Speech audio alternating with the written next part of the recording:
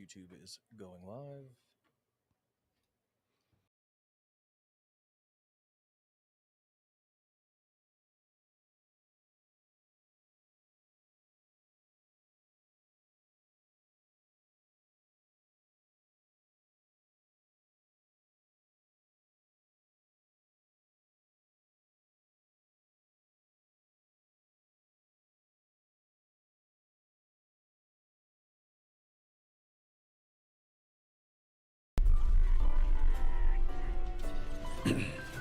Very first thing I see in the chat is a woman. Very first thing, immediately.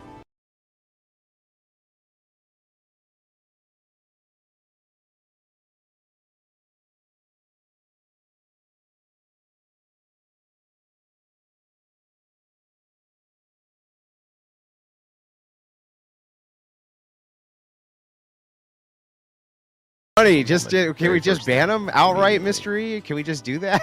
Let's get Mystery to start talking to them. Oh.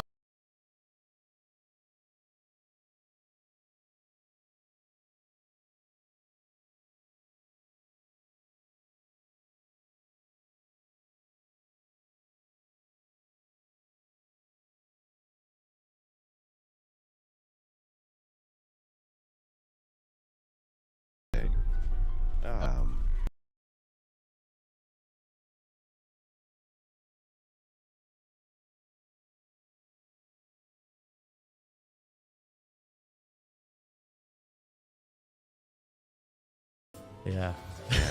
I'm not. All right. Always on time. Let's get moving. Good evening, ladies and gentlemen. Welcome back to the extravaganza. Nice to see all of you here. We've got a banger show lined up for you tonight. Got some daily cringe. We're going over everything with our special guest, Myron, and he wanted to have a conversation today about dispensationalism, which is always a good combo to have. I don't think we've done much on that on the extravaganza. Touched on a little bit with Dave Smith, last guest. Good evening, ladies and gentlemen. Welcome back. But he had a whole bunch of questions, and we definitely want to.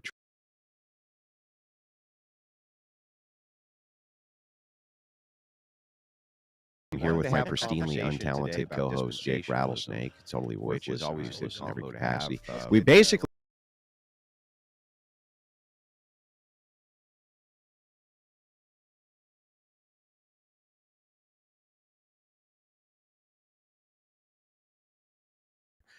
And we just hope for the best. He had a himbo moment yesterday. He did not know that maggots turn into flies. He didn't know that. And so, like, that should tell you all you need to know about why we have Jake on the show, in case you were curious. But anyway, with that, we'll dive right in the show. Another long-ass intro, dude. It was 1 minute. It was 60 seconds. Hope for the best. 60 seconds. That maggots turn into flies? That maggots turn into Guys, flies. welcome the guest. Know that. And so, like, that should tell you all you need to know about why we have Did you know Jake that, on the Myron? show, in case you were curious. But anyway, hear you, bro. With that, we'll dive right in the show. Oh, okay. Another long-ass intro, dude. It was 1 minute. You might have to to 60 seconds. select or listen to offstage feeds on the bottom into left of our studio, because guys, welcome to getting double audio from that. So, like, that should tell you all you need to know. Click settings. Did you know that, Myron? In case you were curious. But anyway, and then go to audio. Right in the show.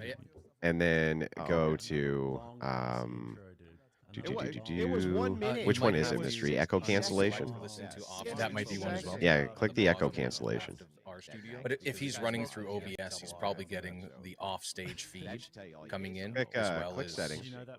Another, like that might be the double. And then go to audio. Right in the show. And then Myron, go to.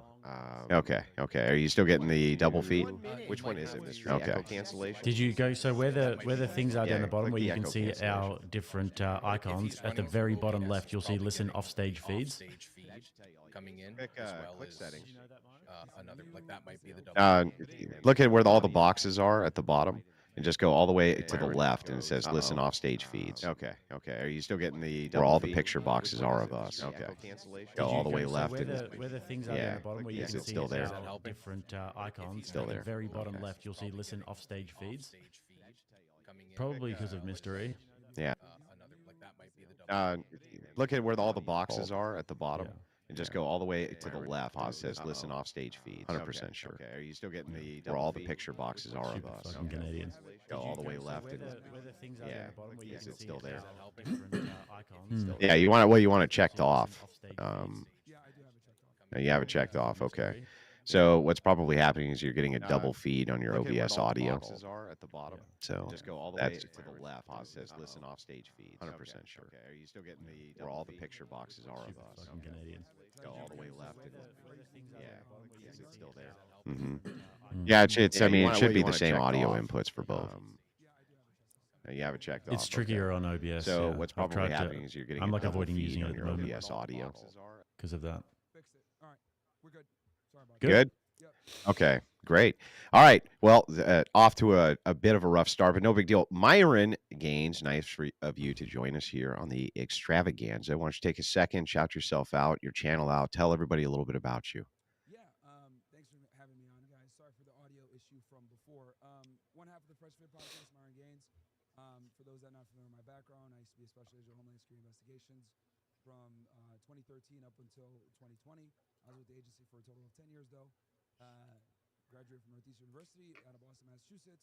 I think feminism sucks, and a bunch of different other topics that tend to get me in trouble. So that's kind of what I do. Went viral many times. They were trying to cancel me, and yeah, I'm just happy to be here. Yeah, I see that your university tour is doing real well.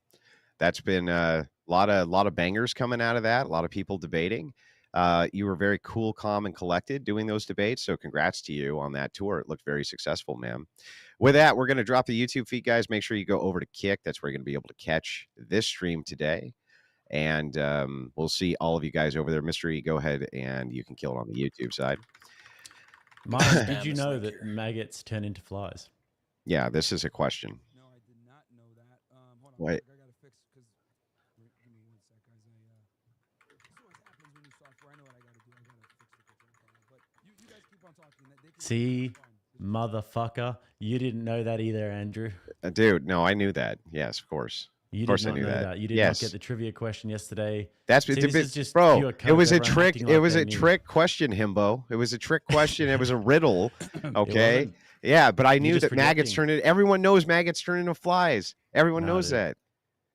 All right, Well, you you guys didn't. should be able to hear me now. Well, not you guys. You guys can hear me fine, but I turned the volume up so the audience can hear me. Okay.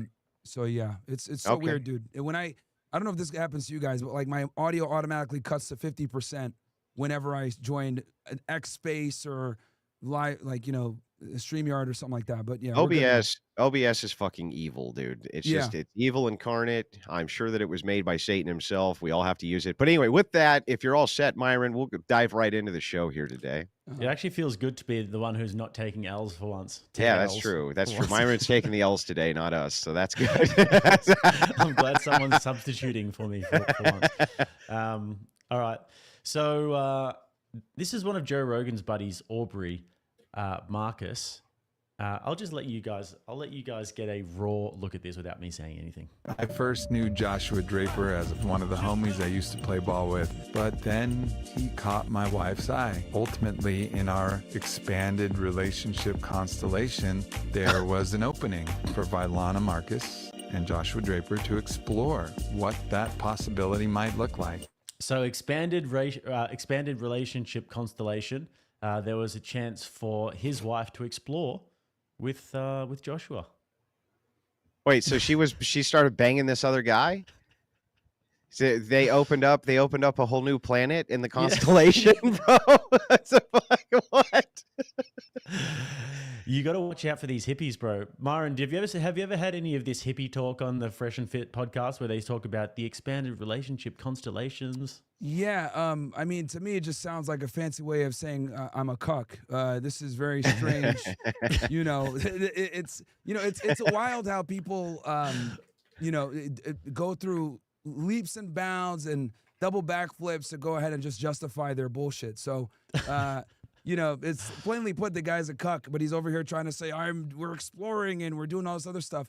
They use all this fucking word salad to justify their stupidity. It's very interesting, man. This is like a thing that I've noticed almost exclusively with people that are progressive.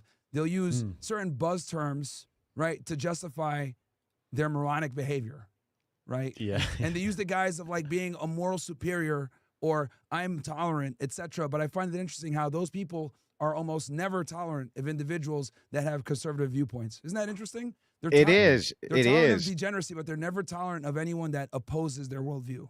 Let me ask you a question, though, a hypothetical question. Yeah. Let's say that you have like a couple who is a bunch of progressives, right?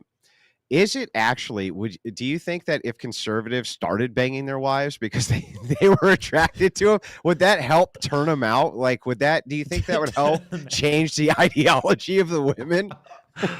Turn them out is crazy.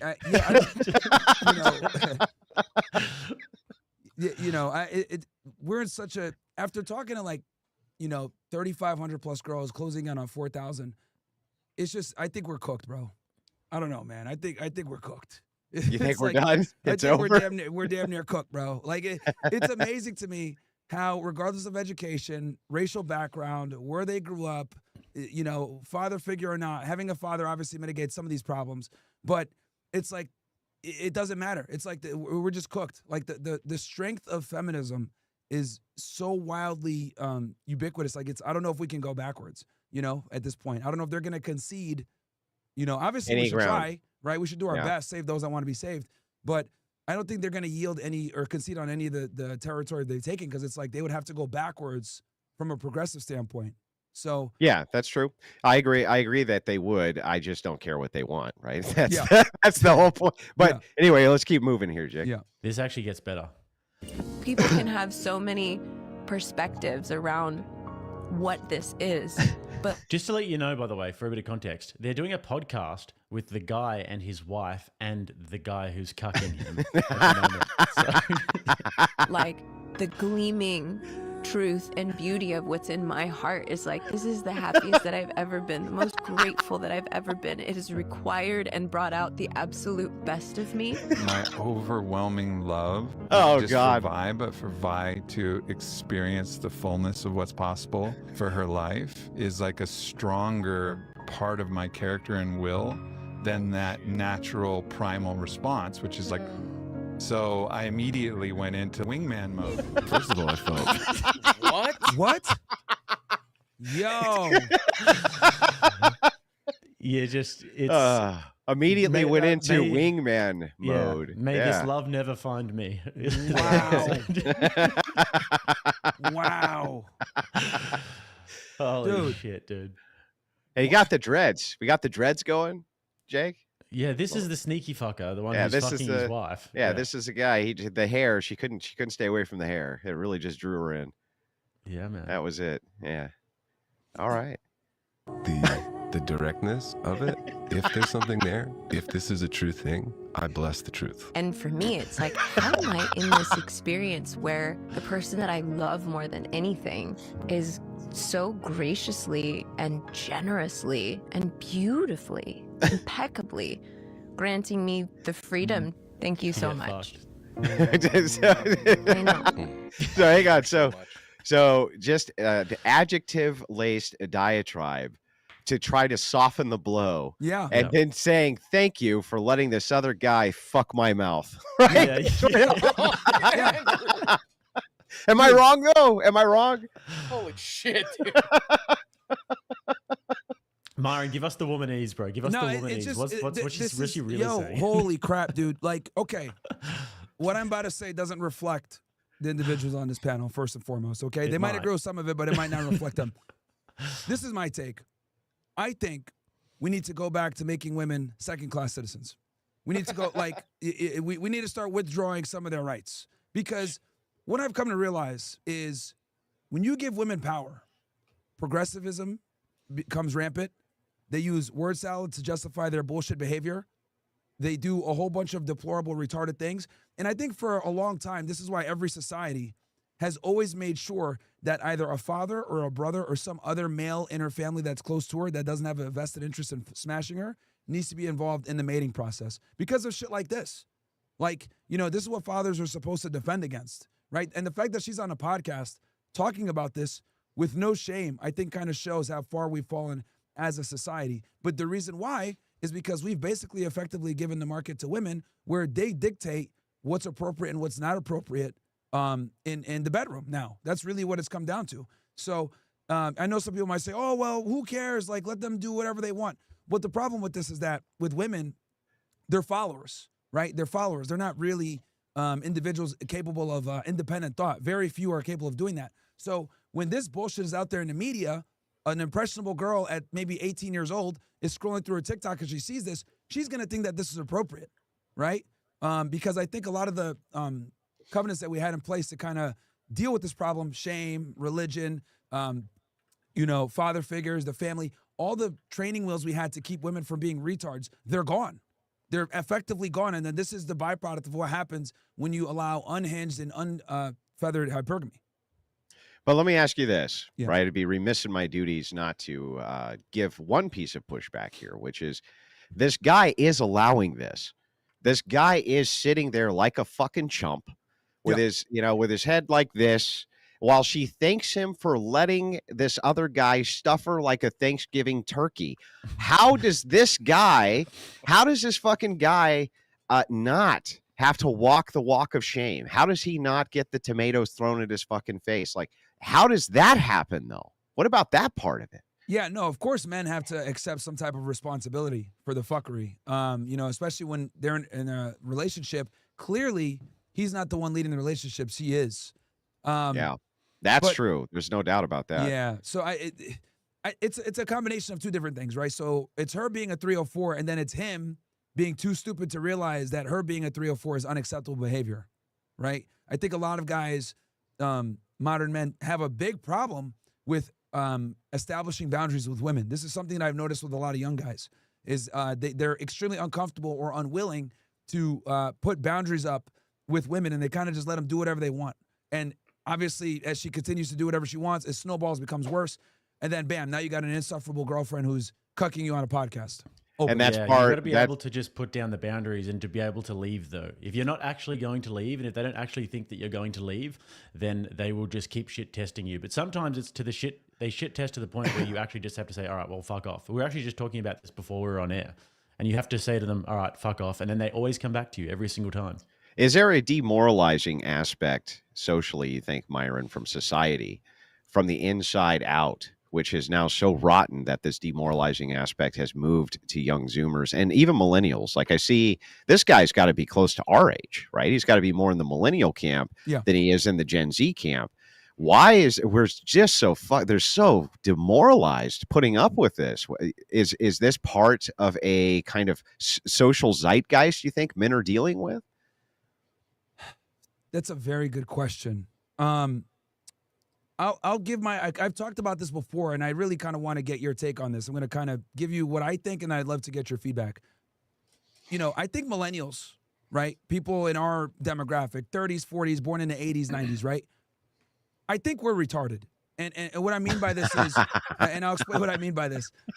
I think young men today are more based than our people were back in 08, 07, 06. Because, and I always use the Obama era kind of as like a barometer, because I think this progressivism bullshit that we're kind of dealing with now with the 99 genders, I tie it back to 2008. Because obviously Bush had left such a bad taste in people's mouths with the Iraqi war. The American public was desperate for change.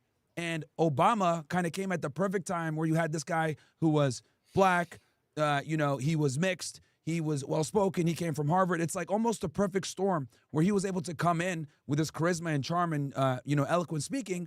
And then he was able to kind of surreptitiously usher in this woke era of, BLM, he was the one that approved gay marriage, right? And I think that was like the slippery slope that's kind of led to all this other fuckery. And, some guys wake up, right? Like obviously us, we might have been a bit more left-leaning when we were younger and now we grew up. But I would say there's still a lot of us that are still holding on to that 2008 progressivism and haven't grown up. I think our generation is more cucked than the new guys. Sorry, go ahead. Oh, no. Well, I wanted to give you the take. I call this this is a crisis of competency. So here's my theory on this. if you do you know men who are super competent at their job? I mean, just beyond competent. Like the people who can go in and they can look at a stairwell and just weld that shit together out of their mind, right? They can just do it out of their brain. They don't need a schematic. They don't need fucking anything. They can just do that shit. Well, those skills are rapidly deteriorating, and they have been since I was a kid, have been since you were a kid. If you're not competent and you don't learn competency in the workforce, why do we expect that if there's a crisis of competency in the workplace and things like this, that wouldn't bleed over into relationships? If people are so fucking incompetent they can't do basic tasks, why would we assume that this wouldn't bleed into the competency of holding down a relationship? And I think that the competency crisis, and this would be a mix of everything from mass migration to demoralization to these ideas of turning the workplace into a mercenary marketplace where it's just a free-for-all, go for the job that pays the most, fuck stability, fuck longevity. It's a mercenary marketplace, and the bean counters have put this in. As competency crashes out, I think that it affects all aspects of men's lives, and that includes their relationship aspects. You have to be confident with the relationships. And it's interesting because, Myron, I've heard you say before, it's like accomplishment begets competence leads to accomplishments, which then leads to confidence. Yeah. And you have to be confident in the parameter of a relationship to be able to set boundaries. Yeah. Well, yeah. and competent. You also have to be competent. Like, you need to have enough competency to understand what's going on in your own life and how to manage your own affairs. You know what I mean? And honestly, one thing that helps and assists men and teaches them that is the workplace. Competency, how to be competent. They learn that shit working with other men, especially in trades, things like this. That's why when you see these people say, well, the masculine men are all in the trades. Well, is that the case, or is it just that that's where the competent men are? Yeah, I mean, that's a good point. You know, I mean, if you can barely do your job properly, how the hell are you going to be in a position to lead a female, right? Yeah. Who I would argue is one of the biggest tests of your competency because, you know, obviously you got to be able to do things outside of the work, outside of the house and then be able to, deal with her. But yeah, I would agree that the ability to critically think and then be a problem solver is kind of something that, with ChatGPT and the ease of the internet and Google and everything else like that, it has made a lot of guys incompetent in many different ways. For sure. Yeah, I agree. But I mean, wouldn't we expect there to be bleed over? Like in all aspects of your life, if you're incompetent in the workplace and you're incompetent in these other things you do, why would we ever expect men like that to be successful in relationships, being competent in handling interpersonal dynamics between people? Incompetency seems like it bleeds over into everything, right? Yeah, no, I mean, it absolutely does, right? I use this analogy a lot of the times with the gym, right? So if you go to the gym, and you're dedicated and you build up a good body or you get it in shape, all these skill sets that you learn from going to the gym, being disciplined, abstaining from BS, being consistent, all this other stuff, you can go ahead and apply that to other endeavors and it helps you so much. So yeah, you can make the argument for 100% that if you're an incompetent person in work, right, where that's your livelihood and men are judged off of their career and their trade and everything else, if you're not competent with what you're supposed to be doing, yeah, that incompetency is going to bleed over to a bunch of different aspects of your life. I agree. Now, I would also, to reinforce your point, give you the other side of this, is that women are almost always generally incompetent at work. So why should we have any expectation that they're ever going to be competent in relationships? I'll give you a perfect example of this. So as you guys know, what's going on right now is that Cincinnati beatdown, right? And after the Cincinnati beatdown, the chief of police got on, and it was like this overweight, insufferable voice, woman, and she was just going on a yap session at the press conference talking about this beatdown, and I think Matt Walsh had posted, "Hey, why are women in law enforcement?" And he got a lot of backlash for it, but as someone that comes from that world, he's 100% correct because. As someone that used to work in law enforcement, women, a lot of the times basically put you in a very dangerous situation, especially when you're in a use of force scenario, right? Like, I'll give you an example. When I used to do planned raids, right, when we would go and hit somebody's house at 6 o'clock in the morning, whatever, or serve a search warrant, I would never let women be on the entry team, right? Because as the team leader, I pick who goes where. So I always used to put women on the perimeter, right, or do some other bullshit job because I knew that putting them in the stack or putting them in a situation where they're open to potential a firefight or a physical confrontation, that effectively weakens everybody else. So that's an example of what I mean when I say like women in many cases should not even be in law enforcement. And if they are, we have to like almost like make a new standard for them to adapt to their mediocrity. But they do make new standards for them in law Yes. enforcement, right? And they make new standards for them as prison guards, and they make standards for them as soldiers, and they make standards for them. They always are. In other words, the bar never gets raised. The bar necessarily just gets lowered, right? Yep. Always necessarily has to get lowered. But doesn't that lower competency? It has to, right? It has to lower competency. Even if you were the best woman in the world at putting handcuffs on a man, you still have to get him on the ground to fucking cuff him. Yeah. So, you know, the idea of competency in these jobs, I think, matters. Anyway, Jake, we maybe spent too long on that, but Yeah. And I know it's because you love me so much. Carrying this piano out so that me and your wife can have a beautiful evening together. oh my God. And it was a long walk. And it was a heavy piano. Yeah. And it was comical. But actually, really underneath that was this recognition, I think, between you and I, Team Bailana. Team Vailana. Buddy carried the piano, a long walk carrying a piano to go and place it down so another man could fuck his wife. That is just beyond. But again, look at this goofball, the goofball who's allowing this, right? Yeah. Just seem like a competent person? Does it seem like a person Well, who the has thing a is, high though- competency but level? the I thing don't is, think he though, is. He owns on it with Joe Rogan. He is in good shape. He's ripped. He's rich, successful with his career. But the fact that another guy's fucking his wife, he could not be more low status and less competent to me. Yeah, but you know, there's exceptions to the rule. So while it's true that almost no man will ever get rich without a significant amount of hard work and effort, there are some fucking blockheads who get rich. There are some really stupid people who end up getting rich, but you can still see the incompetency in their life. Example of this, the lottery curse. Look what happens when incompetent people win the lottery. Yeah. They're broke in 5 years, right? Because they're completely unable to manage their own affairs. So just pointing that out. Yeah. Yeah, I mean, you can be as competent as you want in other regards, but if you're letting hippie, sneaky fucker inside your wife, then you couldn't be lower status to me. You know? Yeah, and the other thing too is that, you know, for a guy to accept that and go against his biology, right? Because let's be honest, it goes against our biology to allow a dude to smash our girl. Most guys that allow that to happen, something is wrong with them in the head. Whether Yes. they were brought up incorrectly, they didn't have a father figure, they didn't have a good masculine figure. You look at someone like Diddy, for example, right? You know, I sat at his trial for 2 weeks, and you know, I heard quite a bit of testimony on him, and what ends up happening is you start to kind of realize, like, you know, this is weird. Like these guys must have had some kind of fucked up upbringing to be able to allow this, because allowing another guy to smash your girl is 99% of men like this. I can't allow this. So something is wrong with you up in your brain to allow it. 100%. And there's no way that's not going to bleed over into other aspects of your Yes. life either. One thing that I've noticed is that if you're a fucking weirdo in one area of your life, you're usually a fucking weirdo in many areas of your life. Isn't that interesting how that works? But anyway, keep going there, Jake. This is done. We just got out of church. It was the second time in my boyfriend's whole life that he went to a non-denominational church service. What are your thoughts? I really like it. It's growing on me. But there's some stuff that's over the top. For example, they don't need to be jumping up and down and screaming like it's a Wiz Khalifa concert. Kind of a vibe, though. Yeah, it's kind of a vibe. I just don't think it's necessary. But I understand it. And we will be back. We will be back. So. What a bitch, dude. Jumping Yeah.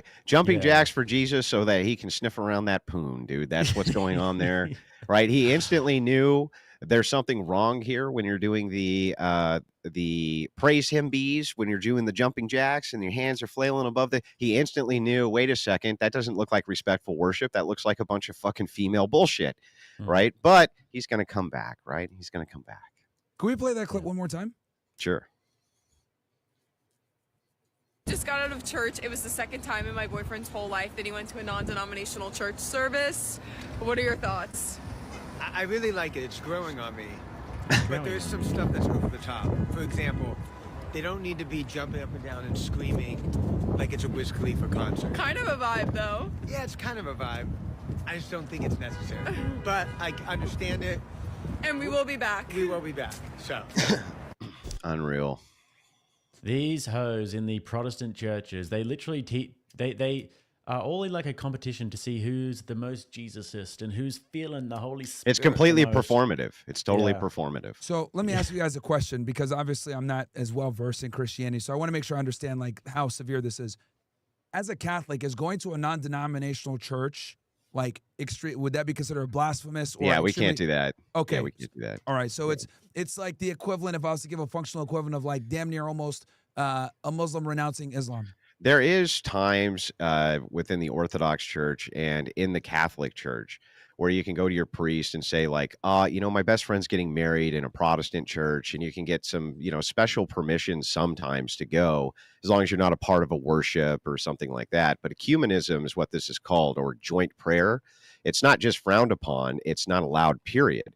From the perspective of the Catholic or the Orthodox, you might as well be praying with, to the demonic, right? Oh wow. Okay. That's the way that they would essentially see that, right? Okay. So ultimately, no, it's unallowed, not allowed in any way. And remember, from the perspective of Catholics and Orthodox, if you're going to worship God, the creator of you, you're supposed to be super respectful, right? You're supposed to treat it like imagine you were a deity. How would you want to be worshipped? With a bunch of hyenas screaming and dancing and making it all about them? Or would you want it to be about you and the worship of you? That's the point, right? Okay, so no, because I was looking at the clip and I'm like, okay, like there's obviously I'm not a Christian, I'm not too familiar, so I had to kind of figure out how severe of a violation this was. So okay, so it's completely forbidden to go pray at another church. Like he's a Catholic or a non-denominational. So that makes sense. Okay, now that I understand the proper context, that he basically betrayed his own, religion by doing that. I don't know if you guys caught on, but he has a very strange and meek mannerisms. He speaks with a little bit of a weird lisp. Yeah, he has a lisp. Yep. He's not tall. If you notice, his girlfriend is walking in front of him. The fact that he went ahead and did this church and went against his beliefs to follow hers shows weakness.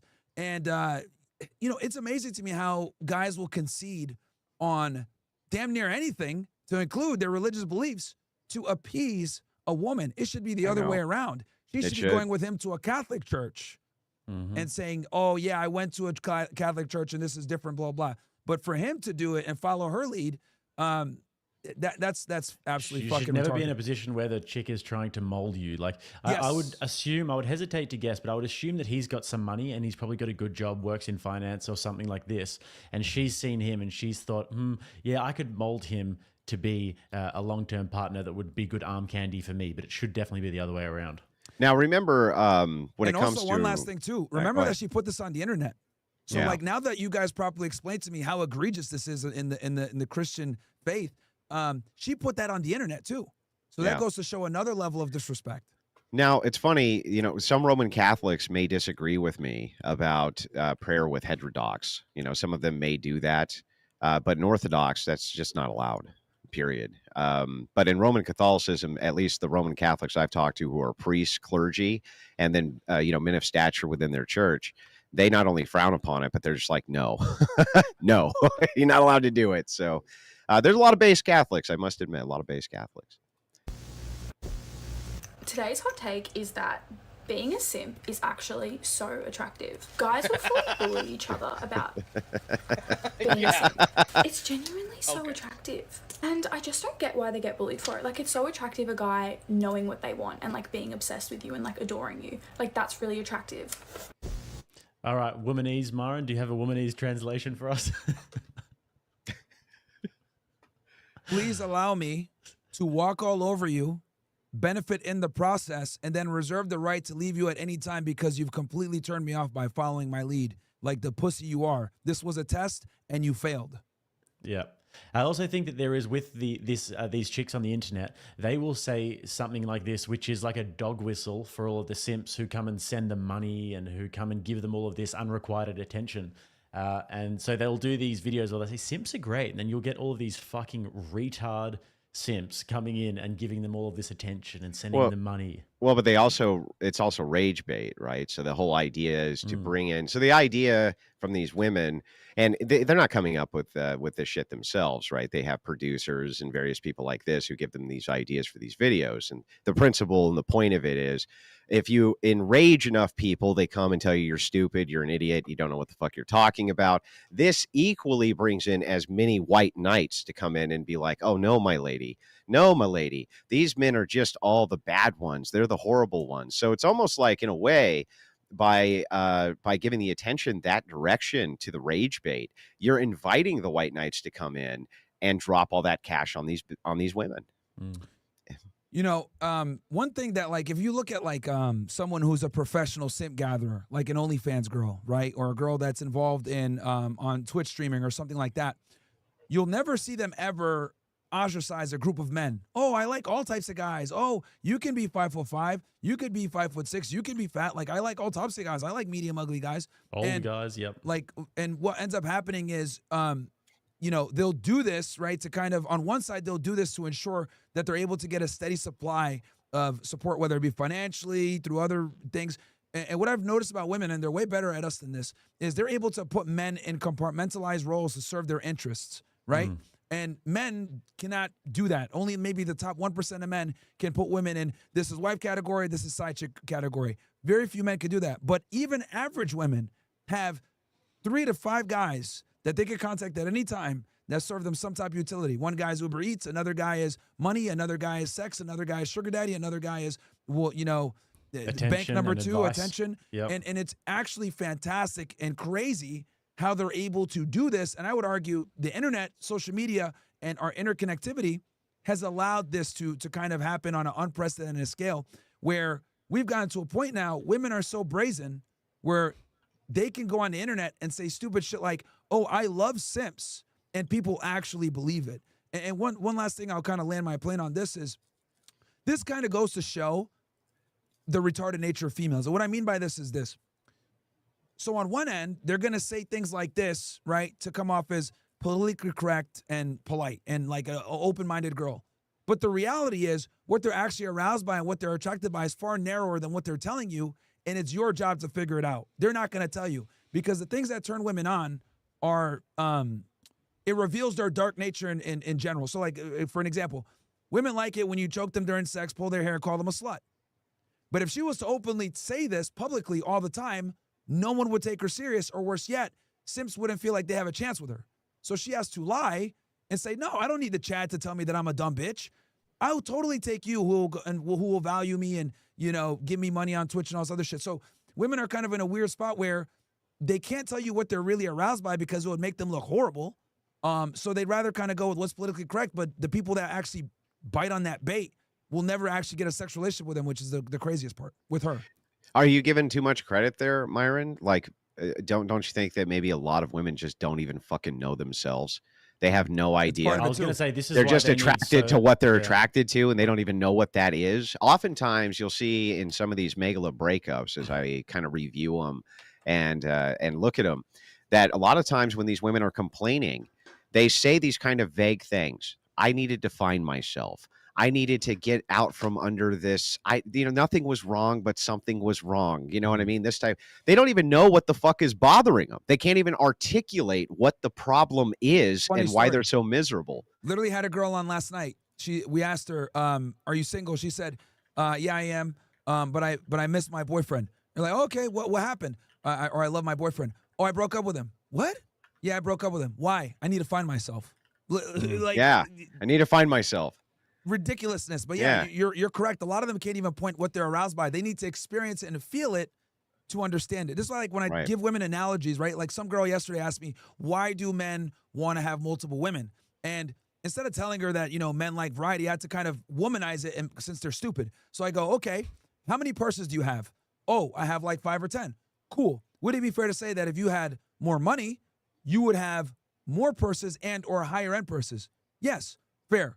That is the functional equivalent to how men feel with women biologically. And I had to give her that analogy in woman terms for her to understand, because another thing I've noticed with women— Did she even understand it then? She did, surprisingly. But I had to womanize it so she could feel it first.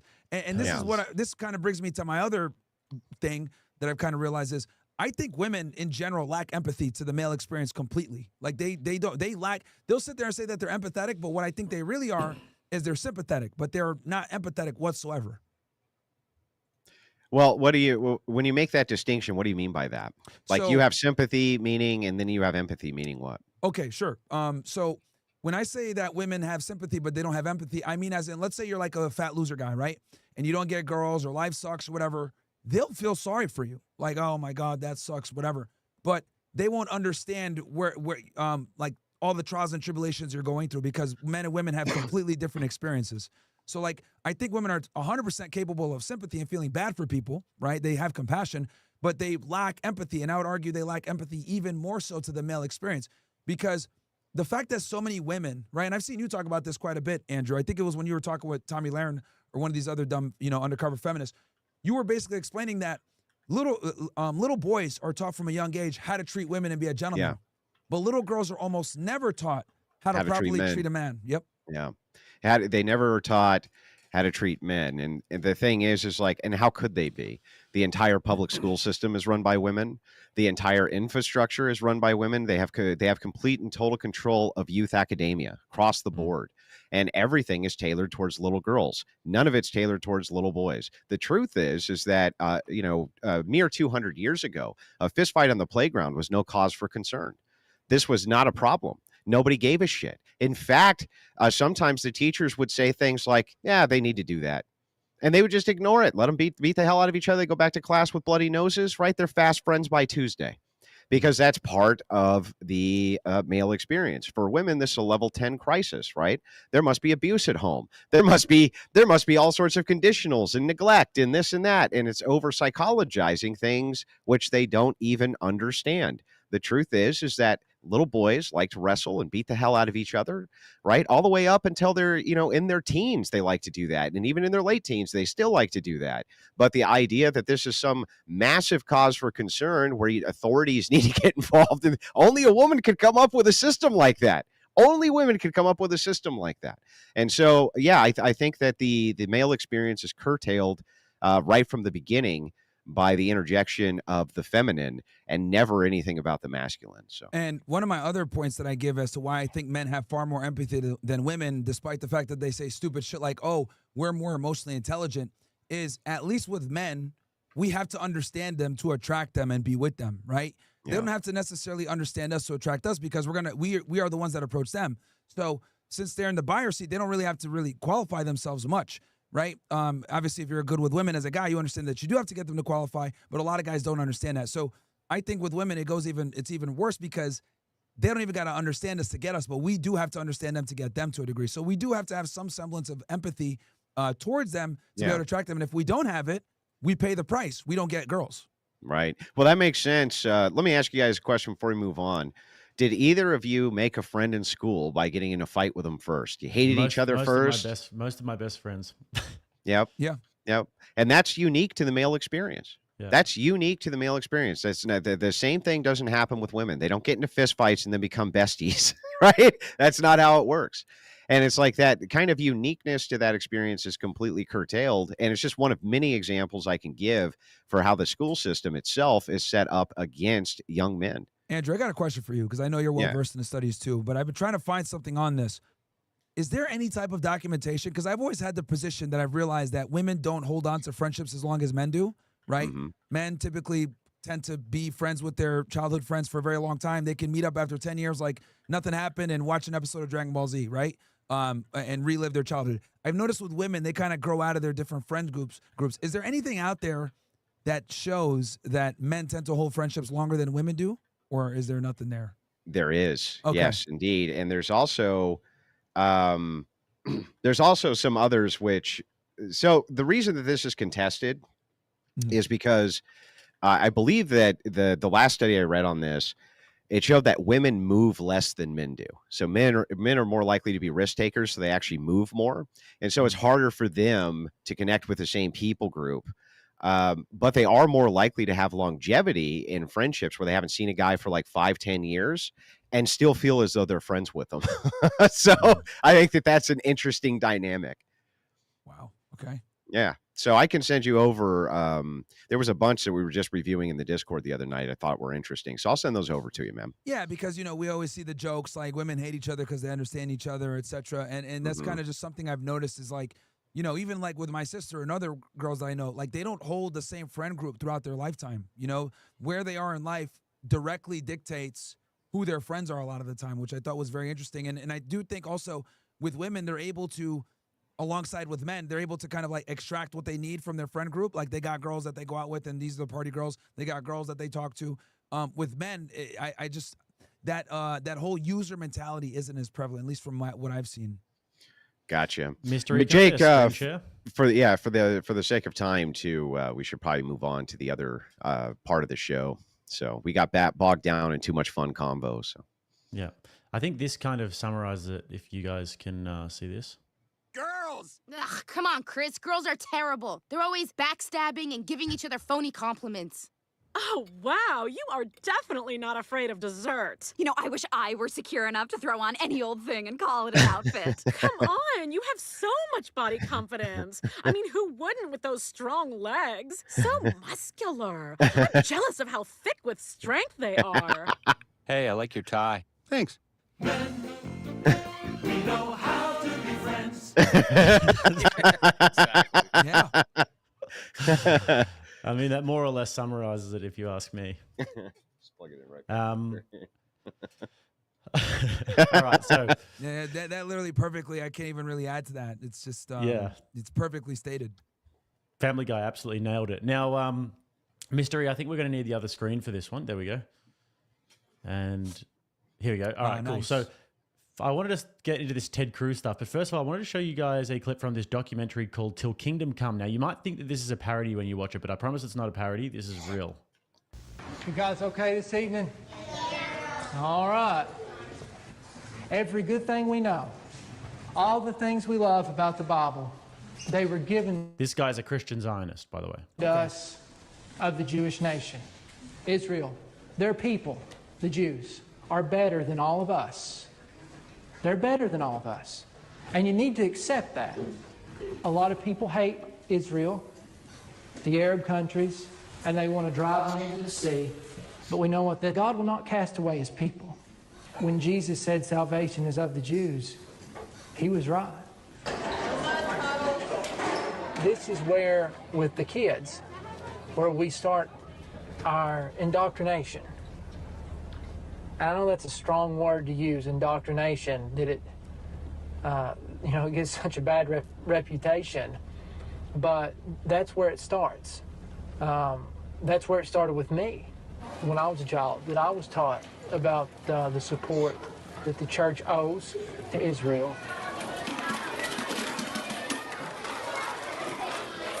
So all your loose change that you have from home, you bring that change to school. Everything that we get, we will actually cash it in and make a check out to the Fellowship for Christians and Jews. And so far, you guys are doing a good job. Do you think it's strange for parents here that their kids are asked to donate money to my country? I don't think so. I mean, maybe. I don't know. Maybe there's some people that would say, well, what does the church have any business, helping Israel? I don't care what those people think. I know what's right, and I know what we're going to keep doing. As long as I'm here, we're going to keep helping the fellowship. Okay. So the thing that gets me about that is these little buddies did some mowing the lawn or doing the dishes, getting a bit of spare change, and then it goes to Israel. Poor kids, man. Wow. I'm glad that I would have thought it was a parody if you didn't give me that disclaimer, dude. Like that's no. This is a real thing. It's been a real thing in the United States for a long time, and a lot of people never even knew that it was a thing. The easiest argument that you can make against this in the future, Myron, when it comes to dispensationalism, is just this one. So I wrote this down. I'll send it to you later. Okay. But it's the idea of converting a genetic group, right? So the idea of the promise to the Jews is associated by these people to a genetic group. If that's the case, if Jews have genetics that make them inheritors, how can they have converts? Prominent biblical figures aren't genetically Jewish, especially Caleb, for instance. He was genetically a Canaanite. This is modernism at play. How do you convert to a genetic group? Right? These are supposedly the inheritors of this region. So how come converts also have access to it? If it's truly a God-given right, how can you convert to that? If the inheritors are genetic in nature, if it's magic Jew blood, if it's magic Jew blood, you don't have it if you're a convert. Is this, let me ask you this. Let's play devil's advocate, and they say, well, this is why we don't, we're not an inclusive religion. We don't allow people in. We put so many. They do, though. Barriers. They do allow converts. Yeah, I know they do, but they make it very difficult. Well, I guess. No, I mean that's some of them don't though. Point. There are some. Not only that, if you go right now and you look at the requirements to become an Israeli citizen, it's by blood or by what? Religion. So it's by blood or religion. So you can be a Jewish convert and have no Jewish background at all, bloodline, and you can become an Israeli Jewish citizen as a convert to the religion. So how could that be the case? How can you be the inheritor of the region if there's not even a bloodline there? If you accept converts to the religion, for instance, you can just marry in too, right? Okay, you can just marry in, and it's like so that makes no sense. That's a complete logical contradiction. The inheritor of this region will be a bloodline.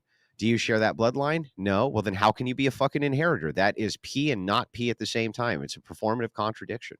Okay. No, that makes sense. So even though I see your position, basically it's regardless of the fact that it's hard to convert to Judaism, it's still possible, which defeats the entire argument. Okay. Defeats the whole argument of there being a simple genetic bloodline. And by the way, which genetic bloodline are we talking about anyway?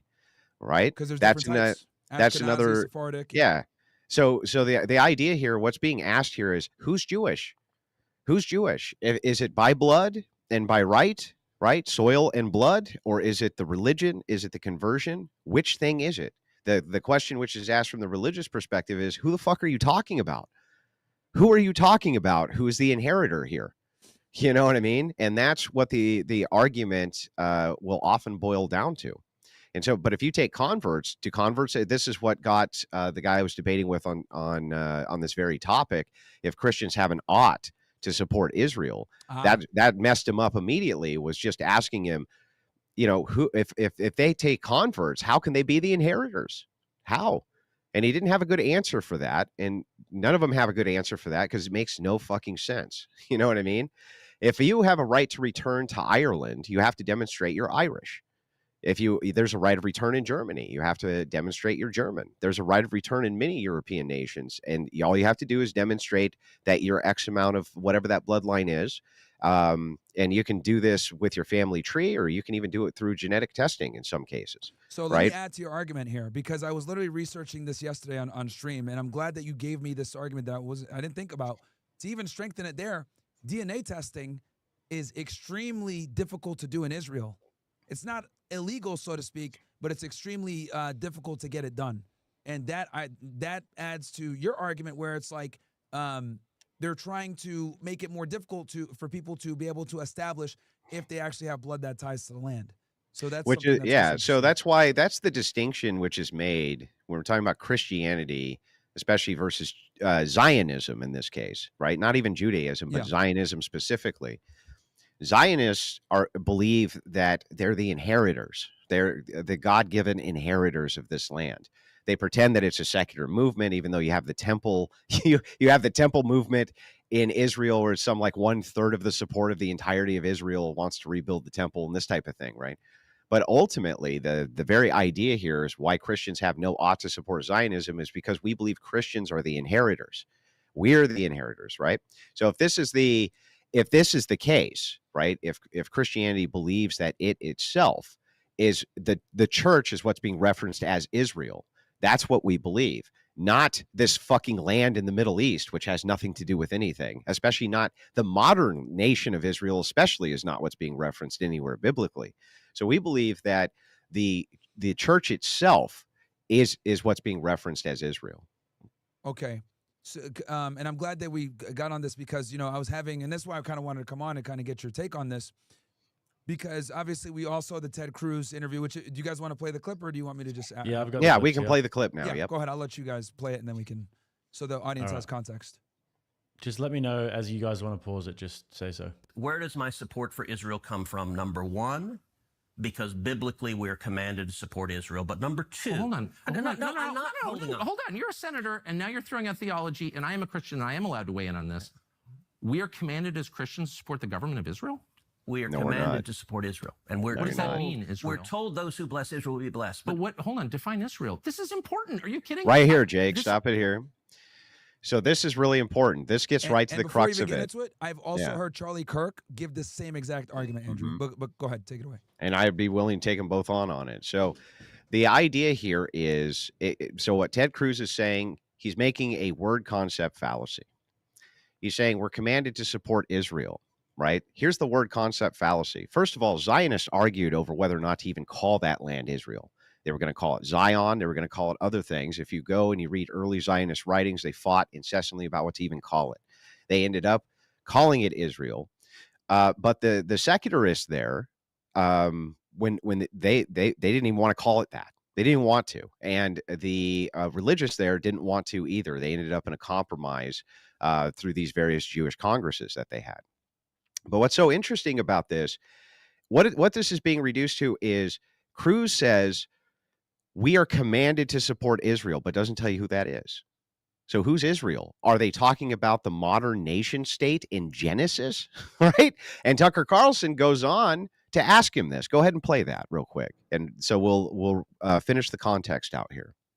So this is a majority Christian country. Define Israel. Do you not know what Israel is? That would be the country you've asked like 49 questions about. So that's what Genesis, that's what God is talking about. The nation of Israel, yes. And so is that the current borders, the current leadership? He's talking about the political entity called Israel? He's talking about the nation of Israel. Yeah, nations exist, and he's discussing a nation. A nation was the people of Israel. Is the nation They're the God's descendants of referring Abraham. to Now in stop Genesis? it there. Is that the same? The nations did not exist at this time. You had Nation city-states, states are different. things like this. Yeah. You did not actually have nations. The nation that is being referenced here has nothing to do with how we conceive of nations now. The idea that we have of a nation now is very, very recent. It's only a few hundred years old. This idea that Ted Cruz is talking about, Myron, comes from dispensationalism. The dispensationalism, and I took some notes here that I want to read to you, and I'll send these over to you after the show so that you can reference them in the future. In essence, dispensationalism is the belief that God splits things into dispensations. It's a type of covenant theology. Each dispensation has a timeline and different ways in which God interacts within those timelines and plans for them. It was started by John Nelson Darby in Britain in the 19th century, popularized by the Schofield Study Bible, which was pushed by the Oxford Press. The most prominent theories popularized by this heresy are the ideas that the church and Israel are distinct and the covenant about land still applies to the Jewish people, and the idea of pre-tribulation rapture. So the idea here is that within these dispensations, God's promising this particular set of land to Israel. And so this nation, which has now built itself in the land that calls itself Israel, is fulfilling this sort of prophecy. But there's actually no precedent for this. While there was always a belief that God has plans for Jews and that there will be a mass conversion of them at some point, this is nowhere near the belief that they are owed the land described in the Bible. And it's a massive red flag, but it's a very common occurrence now in Protestantism. But this has no roots in Christian history at all. Christian theology, it has no roots in it. It's a modern concept which was invented in the 19th century. Okay. So you'd never find anybody before that, any early church fathers. None. You don't find them anywhere. They had no concept of this whatsoever. This is a complete modern invention. Okay. The church is what we consider Israel. The term assembly of Israel is used throughout the Old Testament and the Hebrew word kahal, and the term church originally from the Greek word. It means assembly. The idea that two are separate is simply a lack of linguistic knowledge. or intentional subversion. It's like saying Yeshua and Jesus aren't the same person because we say Yeshua or we say Jesus, but we're referencing the same exact person. And St. Paul uses the term church in the wilderness in Acts 7:38 to describe Israel in Moses' time. So what's happened here is Ted Cruz has fallen, and you can find, I'll send you all the supporting biblical verses for this as well. But what Ted Cruz has done is he has bought into this Schofield Bible idea that when it says you will be blessed, those who bless Israel, that they mean this little ground of dirt somewhere in the Middle East. And that's not what's being referenced. What's being referenced is the church. The church. You will be blessed. Those of you who bless the church will be blessed by the church. That's what's being referenced. So this whole thing is just all based around a word concept fallacy, and a whole theology was built around this. That's and by the completely church, false. you don't mean the building, right? Right. Well, the church is Christianity. The Orthodox Christians we would consider to be the church. Okay, so just so I make sure, and I'm going to kind of say back to make sure I have this summarized right, I'm understanding it right. So basically, it seems to me like this is kind of was an opportunity to slide in a term to a convenient definition to justify what's going on here with the modern day of Israel, where it's like, oh, they both happen to have the same name. Let's go ahead and reference this stuff from this Schofield Bible and, kind of totally contort context and definitions, etc. And it's interesting that it seems to me like the Schofield Bible is the root cause of this problem. It's not just that. It's not just the root cause. Try to understand it in this context as well. Okay. When the church splits, the Catholic Church splits off from Protestant sects. It was a free-for-all, okay? Protestantism became a free-for-all. Many of the cults of the 19th and 20th century and 18th century, really, started to really form out of this, okay? The idea of being able to take things that people considered holy, bastardize them to make these various cult fall. And I'm talking about sex cults and everything else you can imagine, all in the name of Jesus. But we can track the roots of church history back and see what was actually said by our church fathers and how they described this phenomenon. They were very clear on what Israel meant, and that had nothing to do with a patch of dirt anywhere, and that tradition continued on. By the way, that's also the Roman Catholic position. Roman Catholics also don't believe that Israel is referencing this little spot of dirt in the Middle East. It has nothing to do with a modern nation state, nor its government. And by the way, does that mean that we need to support this government in all atrocities it does? What if, for instance, here's a good question to ask people, Myron. If you're a Christian and you support Israel, right, and you say that God's commanding you that you must support this modern nation state, if they take up arms against Christians, what do you do then? What's the fallback there? If they take up arms against Christians, do you then have to support them in doing that? And of course, they'll say, well, no. Well, why not? I thought they could do no wrong. I thought the whole point was that we had to bless these people regardless of what they do.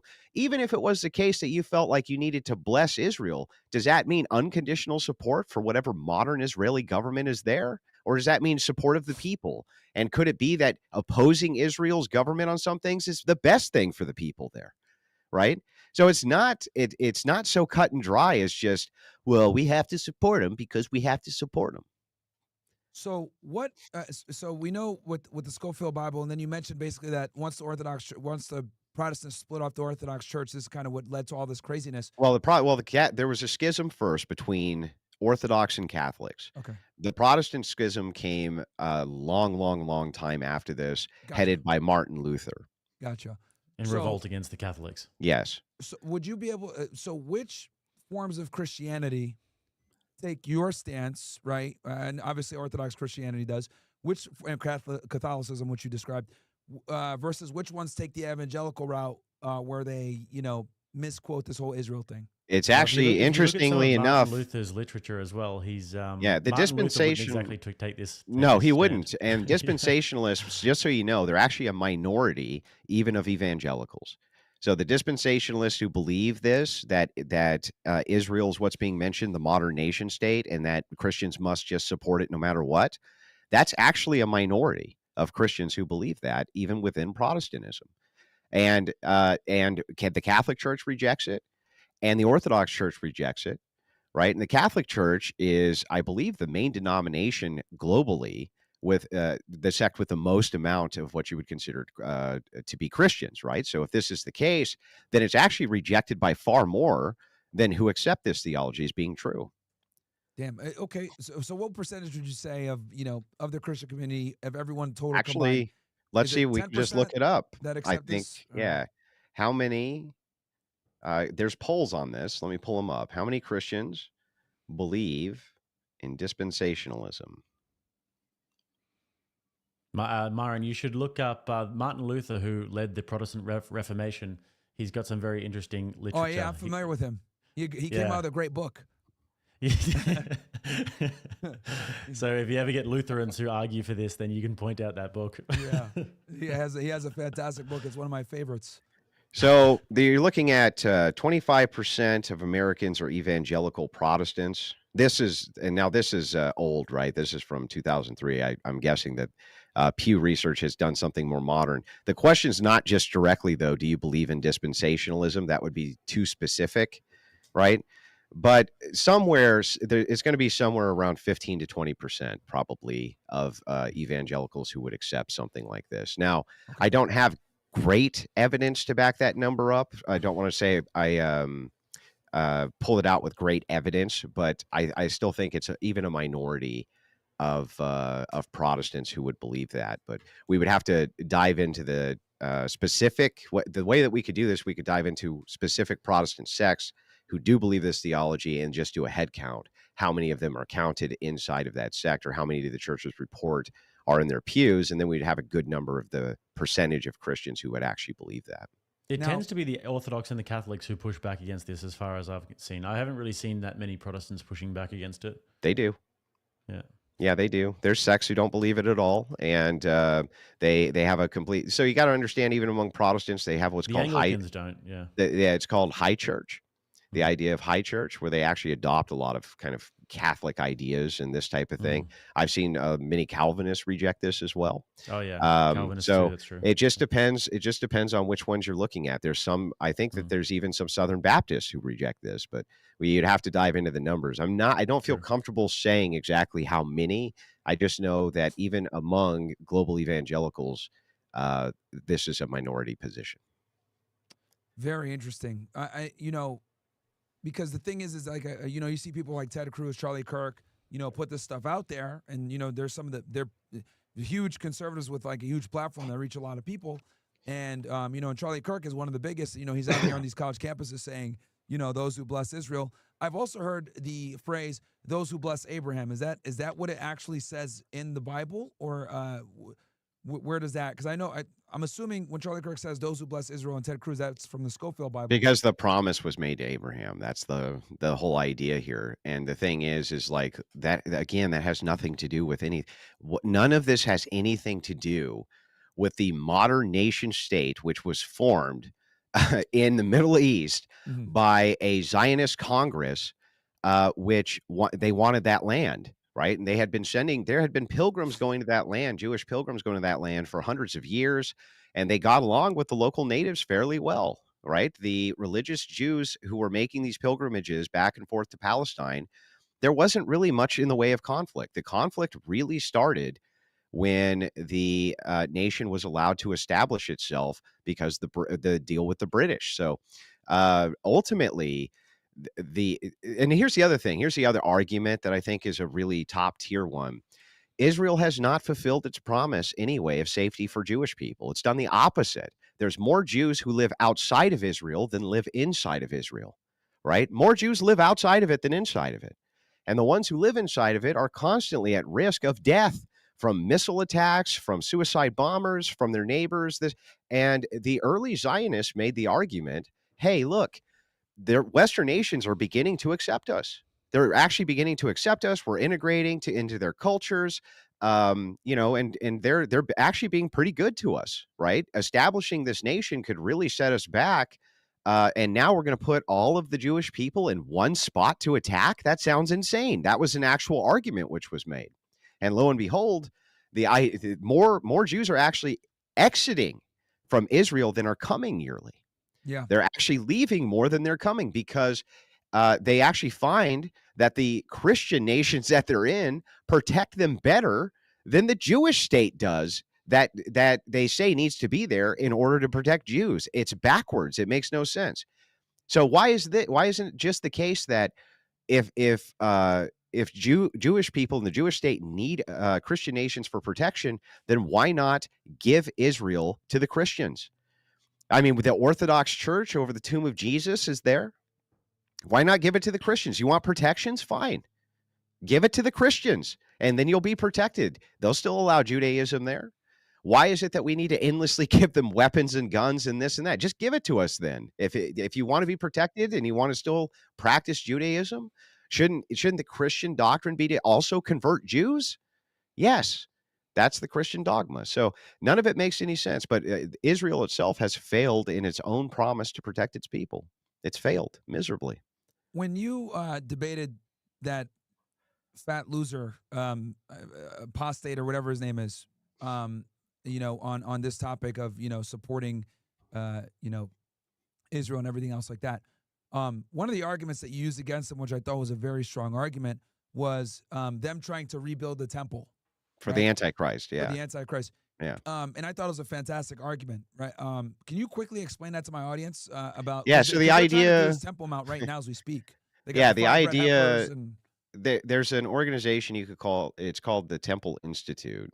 Okay, you have to understand that American evangelical support for the Temple Project is huge. You're talking about an organization which has 1 million+ members.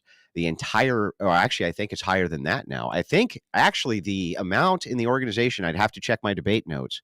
But now that I think about it, I think that the actual members of this organization are higher than the number of Jews who are in Israel. Oh, wow. I think it's actually higher. What is the population there? 8 million, roughly? Yeah, so you got 8 million. I think that there's actually like 10 million people who are part of the organization which supports the Temple Project in America. I don't remember the organization's name off the top of my head. Someone in the chat will probably remind me. But anyway, it just works like this. Here's the basic argument. It's pretty simple. The Antichrist, I'm not making this claim that the Antichrist would come out of Israel, but anybody who comes that a Jewish nation would declare as being their Messiah has to necessarily be Antichrist to us. And the guy I was debating with conceded this point. They have to. Why? Because they would have to say Jesus was not Christ. Therefore, they're denying the divinity of our Christ, right? They have to. They have to literally say Jesus is not Lord. He's not Christ. And this guy who we declared him the Messiah is he is the Messiah, right? So from our view, whoever they claim to be the Messiah is going to be Antichrist, no matter what. Now, perhaps not the Antichrist, but is going to be Antichrist. So why would we ever support a nation which is trying to name Antichrist? That's fucking insane. That's the stupidest thing I ever heard. And you have 1/3 of that nation which supports these projects, perhaps more than that. So yeah, that's just silly. It makes no sense to me at all. So would it be fair to say, just off that alone, you've pretty much, because that's one of the strong arguments, the one you came up with before, where they allow converts, which is, antithetical to their stance that it's supposed to be a bloodline type affinity to the land. Between that and then the whole Temple Mount, would you say those are the two strongest arguments again? Oh, and then the third one would be that when they say Israel doesn't mean the modern land and government, rather it means the church. Right. Yes. Those would be the big three. Of course, the first, from the theological perspective, is who is Israel, right? The second you ask one of these people who Israel is, it becomes convoluted immediately. Are you talking about a genetic bloodline? Is that who the promise is to? Are you talking about the modern nation state? Does it have to be the same government, or can the government change hands? Who gets to decide? Do the Jews get to decide? Who gets to decide any of this? Right? They have no answers for any of these questions. That's the theological side.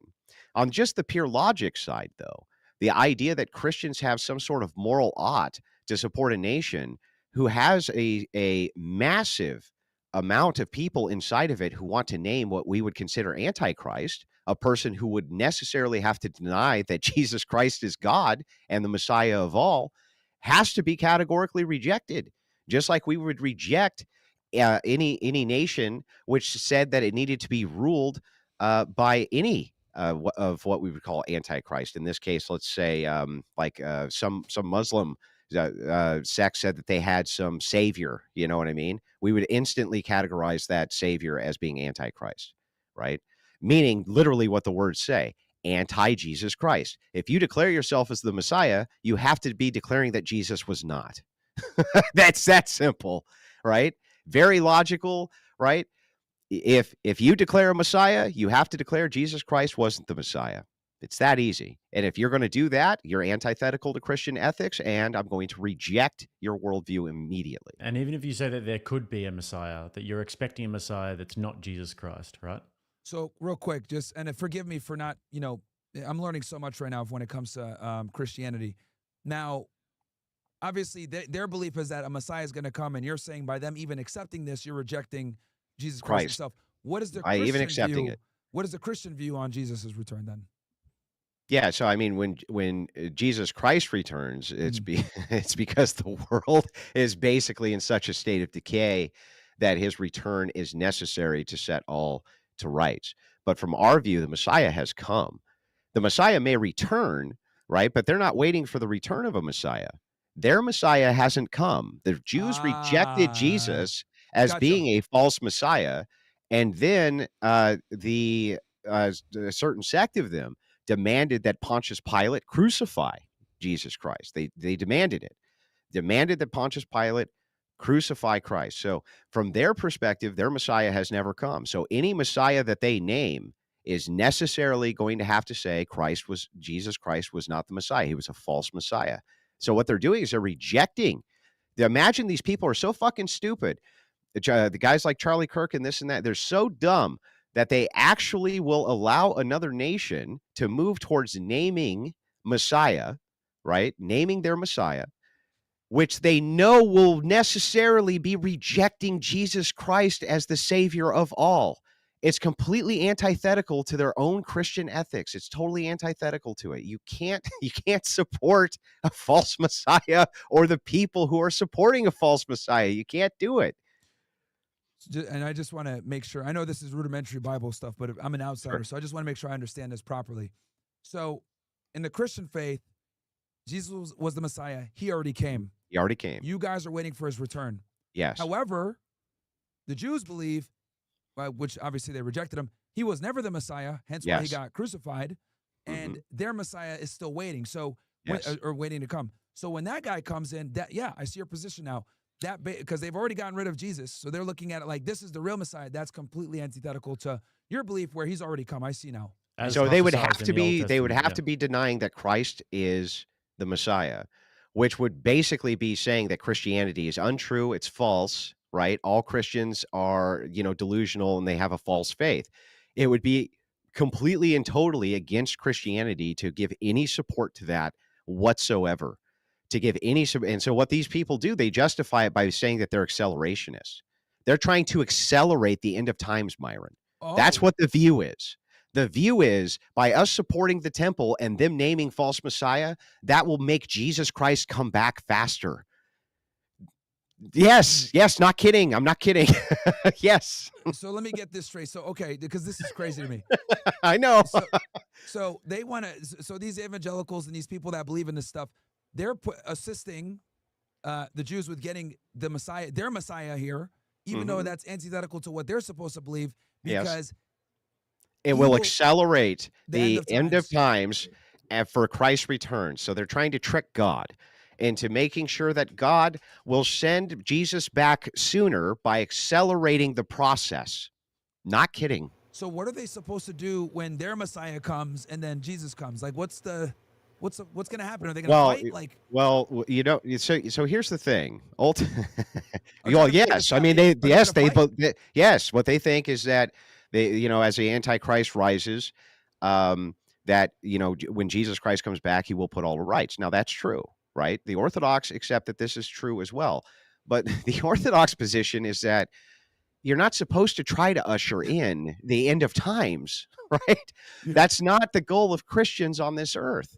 The goal of Christians on this earth is to spread the word, the good news that Christ has come, that Jesus Christ has returned, and that we already have an acceptance into paradise. And we're supposed to be a reflection of Christ on earth. We're not supposed to be trying to usher in such a state of decay and madness on planet earth that God needs to come in and fix it. That's fucking insane, right? Isn't that insane? Wow, man. So, okay, and I want to make sure I have this really sharp here. So, evangelical Christians, Orthodox Christians, everyone believes that Jesus will come back at the end of times. Yes. Christ Your will position, Catholic, I'll say Catholics and Orthodox Christians to make it simple, they believe he's going to come at the end of times. The evangelicals believe, hey, why wait till the end of times? Let's make it happen now. Let's make it happen now. Let's help the Jews get their Messiah back, because that will signify end of times. Then we'll get our guy back faster. And then what do they expect to happen here? Are they Well, they expect that like, then after that happens and Jesus puts it all to right, then they'll be, brought up. Many of them believe in a rapture, an idea that before all the bad stuff happens, they'll just be kind of teleported into heaven. Not kidding. They believe that they'll just be teleported into heaven. So it's called a pre-tribulation rapture. Some believe that they won't be raptured until after the fact, but they think that they're doing God's will by accelerating Christ's return, which means that the globe is in such a state of decay. Think like Noah's flood level state of decay, right? Where everybody's so fucking evil and decadent that there's no choice but for Christ to come back and make his triumphant return on the earth. We are not commanded as Christians to assist in ushering this in. We're commanded as Christians to spread the good news of Jesus Christ on this earth, and that you have salvation now, not to try to usher in fucking Armageddon. That's the opposite of our mission here. Okay. So are they hoping that when Jesus returns, that he'll convert the Jews that brought back this Messiah? Like what is here? Now every knee will bow and the Jews will be converted. But the point is that regardless of what they think the process is after Christ comes back, their duty here is not to try to usher in the end of the world and the battle of Armageddon in order to destroy the planet so that Christ will come back and fix things. That's not the commission of Christianity at all, not even a little bit. Mission of Christianity is love thy neighbor. The mission of Christianity is to assist in a better world for everybody, for your ancestors, for your children, by utilizing the ideals of Christian ethics and the power of Jesus Christ. You're not supposed to be trying to usher in fucking Armageddon. No way. But not only that, just think the various ideas which go into justifying this insanity. It's insane, one, that you would ever support a potential antichrist, and it's insane, too, that you would ever in any way, shape, or form try to accelerate God's design on the earth. That's not your role. You know what I mean? Man, and this isn't the first time that I've seen like this trickery of let's fool God and do this. I know like there's some, customs in Judaism where, they kind of get around the whole not using technology by doing this and doing that. And they have all these things like, yeah, we trick God. So, this adds just a little bit more fuel to the fire where it's like, yeah, like let's go ahead and get our Messiah. And wow. Okay. This is well, crazy, a lot dude. of that stuff in Judaism comes from the Talmudic principles. So the Talmud's a series of Jewish debates. That's all it is, and it's most of it is really rather boring. It's about things like what kind of pants you can wear on. It's about everything you can think of. They've debated, and so that's where the idea of like we can't use technology on the Sabbath. I got a question for you. And this type of thing, because this is so contested, right? A very popular talking point is in the Talmud, Jesus is burning in human excrement and waste, etc. Yeah, a rabbi said that. Yeah. So when I hear, because I try to listen to both sides, when I listen to the Judaism point of view, they say no, that just like you said, the Talmud is 20,000 different rabbis having conversations. It wasn't meant that way. It was taken out of context or whatever it may be. What would be your counter argument to that when they say that the Talmud is it's not necessarily I guess rule Scripture. of law? I mean, what would your response be to that? Yeah, so I mean, they're essentially telling the truth there. That was part of a series of debates. I can probably pull the section up I remember I was talking with Adam Green about this as well, and I think he agreed with this as well, that the other side was saying, no, that's not the case. This side was saying, no, it is the case. That's part. Now, you have to remember, the Talmud is really strange. It's a very strange read. At least what's publicly available is a very strange read, because they use these bizarre presuppositions which have to go into their debates. They have like 3 specific presuppositional rules, or 2 presuppositional rules, which have to go into their debates. And they can't move outside of these presuppositions when they're debating. So the debates sound strange. Like they don't relay ideas. It's very difficult for me to explain this. Maybe a rabbi could explain it to you better, but it's very difficult when you're reading these ideas for them to make sense to you. The way that you and I would do debate or discourse, we're doing hypotheticals and things. Those aren't confined by certain rules. But the way that they debate is actually confined by certain rules. It's very bizarre. It's actually hard to follow it. Yeah, and I think like they've kind of been able to use that nebulousness, to their advantage to kind of shield, what they're really saying. So would it be fair to say that their belief is that they think that Jesus is burning in hell in his own excrement at this point? Or was that just one bad rabbi that said something disrespectful? Well, I mean, it's hard to say. I think that there's a lot of Jewish people who believe that, and a lot of Jewish people who don't. Remember, this is the problem, right? When we're breaking this down by religion or ethnicity, right? It's a very strange, because it's like an ethno-religion. It is, right? Yeah. It's very unique in that regard. Yes. So because of that, it's harder to break the concepts down when you say things like, "What do the Jews believe?" It's like, well, which ones? Are we talking about the ethno-atheist Jews, or are we talking about, like, which Jews are we talking about here? Are we talking about temple Jews? Believe in hell, a lot of these guys. Yeah. So it's difficult to say. So when it's narrowed, though, then it becomes easier. Like when we divide it out, like, what do temple Jews believe about this? What does the Orthodox Jews believe about this? What do Messianic Jews think about this? Then we can start to try to kind of pick those answers apart. But it's super difficult to even track it, because Jewish people see themselves as a people. So we are all one people. That's true. But we're still divided in beliefs when it comes to religion, theology, and the state of our ethnicity. So it's very difficult to pin it down. There's people who study it their whole lives, and they don't really get too much closer to understanding it than when they started out, because of that division. Shit. So, okay, so that and obviously, they're not an inclusive religion, right? They don't want you to convert. They don't like teaching people Hebrew. They don't think that, Gentiles should even be able to have access to the Talmud. It's very restrictive. So, I mean, I guess that's kind of why it's difficult to understand.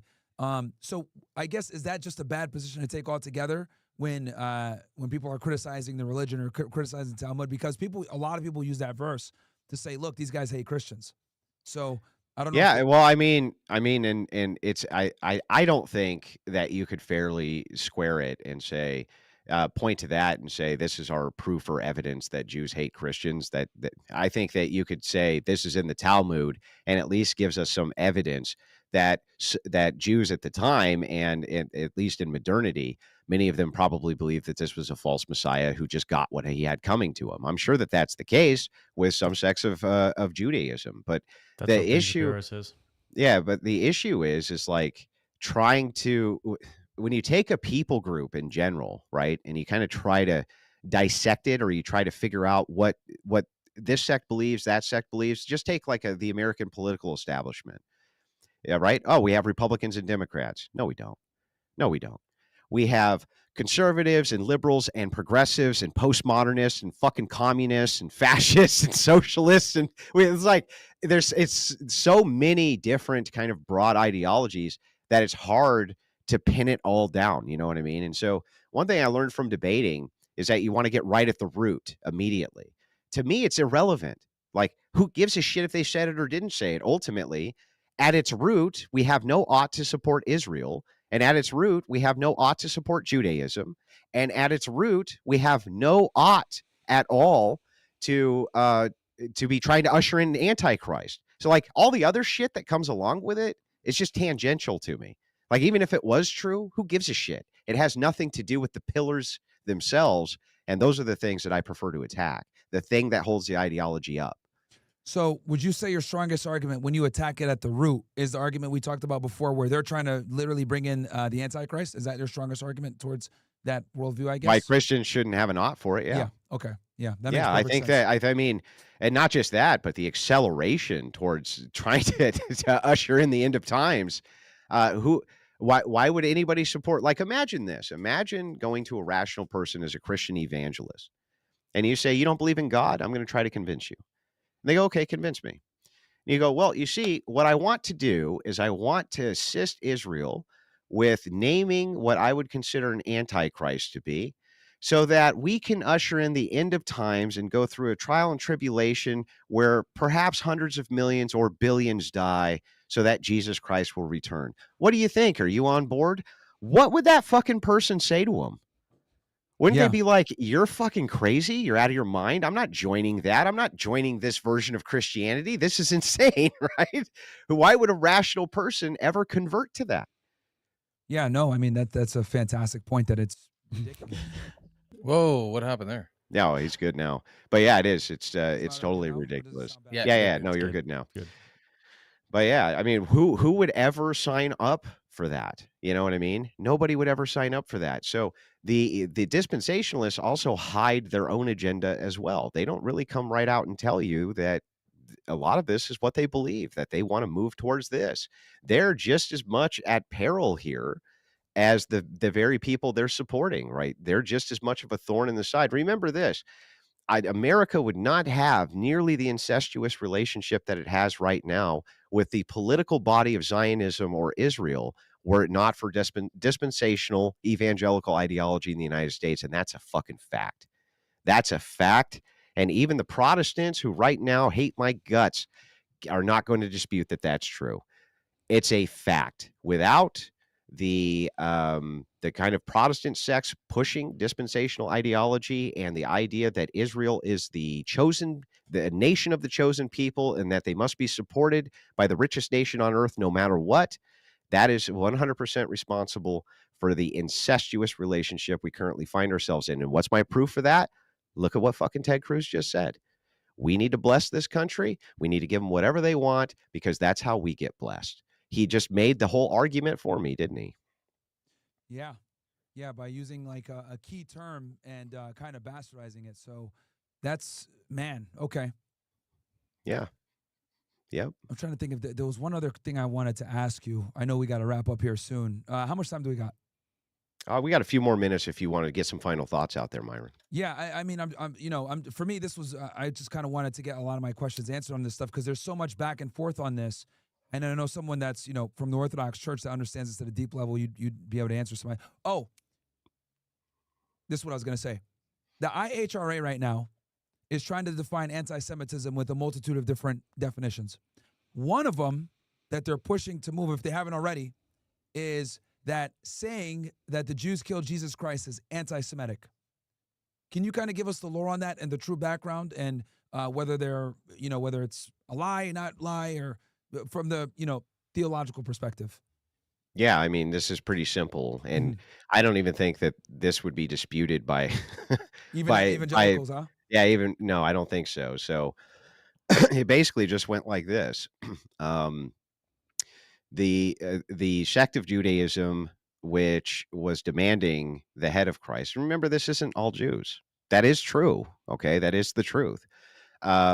And I'm not going to like bullshit people and say it was, because it wasn't. But it is indeed the case that when he was in front of Pontius Pilate, a Roman pagan, the person who could determine whether or not he lived or died, Pilate said that he did not see any reason to do anything to Jesus. He said that he didn't find any fault in him. There was no reason.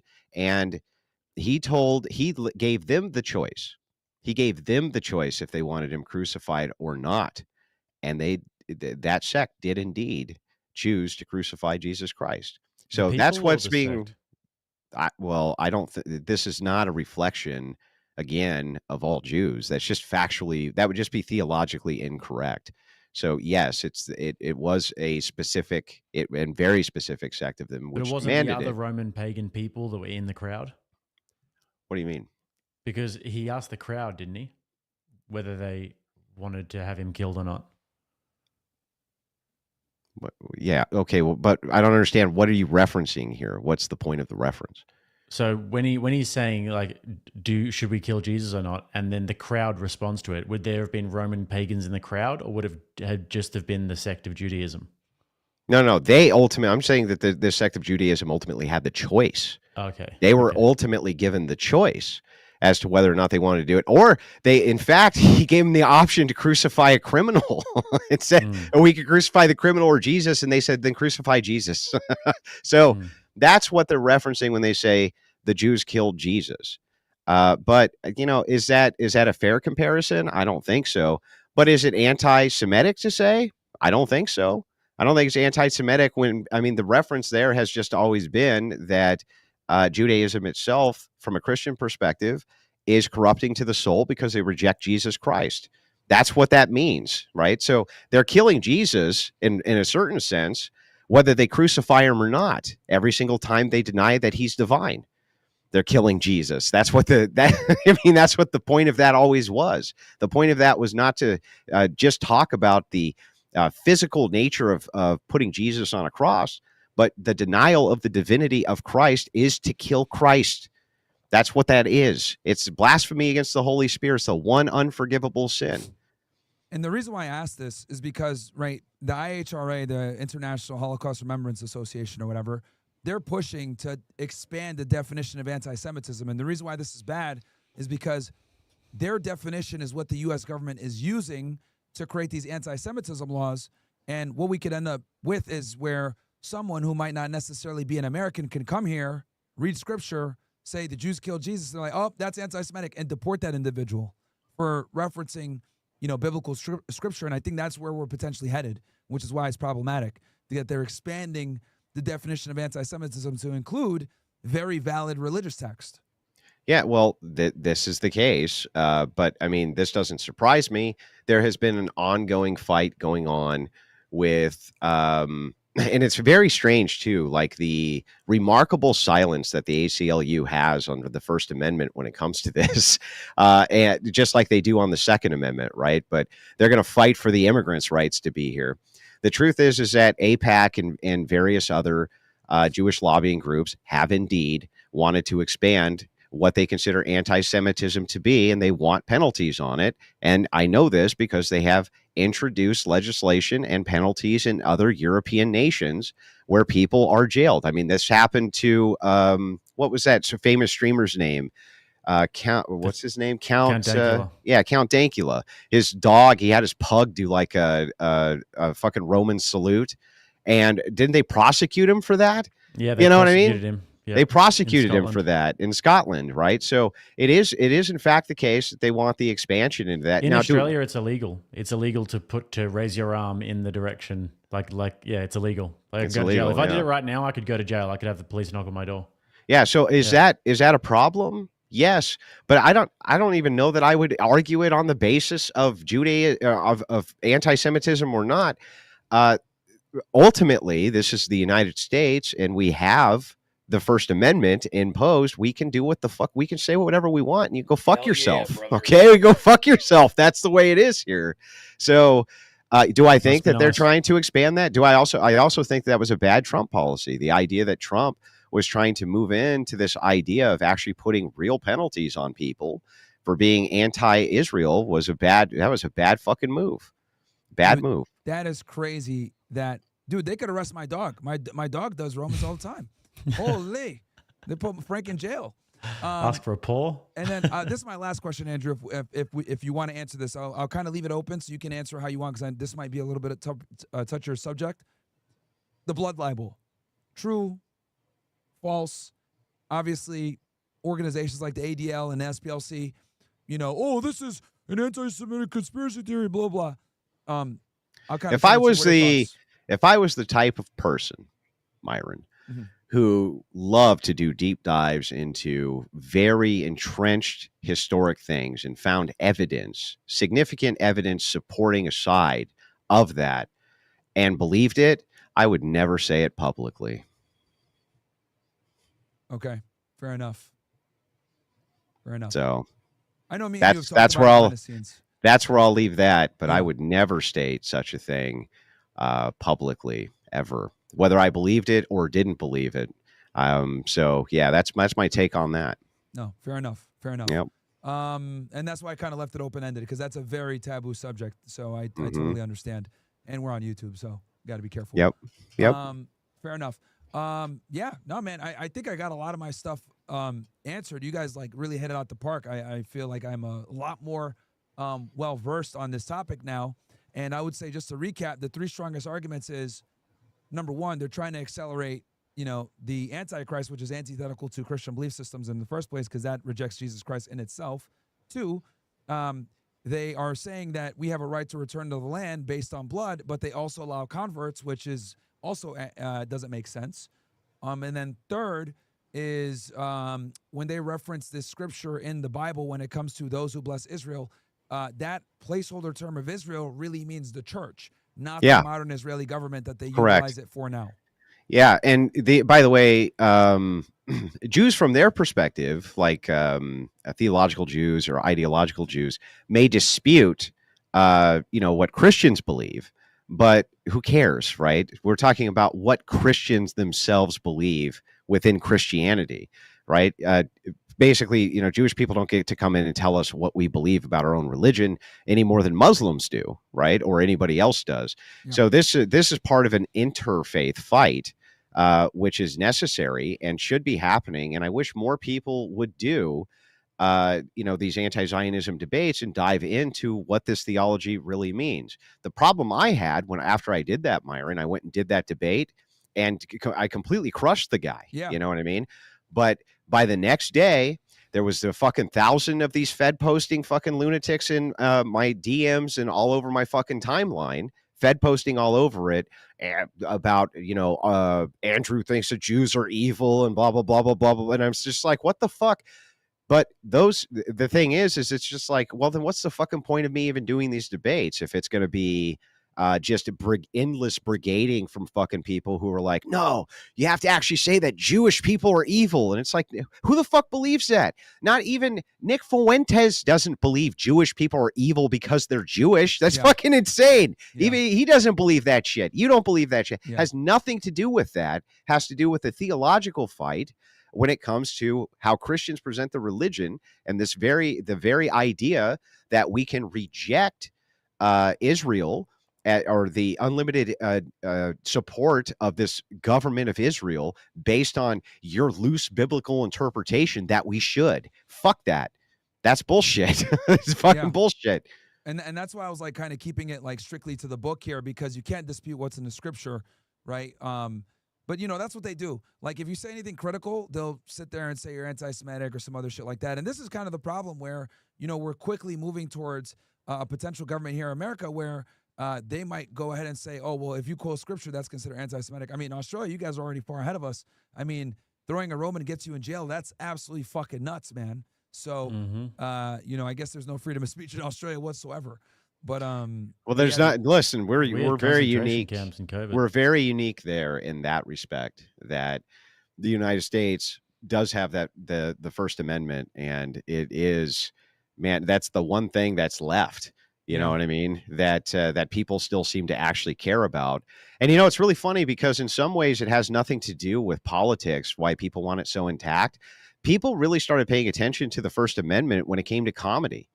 The idea was, it's like the best jokes are the most offensive. Everybody knows this. Like racial jokes, fucking hilarious, right? Women jokes, fucking hilarious. The idea, like the most insulting, brutal jokes, they're the funniest jokes. And the second that those started really getting kind of oppressed and dunked on, and you weren't allowed to do them anymore, you weren't allowed to say any of these jokes anymore, that's when people actually started to pay more attention to what the First Amendment meant.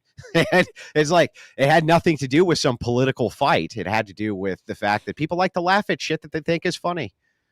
It's really that simple. So yeah, no, man. I mean, that was really, now I'm going to have those three things in my back pocket in case. And, like you said before, even if someone tries to come in, that's a Zionist or Jewish, that says, well, that's not true. I'm like, no, this is what, from Christianity, from a trusted source, this is what it is. You guys are trying to bring back an antichrist, which is antithetical to Jesus. You guys have a birthright that's based on being Jewish, but are we talking about conversion or bloodline? And then the third thing is, you know, obviously the famous Bible quote that Charlie Kirk and Ted Cruz, a lot of other people use to justify their support of Israel, which is, oh, those who bless Israel, when in reality that means the church. So those are really solid arguments, and I appreciate you being able to like explain those to me so I understand.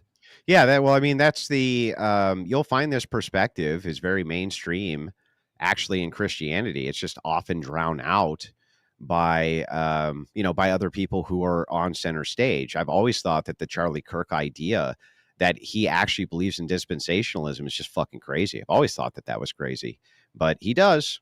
So, I mean, he clearly does. So anyway, with that, Myron, we're going to let you out of here. We went way longer than normal today. I appreciate you coming on as a special guest today. Do you want to shout anything out? Tell everybody where they can find you. Tell us what you're doing tonight. Yeah, no, I'm going to keep streaming on Myron Gaines X. Thank you so much for having me on. It's always great whenever, you guys invade the chat. It's a good time. I need to invade your chat one time, but it's always you sent a raid or two over. I think I have, but I want to do more. So I'll get with you, Andrew, on the side to kind of figure out your streaming schedule so we can make it happen.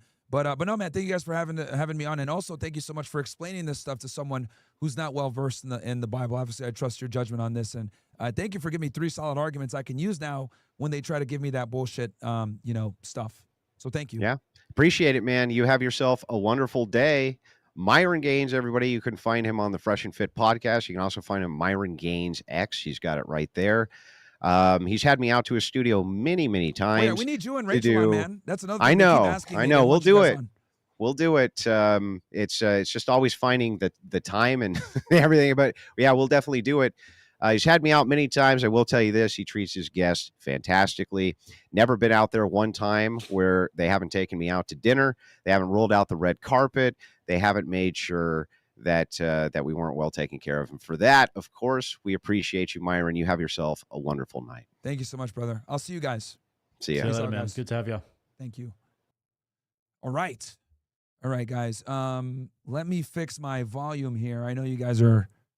Bear with me real quick.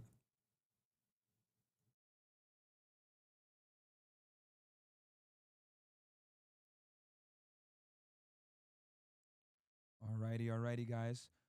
Let me bump this up. All right, you guys should be hearing good audio now, significantly better. Yeah, guys, I don't know what it is, but like when I go on certain platforms, it automatically like just fucks my shit up. So you guys should be able to hear me nice and loud now.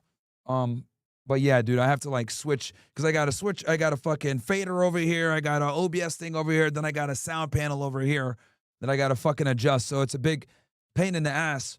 But yeah, if I go on Twitter, dude, or I go on someone's stream like that service, I've used StreamYard before and it's been fine, but that one, it didn't work. So I apologize for that, guys. I started up the OSS late and shit. So my bad. I forgot to hit the go button because I was so fucking figuring out the reverb. So anyway, but I'm glad that we were able to get it handled. I know some of you guys were saying, Myron, your mic's not loud enough. Well, I'm not important. What I wanted you guys to hear was Andrew. That's what most important. So if my mic sucks a little bit, that's not that big a deal. You guys hearing what Andrew has to say, honestly, was far more important. So, yeah. So welcome, guys. The show goes on. All right. We ain't leaving. All right. I'm not leaving. I'm not fucking leaving! The show goes on! This is my home! They're gonna need a fucking wrecking ball to take me out of here! They're gonna need to send in the National Guard, a fucking SWAT team, because I ain't going nowhere! All right, show goes on, niggas. So we got a bunch of topics that we're gonna cover, guys. We're gonna cover what's going on in Gaza. We're gonna talk about Netanyahu and the approval ratings going down. We're going to cover the Benny Johnson debate with Tyler Cohen. We're going to cover John Mearsheimer. We're going to cover this chick that gave a rare female W with Anton Daniels. I have this Cambodia video here. If we have time, we'll cover that too. A little bit of Epstein. Oh, there you go. You guys go. You can see my fucking, Colbert and Kamala Harris. Yeah. And then also real quick, I wanted to address, well, I'll pull that up and address it later for you guys. We don't got to do it right now. But yeah, guys, welcome to the stream. Now we're officially actually starting. So yeah, let me see here. There was something I was going to do.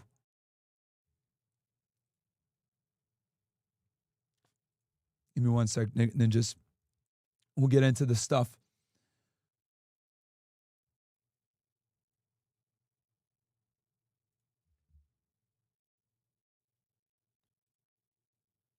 All right, give me 1 sec, ninjas.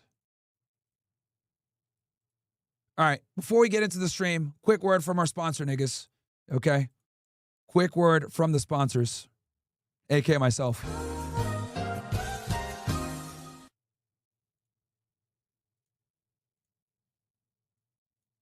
All right, guys, we're going to be stepping it up with the OSS, but only for the guys that are the real active supporters. So this is how it's going to go. We're going to start giving away merch bundles once a month. All kinds of merch can be given away to you guys for supporting. Also, we're going to be doing call-in parts of the show where members of the OSS Army can go in and call into the show and give their takes on certain different types of topics, whatever we're talking about on that particular day. Also, we're going to start doing shows, guys, where we're going to do parts that are only OSS members so that we can actually say what we want to say, put the memes up on screen that we want to put up, and not have to worry about censorship. Unfortunately, even on regular platforms, we can still get clipped and put out of context and still be labeled for cancellation. All the uncensored stuff that we want to do, it's going to be on the OSS members portion only. Now, I know what you guys are wondering. Oh my God, Myron, no, I can't afford it. No problem. It's going to be only $1 to get in, guys, for the first month, and it goes to regular dues price. So get in there, join us, allow us to be able to continue the fight against censorship, because even on free speech platforms, they clip our shit and try to cancel us anyway. All right, cool. So now let me read some super chats, guys, and then we'll get into the topic. We'll start off with Gaza here, and then we'll kind of go through all the news. Obviously, if anything is breaking, you guys already know we're going to go ahead and cover it. This is a very dynamic show where you guys get to interact with me. I read the chats from all of my OSS guys, so let's see what the OSS has got to say. We got here, okay, I'm glad you're covering this. When Ted Cruz and Charlie Kirk and the rest of the evangelicals push their Bible, tells them that Israel is chosen by God and another religion is chosen by God, shouldn't they be behaving in having an existential crisis? Why do Catholics and Christians even accept this silly-ass narrative that their Bible say another religion is the correct religion? I grew up Christian. It pisses me off when I hear it. Why aren't they angry? Okay, well, I understand a little bit more now. Sharpshooter, revaluation 29 states that the ones who say they are Jays but are not the synagogue of Satan, so they're okay. Thank you, Sharpshooter. Nigel W. Andrew for shutting out the Calvinists. I definitely do not believe in this dispensational bullcrap. Okay, Nigel. Ovo says Palestinians are descended from the Canaanite people who lived in the land of Canaan before the Israelite tribes. Yep. Lyman, Myron, your mic is local breads. Andrew, yeah, we fixed that already. Islam says Jesus is the Messiah of God, but he's not God the Father. Yeah, Islam accepts Jesus as a prophet, not as God. That's what they say. Why? That's really one of the only main disagreements. Why don't Messianic Jews just become Christians? I don't completely understand this. Yeah, I don't know. J-Mon, the 1948 creation of Israel was prophesied in the Bible, King James Version, no Schofield Bible, etc. Okay. Clock, subscribe for the year. Welcome, my friend. Welcome to the OSS for the year. Pop says Christ is King. Israel should be run by Christians. Okay.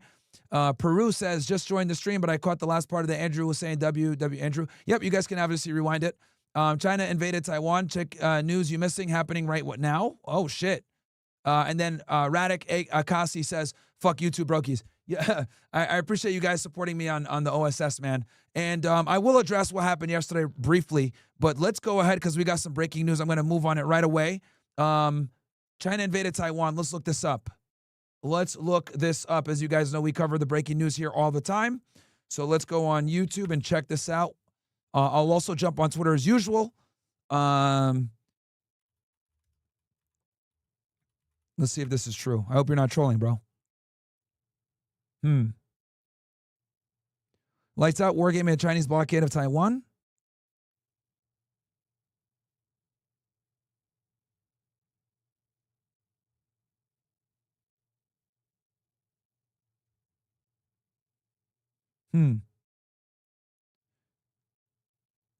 This is from 5 days ago.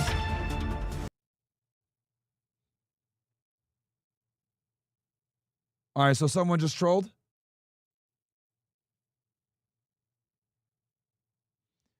This Think CD guy. All right. Think CD, you're going to get banned. Mods, find Think CD, ban him. If he's trolling, bro, you're going to get banned, bro. And he's a Rumble troll, too. Okay. Yep, you're getting banned, bro. Good job. Good fucking job. Yep. People like you, bro, like this is because the thing is when supporters send in chats and stuff like that, he's not an OSS guy, he's a Rumble guy. So yeah, you're getting banned now, bro. And we're gonna refund your money. Yeah, you're banned, bro. Let me find this nigga. You're fucking banned. Literally, you abuse my trust where I literally pay attention to guys that support. Clearly, you're not an OSS member, but you hit the threshold and I was gonna fucking rock with you and check that out. But yeah, you're fake news, bro, you're getting banned for that. The guy's name is Think CD. Chat, mods, can you find this fucking guy? Matter of fact, you know what? I'll fucking take care of that shit myself. Let me find this nigga, bro. You done fucking goof, buddy.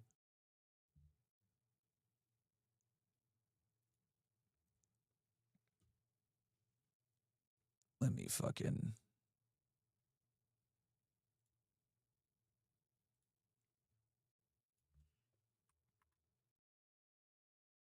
All right. Yep. Cooked. Yeah. Oh, someone already banned them. Okay. Cool. Mod's already on it. All right. Awesome. Good job, dude. Red X says, DJ his bitch ass. Yep. Yes, Roman illegal, but cops will tell you off no biggie. They just enforce the law on the people, but Aussie don't tolerate nothing. We voted against Aboriginal people having a say in politics. Okay. Cool. Let's get rid of this then.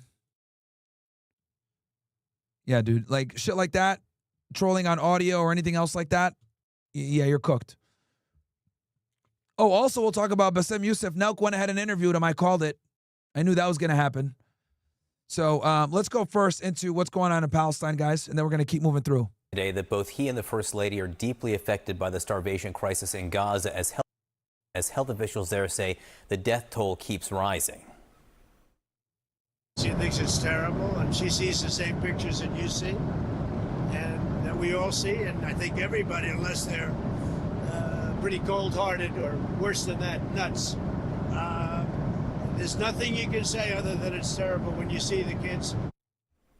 On Monday, the president said the U.S. will set up food centers in Gaza to help those facing starvation and malnutrition, and he disagreed with Israeli Prime Minister Benjamin Netanyahu, who said over the weekend there is no starvation in Gaza. The latest on the crisis now from CNN's Jeremy Diamond. We do want to warn you, some of this video is disturbing. Desperate and hungry, thousands of Palestinians scramble onto aid trucks that have just entered the Gaza Strip. They grab what they can, anything for the chance to feed themselves and their families. This sea of desperation captured this weekend, driven by months of Israeli restrictions. And guys, mind you, Netanyahu and the Israeli government has been saying for multiple days, and Charlie Kirk, by the way, that there's no starvation in Gaza. What does that look like to you guys? On aid distribution in Gaza. Amid global outrage, Israel is now reversing course, ceasing fire in parts of Gaza for 10 hours a day and opening designated secure routes to allow more aid trucks to flow in. Steps humanitarian aid organizations have sought. I'm surprised that CNN even is showing this. So, yeah. For months. More than 200 trucks of aid were distributed in Gaza on Monday, according to Israel. But many more will be needed to even begin to alleviate this crisis. As children scrape bits of flour from the beds of those trucks, the world's leading global authority on food security says the worst-case scenario of famine is now unfolding. Israel also allowing airdrops into Gaza for the first time in months, sending Palestinians running to grab what they can. Like fucking animals. James, $50 says, sorry, James, I missed this earlier. Myron and Andrew Wilson, appreciate all the content you guys put out. Myron, you should consider having Gavin McGinnis on your show. There's lots of overlap, and y'all agree now would make for a great conversation. Yeah, I can. I'll hit up Elijah. The irony is that while both extremes claim to support Palestinians, neither has a real viable solution. The far left ignores Hamas's tyranny over Gazans, and the far right doesn't actually care about Palestinians' life. They just hate them boys. I see your perspective, Mustache Man.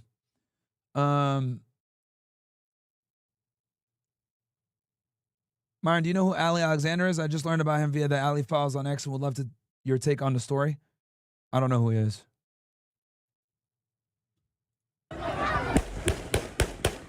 But as a rifle... Look at this. As they're getting the food, they're getting shot at. Chat, I've been telling you guys this for weeks. They're getting shot at as they're trying to get the food, bro. This is what's going on. I'm shocked that CNN's even showing this. ...is fired into the air. Rare W for CNN. Fox News would never show this shit. A reminder that it is often the strongest, like gangs who steal and resell food at higher prices, who are first to eat. I didn't get anything, this elderly lady says. I was crushed in the crowd. While some managed to grab a full box, others emerge with just a few items: flour, oil, pasta. This aid is disgraceful. We are not dogs to be made to run after aid. People fought over it. We'd rather die of hunger with dignity than... And this is what the Israelis do, guys. They do this shit to Palestinians all the fucking time, where they, you know, demean them and do shit like this, right? At the checkpoints, they violate them when they search them. They talk down to them. They literally look at them as second-class citizens, because that's what they are. You know? It's not just the occupation of them occupying them. There's also an enormous amount of disrespect in the occupation, guys. And I'm really glad that they're showing this shit on CNN so you guys can see what I'm talking about. They're dropping big pallets of aid on the fucking people instead of getting trucks in like they're supposed to do. Die in humiliation and filth. Palestinians are... Look at this. Guys, actually, before I even show this is going to be a graphic scene, okay? What you guys see, it might piss you off. It might bother you. You know, a lot of people message me all the time, right? Like dumbass Matt Walsh or Hillary Crowder.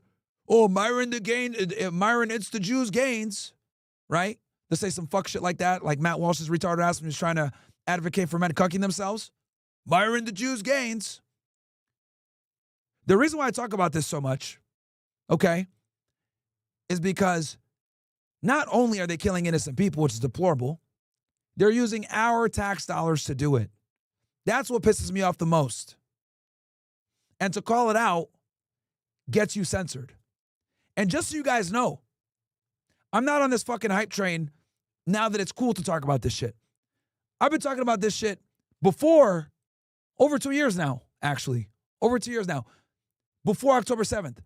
It became safe to talk about this and criticize Zionism, Jewish power, influence, etc. It became safe to talk about this after October 7th and the world started to wake up to what their war crimes are.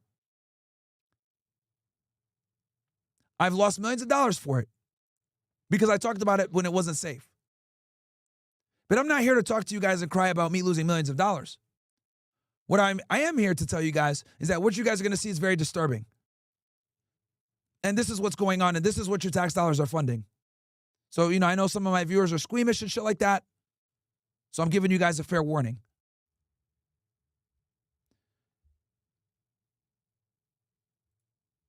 This is where your tax dollars are going, chat. Also still getting shot and killed while trying to get aid, prompting more outpourings of grief. Look at them, they died, this man says. They went to Netzarim to get food. Every day he would go get food for his children. The two men were brothers, among 14 people killed by Israeli forces near an aid distribution site run by the American Gaza Humanitarian Foundation, according to the Palestinian Health Ministry. No comment from the Israeli military. In the hospital's morgue, this body is a testament to an entirely different weapon. Starvation has claimed at least 83 lives in Gaza just this month, including 10-year-old Noor Abu Salah's. She became like this because of hunger, thirst, and the siege. The siege imposed on us by the Israelis, her uncle shouts. This is a Palestinian child. He says the world would be outraged if only she had been born anywhere else. And John, amid all of this, the Palestinian Health Ministry says that the grim death toll of 60,000 Palestinians killed since the beginning of the war has... And guys, what you just saw is like a sanitized version, by the way. It's way worse than that. They're not showing you the kids with their blown off limbs. They're not showing you the kids fucking crying as they're profusely bleeding. They're not showing you guys the kids that are pale, that got crushed under the rubble. They're ghost white.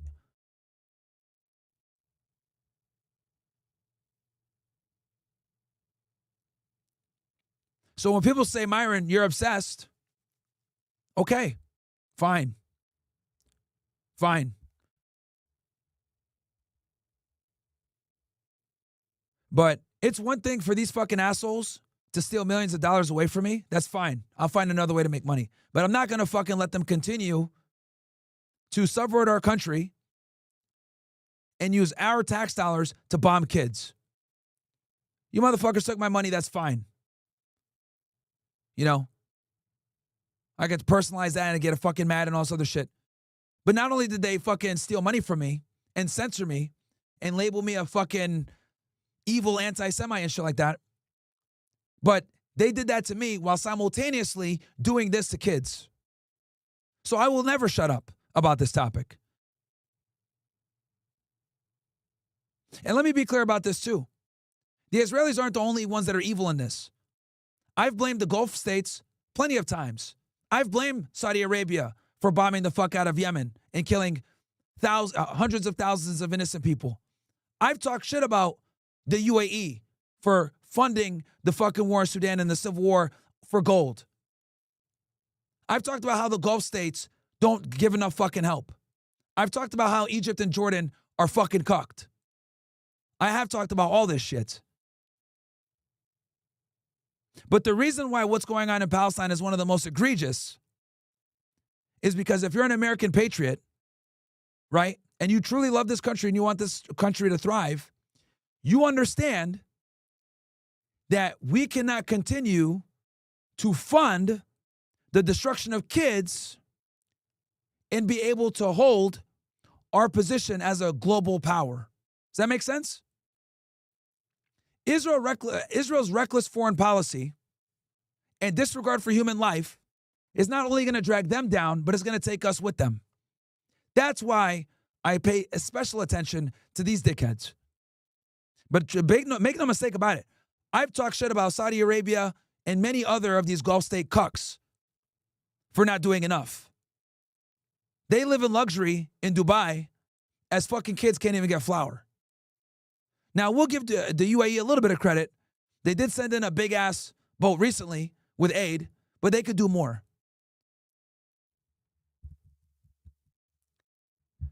So, yeah.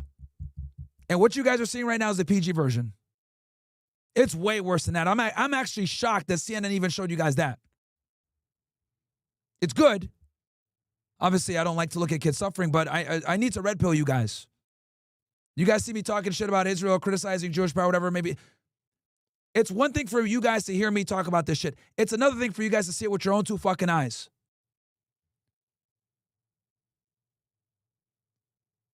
And then the Israelis will tell you, right? They'll sit there and they'll tell you, oh, this isn't real. This is Pallywood. These guys are just acting. Does this look like a fucking actor? Getting shot and killed. As he's sitting there with his kid? Does that look like a fucking actor? The Israelis, I kid you not, guys. These fucking dickheads, they will sit there and say, oh, it's Pallywood. It's fake blood. It's not real. If it was fake, why the fuck are these children's faces blurred? Killed while trying to get aid. Does that look like fucking acting? And I understand Arabic, so it sounds even worse on my end. You don't scream like this with this level of pain if it's not real. The guy's, for those of you that don't know, he's screaming to God like, please help me. That's what he's screaming in Arabic.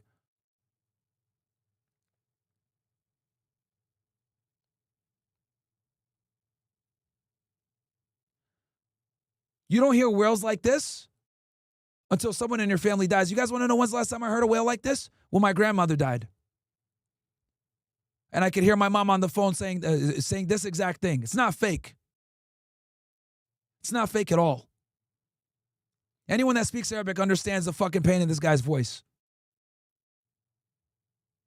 Luckily for me, I've only heard this cry maybe 2 or 3 times in my lifetime when people in our family died.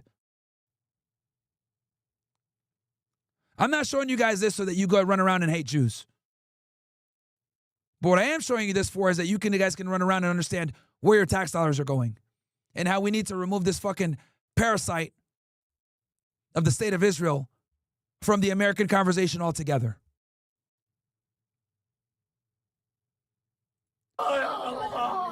prompting more outpourings of grief.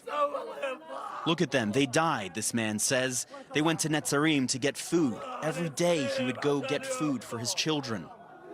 The two men were brothers, among 14 people killed by Israeli forces near an aid distribution site run by the American Gaza Humanitarian Foundation, according to the Palestinian Health Ministry. No comment from the Israeli military. In the hospital's morgue, this body is a testament to an entirely different weapon. Starvation has claimed at least 83 lives in Gaza just this month, including 10-year-old Noor Abu Salah's. She became like this because of hunger, thirst, and the siege. Some guy in the chat, Tragler, said, please stop showing us this. It's ruining my day. Good. Good. Honestly, good. Good. Bitch. You need to face the reality of what the fuck we're involved in. Good, I ruined your fucking day, you fucking bitch. 2 minutes of discomfort compared to people losing their fucking lives. You selfish fucking bitch. The siege. Damn, yo, YouTube chat niggas are fucking insufferable. Imposed on us by the Israelis, her uncle shouts. This is a Palestinian child. He says the world would be outraged if only she had been born anywhere else. And John, amid all of this, the Palestinian Health Ministry says that the grim death toll of 60,000 Palestinians killed since the beginning of the war has now been reached. And while the Health Ministry does not distinguish between civilians and combatants, they do say that 30% of the victims of this war are children. Now, the Israeli military, for its part, they have repeatedly dismissed figures from the Health Ministry, saying that they are exaggerated. John? All right, our thanks to Jeremy Diamond for that report. With us now, David Remnick, editor of The New Yorker. David's latest work is titled Israel's Zone of Denial Amid National Euphoria Over the Bombing of Iran and the Largely Ignored Devastation in Gaza. A question lurks. What is the country becoming? It is a wonderful, expansive article that raises all kinds of questions. David, nice to see you. President Trump says that he and the First Lady are deeply affected by the images they see of starvation inside Gaza. You're just back from Israel. How is that situation seen on the Israeli side? How much talk of starvation was there?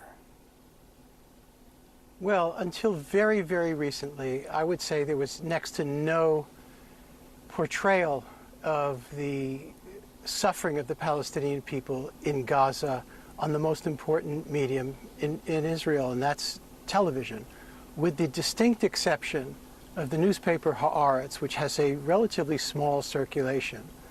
With the exception of their reporting, I'm talking about in Hebrew, and some smaller left-leaning outlets, on a nightly basis, you would not know that there were incidents like the one that took place when I was there just a few weeks ago, when a 500-pound bomb was dropped on a cafe filled with civilians, mainly women and children, who went there for a cool drink and the possibility of something to eat and maybe an internet connection.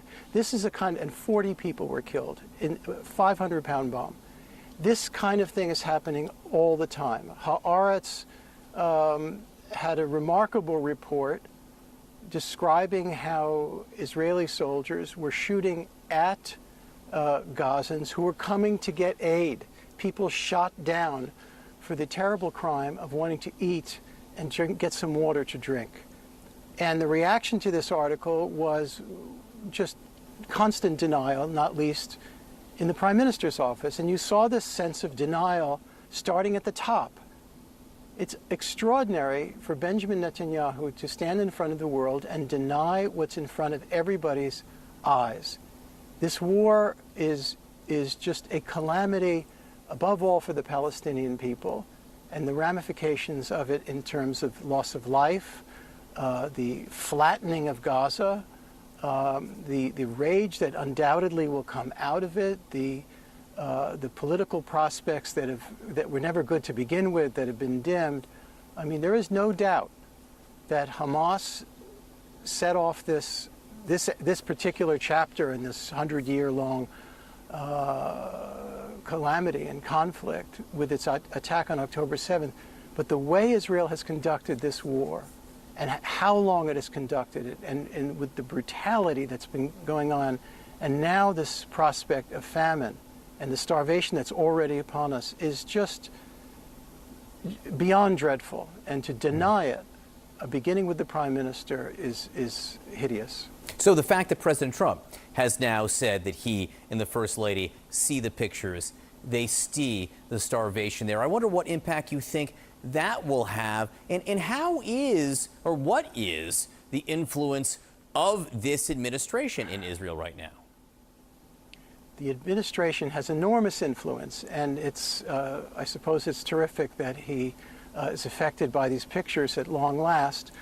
But this is also the President of the United States that allowed the Israeli government to think that it was a possibility and would receive at least implicit, if not explicit, sanction to go on destroying Gaza and turn it into a Riviera, and to start thinking in terms of resettling Gaza and permanently annexing the West Bank.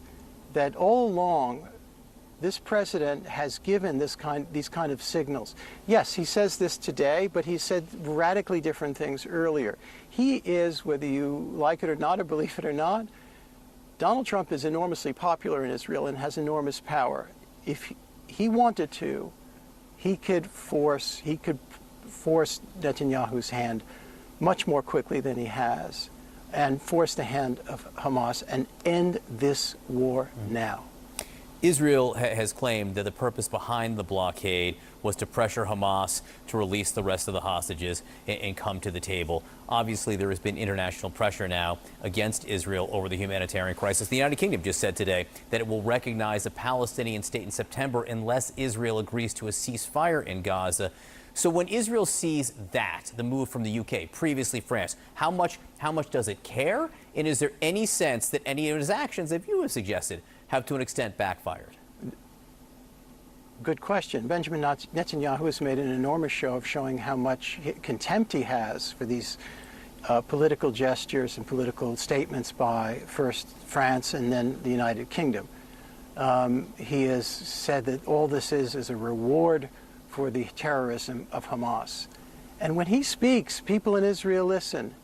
And one of the tragedies of this terrible chapter is that the image of Israel has been so diminished that it's changed politics in places like the UK, the United States, and France. And I can't emphasize enough, Donald Trump could end this now and force Netanyahu's hand. He can't just afford to say this is affecting him emotionally. We will see what the next steps are, if there are next steps. Again, the article is Israel's Zones of Denial. It is wonderful. It is in the New Yorker right now. David Remnick, thank you so much for being with us. Thanks for having me, John. Crazy stuff.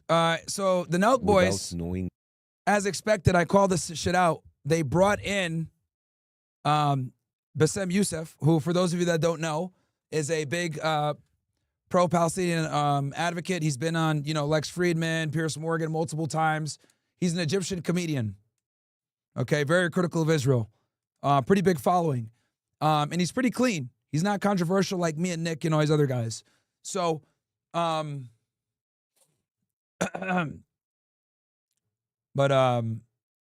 yeah.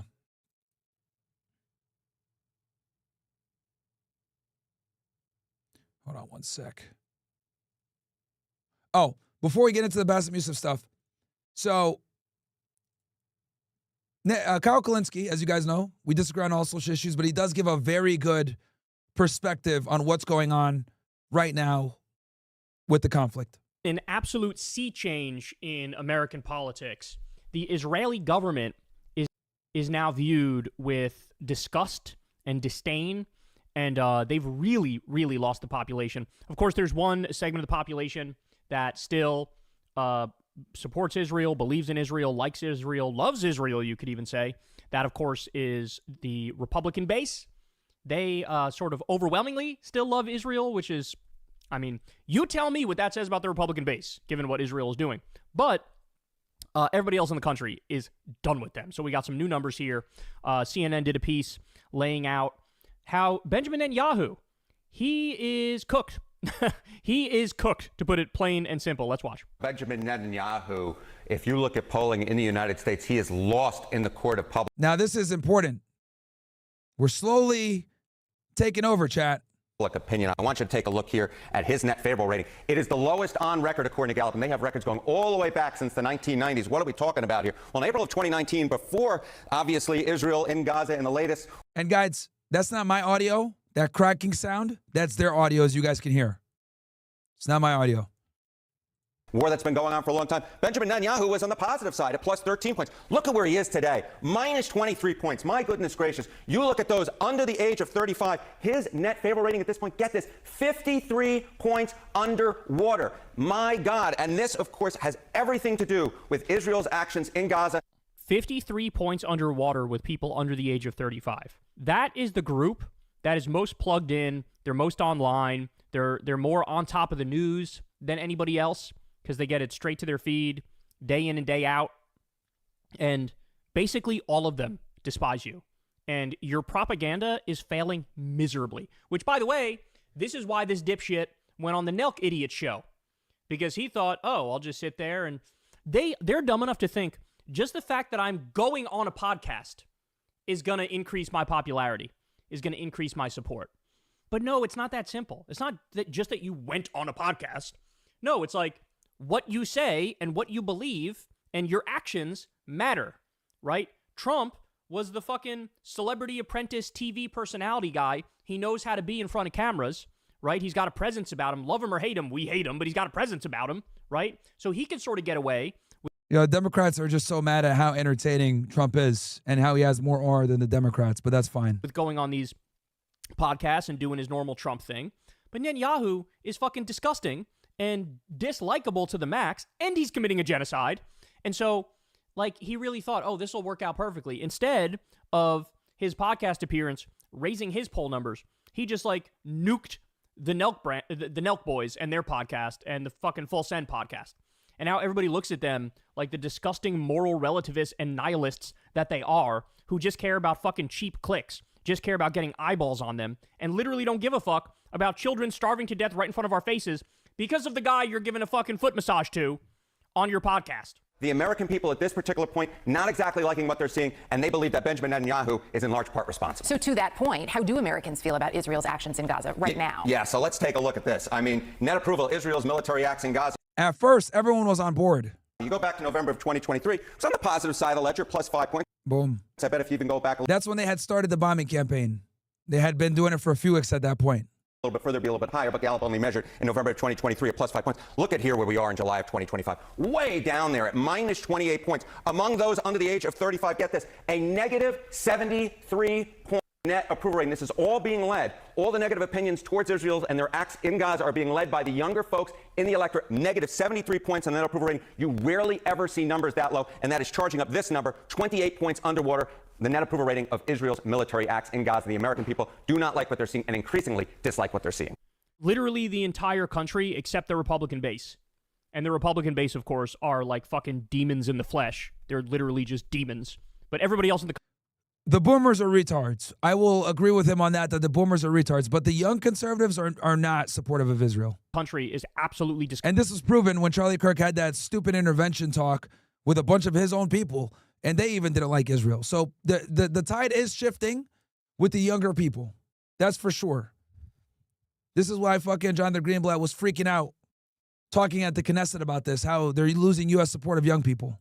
Disgusted. There's no amount of propaganda, there's no amount of bullshit that Israel can do that can save themselves from what's coming with the next generation. This is true. There's nothing they could do.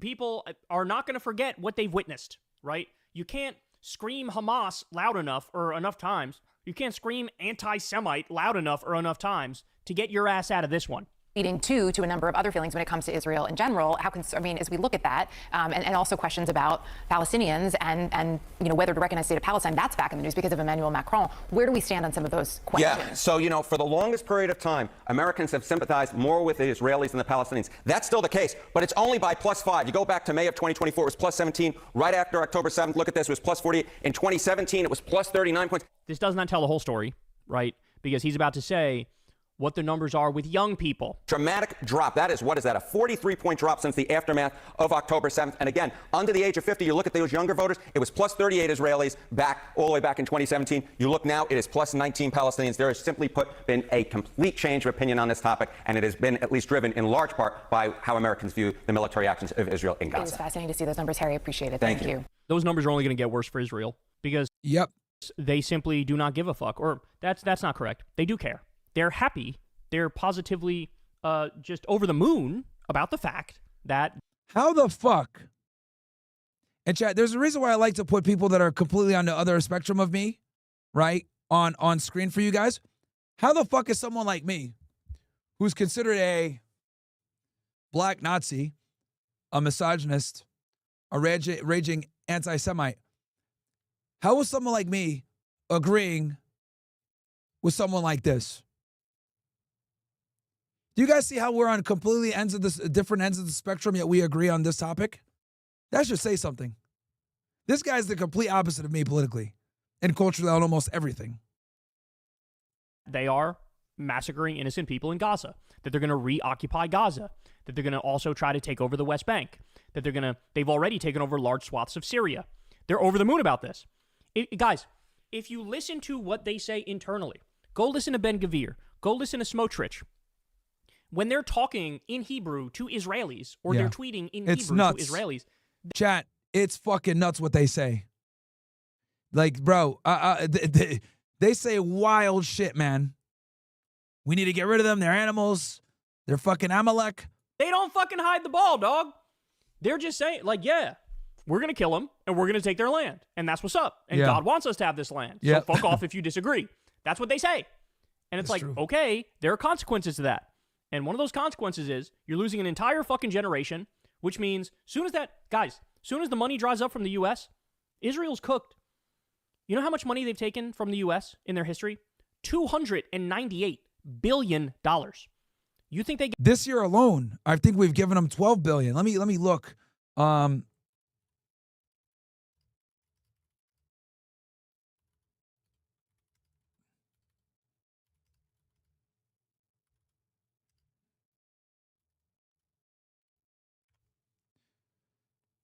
So in 2025, the U.S. is providing Israel with $3.3 billion in foreign military financing and 500 blah blah blah.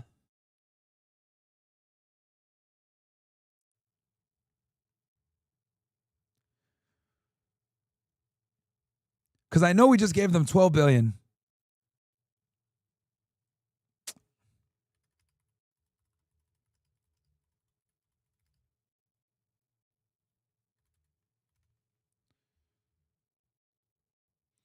Boom. In 2021, the U.S. has approved over $12 billion in arms sales to Israel, including $8 billion through a measure of bypassing some congressional oversight.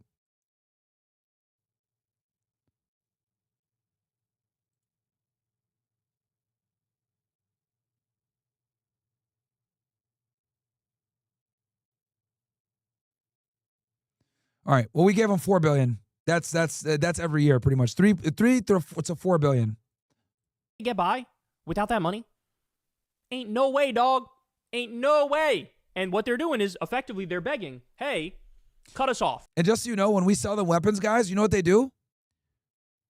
We give them money, and then they'll buy weapons from us with the money we gave them. That also happens, and they don't have to pay it back. And I can't wait until the day a U.S. president goes in there and says, here's how much money Israel's getting from now on from the U.S. Donut, zero. In fact, bitch, pay us back our $298 billion. It was a loan. Surprise. Right? So, but I also see, they never have to pay anything back. This for you. Let me show you this. A new Gallup poll finds that only 32% of Americans approve of Israel's military actions in Gaza. 32%. Among Democrats, it drops to just 8%. 8. I'll show you a different poll later on when we talk about Zoran, but it's something like it's over 70, close to 80% of New Yorkers say Israel is committing a genocide in Gaza. 80%. And it's the majority of New Yorkers, a strong majority, say, yes, we agree with Zoran. Arrest Netanyahu if he ever dares to step foot in New York City. Arrest him. He's a fucking war criminal. He's wanted by the ICC. Where's the debate? And so this is what we're seeing. And again, just to be clear, of the 32% of Americans that approve of Israel's military actions in Gaza, understand that the overwhelming majority of them are those psycho end times evangelical Christians, which we just discussed.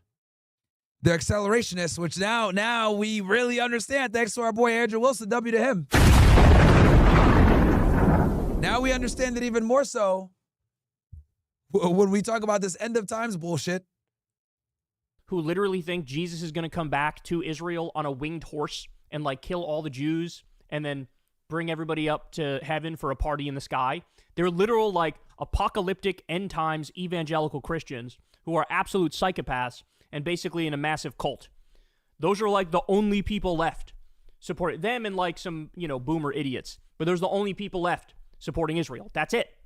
That's it. And so, in the long run, I know it feels in the moment like, Jesus Christ, they're literally getting away with everything. Israel has total impunity. They could do anything.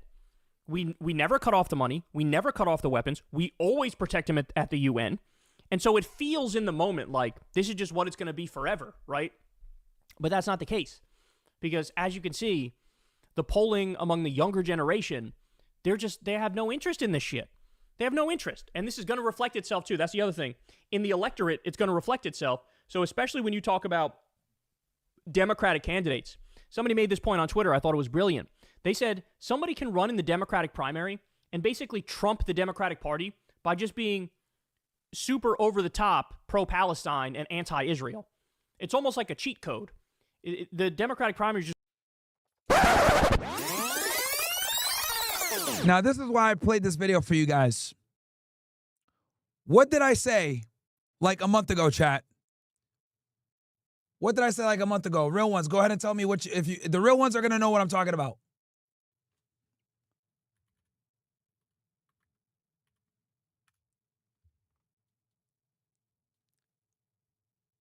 Does anyone remember what I said on this?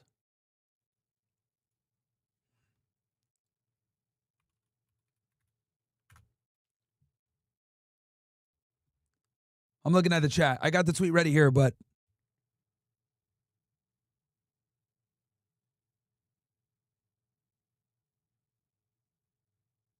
I'm going to play what Kyle said one more time for you guys. It's going to reflect itself. This is just what it's going to be forever, right? But that's not the case. Because pay attention to what Kyle says, and I want you, the real ones are going to know what I'm talking about here. As you can see, the polling among the younger generation, they have no interest in this shit. They have no interest. And this is going to reflect itself too. That's the other thing. In the electorate, it's going to reflect itself. So especially when you talk about Democratic candidates, somebody made this point on Twitter. I thought it was brilliant. They said it's probably me then. Hey man, we'll see, but let's see. Somebody can run in the Democratic primary and basically trump the Democratic Party by just being super over the top pro-Palestine and anti-Israel. It's almost like a cheat code. The Democratic primary is just waiting for somebody to come up and be like, this is a fucking genocide. We need to stop it. This is incredibly immoral. We're living through history. You know why this person to my left is not fucking criticizing? Because they get AIPAC money. They're an AIPAC puppet. Go look at the numbers. I guarantee you that's true. In fact, here, I'll tell you the number. They've taken $600,000 from AIPAC. We're just waiting on something like that. And there will come a day where we will get an anti-Israel, anti-genocide president. And in that moment, oh boy, Israel's going to be... It's going to take a while, but look, I called this out. Literally called this out. So here's a tweet that I made on June 27th, over a month ago. Let us be painfully honest here. Zoran Mamdani is going to become the mayor of New York City. No, I don't support him as political ideology, but I think there's something to be learned here. Right? Now, let's talk about why he's become so popular.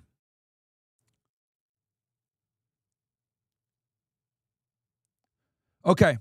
Trump campaigned on peace, tariffs, and pushing back against the deep state, trans issue, censorship, the works. He painted Kamala Harris as an embodiment of elite overreach. Mamdani's doing something similar, but for NYC's left-leaning crowd. He's not promising peace abroad. He's promising war on the rich in systems like Zionism that he says fuel inequality and oppression. His anti-Israel stance isn't just a side note. It's a core piece of why he's resonating. Okay? I called this a fucking month ago. NYC's progressive base, especially younger voters and immigrant communities, is livid about Gaza. Mamdani's unapologetic criticism of Israel and refusal to take Zionist money made him a beacon for those who see the Jewish lobby as untouchable. Okay? So, by taking an anti-Israel stance, it's not that his policies are good, chat. That's not what's getting him votes. Dude wants to fucking be, global. He wants to literally globalize the Intifada and all this other bullshit. He says all this reckless shit. Defund the police and queer rights. People aren't just voting for him because of his policies, chat. Okay? Let me be very clear about this. Most people don't vote on policy. Most people vote on liking the individual. Okay? There's a reason why Donald Trump went to McDonald's to serve food. There's a reason why he came with a dump truck with a, neon vest on. There's a reason why Kamala Harris lied and said that she worked at McDonald's. Most people simply don't have the IQ to comprehend and understand policy.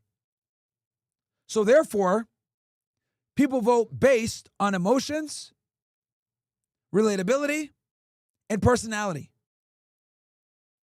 And most importantly, trust. If they can identify with you, they will vote for you, regardless of your policy.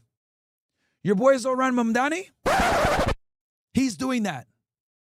I'm a New Yorker like you. I deal with the bullshit like you. I pay the high taxes and the high cost of living like you. So I'm going to go ahead and bring in government grocery stores. I'm going to tax the rich more. I'm going to give you guys free buses. Oh, that sounds good.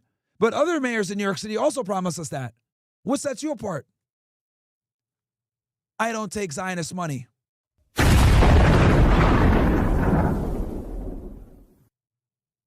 Bam. With that sentence, he has now differentiated himself from every other fucking politician in New York that lied prior. Do you guys get it now? It's not that his policies are good. It's not that they like him. It's that he is a refreshing change to the current status quo when it comes to American politics.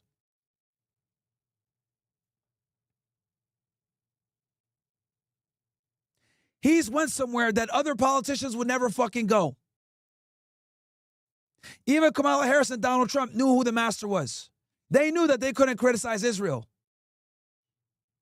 Oh, I'm relatable to you. I worked at McDonald's too. Hey, what do you think about Gaza? Yeah, it kind of sucks. Are you going to stop aid to Israel? Well, they're our greatest ally. They ain't going to go that far. But Mamdani, running for mayor of one of the most important cities in the United States, is utilizing his anti-Zionist stance, which would normally be considered a death sentence politically. He's Uno reversed it, and now he's using it as a fucking weapon. And mark my words, I said this back then, and I'm going to say it again now. One of the big traits that voters are going to look for in the next 20 to 30 years is this guy controlled by the Zionist lobby? That's what they're going to ask now. That's going to become, it's finally going to be a viable question that voters are going to have in the back of their minds when they vote now. And that in itself is powerful. And the Israelis only have themselves to blame for this. Their massacre on kids every day has made us really start to question, why the fuck do we support these niggas? So now, when voters are going and thinking about abortion and gay marriage and Medicaid and health care and the economy and inflation, Something that never ever crossed their mind, which was Israel, now is going to be on their mind. Does this candidate support Israel? And if you could display that you are not like the other politicians, and you don't, for the first time in my lifetime, for the first time ever actually in American history, since the creation of Israel, it is now slowly becoming a viable campaigning strategy to oppose Israel. We cooking or what, chat? I think that was a spot-on analysis of what the fuck is going on here. And I called it. I've been right about a bunch of things, by the way. Not right all the time, but with a lot. Anyway, let's get back to the video.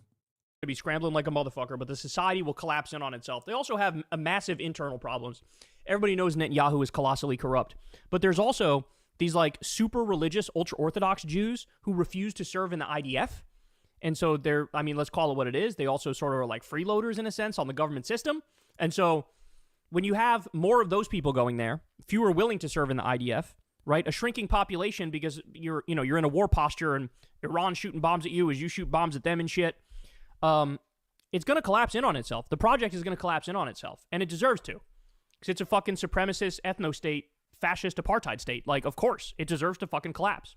And that needs to happen sooner rather than later. And guess what? The American people are going to be cheering that shit on. Hey, y'all, do me a favor and like and subscribe. It helps out big time in the algorithm. Click the bell as well for notifications. Yeah. So, okay. What's next? We got Mearsheimer debate. Okay. Let's go. Let's switch it up a little bit. Let's get off the topic of Israel for a second. I don't want to fucking be here roasting these niggas all day. And I'm gonna, and I'll read super chats real quick too. Also, let me address this, guys. So let me address this real quick. So yesterday, as you guys know, right, I cut the YouTube stream early, right? And people were saying some dumb shit about, oh, Myron, you should be streaming on YouTube because YouTube is how you grow and all this other bullshit, right? Which technically you guys are not wrong by saying that.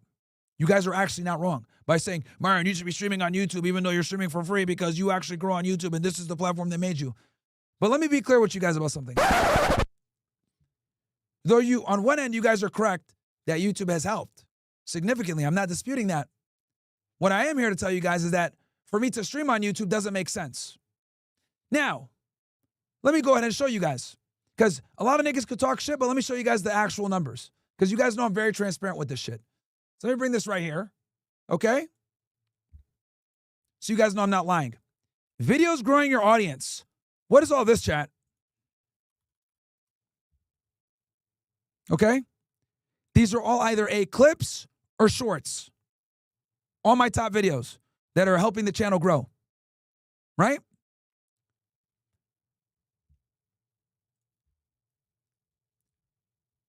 Clips. All clips and shorts. Notice how none of these are live streams. Okay? And I'm one of the few YouTubers where I show you guys all my analytics, right? Overview, right? As you guys know, boom, fucking demonetized, right? You don't see nothing here. Most other YouTubers would never show you this shit, right? So you guys can see, clear as day, that the videos that actually help me grow are shorts and clips, not live streams. So there is no benefit to me streaming on YouTube. I do it for you guys. Dead ass. What I should be doing is moving you guys all to Kick or Rumble. Read ads from there.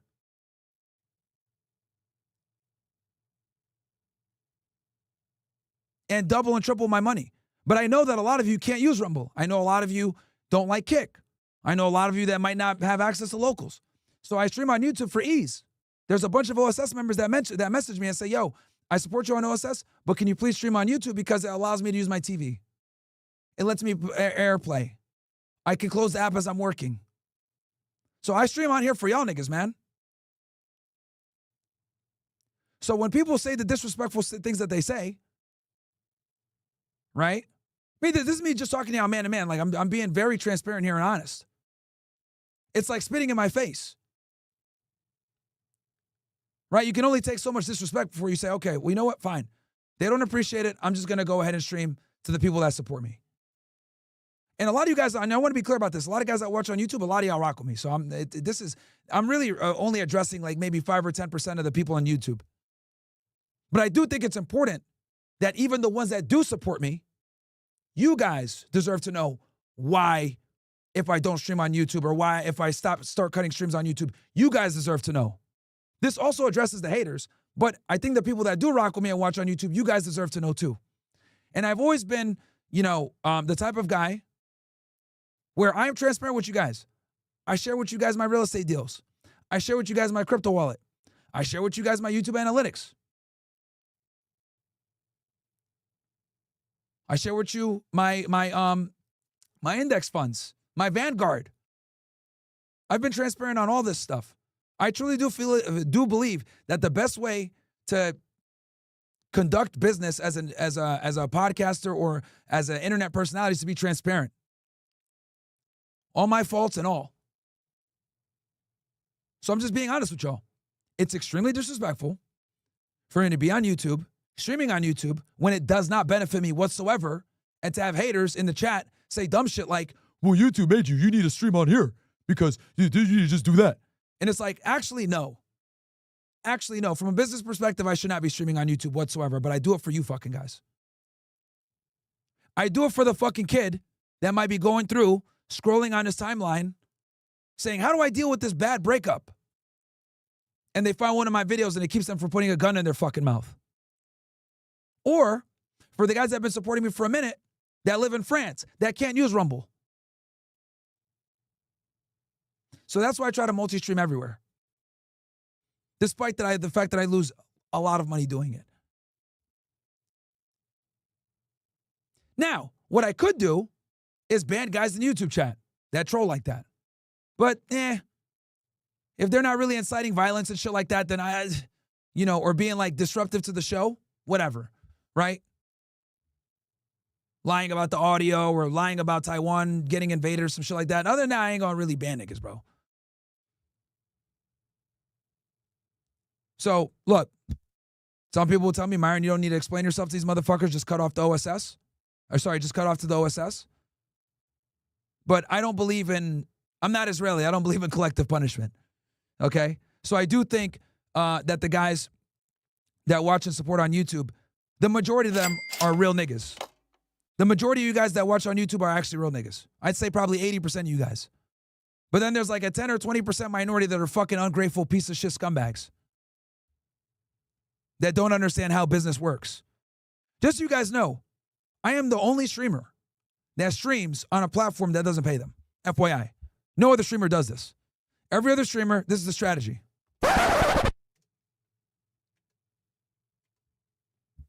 Besides blacking out. They stream on one platform, Kick or Twitch or Rumble. Then they put clips and shorts on YouTube for discovery purposes because clips and shorts are way more discoverable than live streams. They build an audience with clips and shorts, then those people migrate over and watch the live stream. That's how it's normally done in the streaming industry, by the way. I go against that grain because I look at it like I'll lose money to get this content out there live and reach more people over maximizing profits.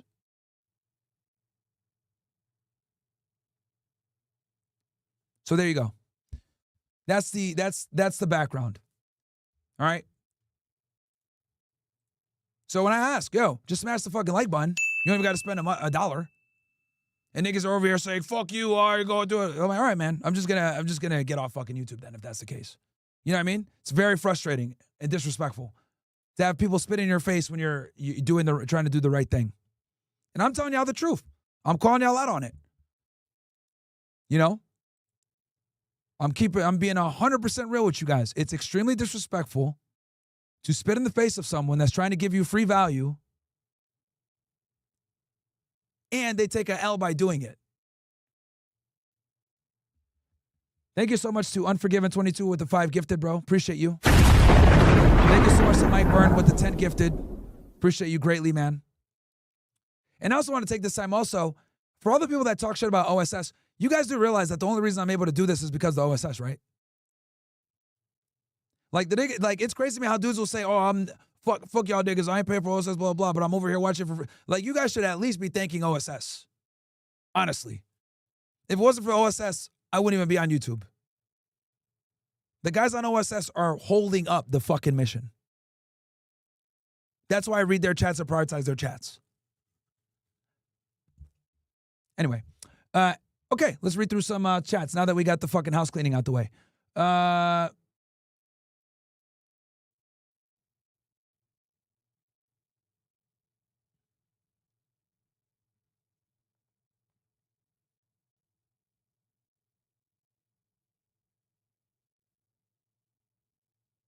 Sorry, guys, I'm going through the chats. I don't want to miss anyone.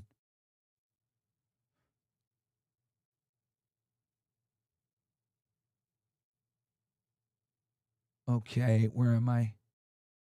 Okay, Primo says, you should walk out the Boom Boom Tel Aviv at University of South Carolina. I'll be there to see you again, bro. Okay. Dio Chow says, when will you react to adolescence and Squid Game, Red Pill scenes? That will have to be on OSS only, bro. I'll figure it out. Also, 60 Minutes did another hit piece on Andrew Tate. Bruh. Incredible. Fresh says, I don't entirely share the same beliefs, but close enough, fighting on the right side of history. Okay, Fresh, thank you. Well, that's not to be confused with Fresh Prince CEO.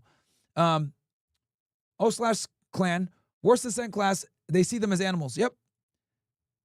If the Ari says, disgusting when you hear a Jay say it's hard to be one walking around in the U.S. and then you see what their people are doing in Palestine. Yep. Fresh Pines, new OSS member. Thank you for the content, Myron. Thank you so much, Fresh Pines. Ghost JQ says, the amount of people that had negative opinions on you, I flipped almost 90% of them by showing them a lot of your clips and streams. W Myron O/. Thank you, Ghost JQ. Longtime supporter. Zita, Myron, I'm a Palestinian American living in Dearborn, and I really appreciate you bringing awareness on what the Israelis are doing to my people. Proud to be a part of the OSS. Thank you, Zita, and I appreciate you, man. Shukran jazilan. We're going to get Philistine back, bro. I'm a fellow Arab, man, so I do identify with your guys' plight, man. I really do. I'm human. I you know what I'm saying? Like, I get it. Ghost JQ. The Israelis saying no one is starving is fucking disrespectful. SMH those K's, and they wonder why half the world is anti-Semitic. Zidane, what do you think about Mossab Youssef, the Palestinian defector who works for Israel? A traitor to his people, you know. Jay Mont says the U.S. has spiked $31 trillion in debt and recent. He's a propagandist basically for the Israeli government. The U.S. has spiked $31 trillion in debt and recent military setbacks remains the world's top superpower and holds the global reserve currency. This aligns with Genesis 12:3. Okay. You're just a hoe says today Chief Trumpster posted on X an American military base in San Diego flying an Israeli flag. Wow. Hippo says, hey Myron, sorry if you've been asked a lot, but just tune now. When will you be going through the Bassam Nelk interview? We'll cover it today. Cut YouTube, they're too soft. Hopefully not. Craig Tron says, YouTube viewers are a bunch of insufferable. Okay, here we go. The YouTube battles. Pimp Roger says, did you hear about the new hate speech manager for TikTok? Yes, I did. I tweeted about it. Ex-IDF soldier and proud Zionist. You need to control the media by any means necessary. Yeah, I'll pull up that tweet for you. I literally talked about this earlier today, or well, yesterday. It's fucking crazy, bro. Absolutely nuts. Let me grab it real quick. I have it somewhere here.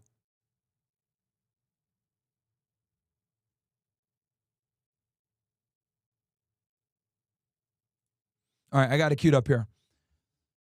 I might have to do that one on OSS, actually, guys. I don't know if it's safe for YouTube. But anyway, Pimp Rogers, where we at here? Okay, Paranoid says, Myron, ban that soft nigga that said having a bad day. Okay. IA says, hey, Myron, have you reacted to the brave GHF whistleblower, the former Green Beret, Anthony Aguilar? Okay, I'll take a look at it. I have seen him on my feed. We even got the rake removed. I wasn't going to do it, but since someone in the OSS wants it, we'll do it. So IA234, I got y'all, man. OSS guys, you guys influenced the show, so I got y'all. Let me pull him up right now, matter of fact. So I have it in the queue. Who did he interview with? Was it Tucker? Chat? Someone in the chat real quick, tell me, who did he interview with? It was Tucker, right?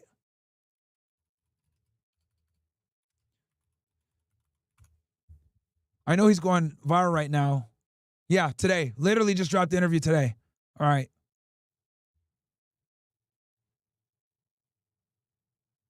All right. Mr. Aguilar. All right. Got him. Okay. Got it queued up for you guys right here. I got y'all ninjas, man. OSS, baby. Guys, this is one of the perks of the OSS. You're a member of the OSS? You literally get to get involved in the show. This is what I'm trying to say. An OSS member yesterday brought the news to me that Gilbert Arenas got arrested yesterday. What did we do? I stopped what I was doing, opened up the fucking news, and we broke down the Gilbert Arenas stuff. I had a planned show. Stopped what I was doing, went right to the breaking news. Who did that come from? OSS. That in itself is worth the fucking $1 entry fee and then $10 a month. You get involved in the show. I read my chat. I'm one of the few fucking streamers that actually reads chat and pays attention. All right. Daydreams. Revelation 29:1. I know they works and tribulations and Okay, Daydreams. My man is over here giving us a Bible lesson. Yo, Myron, guys, no need for all the passages, man. I got the info I needed from our boy Andrew Wilson. Hebrew Fatigue says you gave me a documentary on rituals. Okay, that would absolutely have to be only on OSS. Bluffkin says, yo, Myron, I think reacting to Green Beret who whistleblow about the humanitarian. Yep, got him up, Bluffkin. Owen Goy says, I don't know if you've heard of it. You could try Gab AI for fact check and uncensored ChatGPT pretty much. A lot of people in your space use it, and it doesn't like those boys, okay? New York mayor, if he wins. Yep, Castle Club Clan says, I was getting people's email in person, so I'm a little behind in the show. Watching atrocities committed against the Palestinians makes me more motivated to advertise the OSS debrief. Thank you so much, bro. SS Heitzman says, hey, Myron, thanks for the link to the Gaza doctor yesterday. Tucker Carlson dropped an interview with the Tony Aguilar. Yep, I'll react to it. You guys really want that. Okay, I'll move that up in the queue. This is like the 10th time that someone's asked about this interview. All right. Okay. Myron, I think opposing Israel being the sentiment already taking place on the world stage. Look at the world powers recognizing Palestine, Germany, UK, Canada, Saudi Arabia, Australia, and more. Well, a lot of them are doing it for political reasons, right? So, for example, like the Brits, they're using it kind of as leverage to get Israel to stop the war. Does that make sense? Like if Israel stops kind of the bullshit, they won't recognize Palestine. So they're using it more. And I broke this down yesterday. I'd given it a whole analysis on this, but to quickly summarize it for you, like England, for example, right?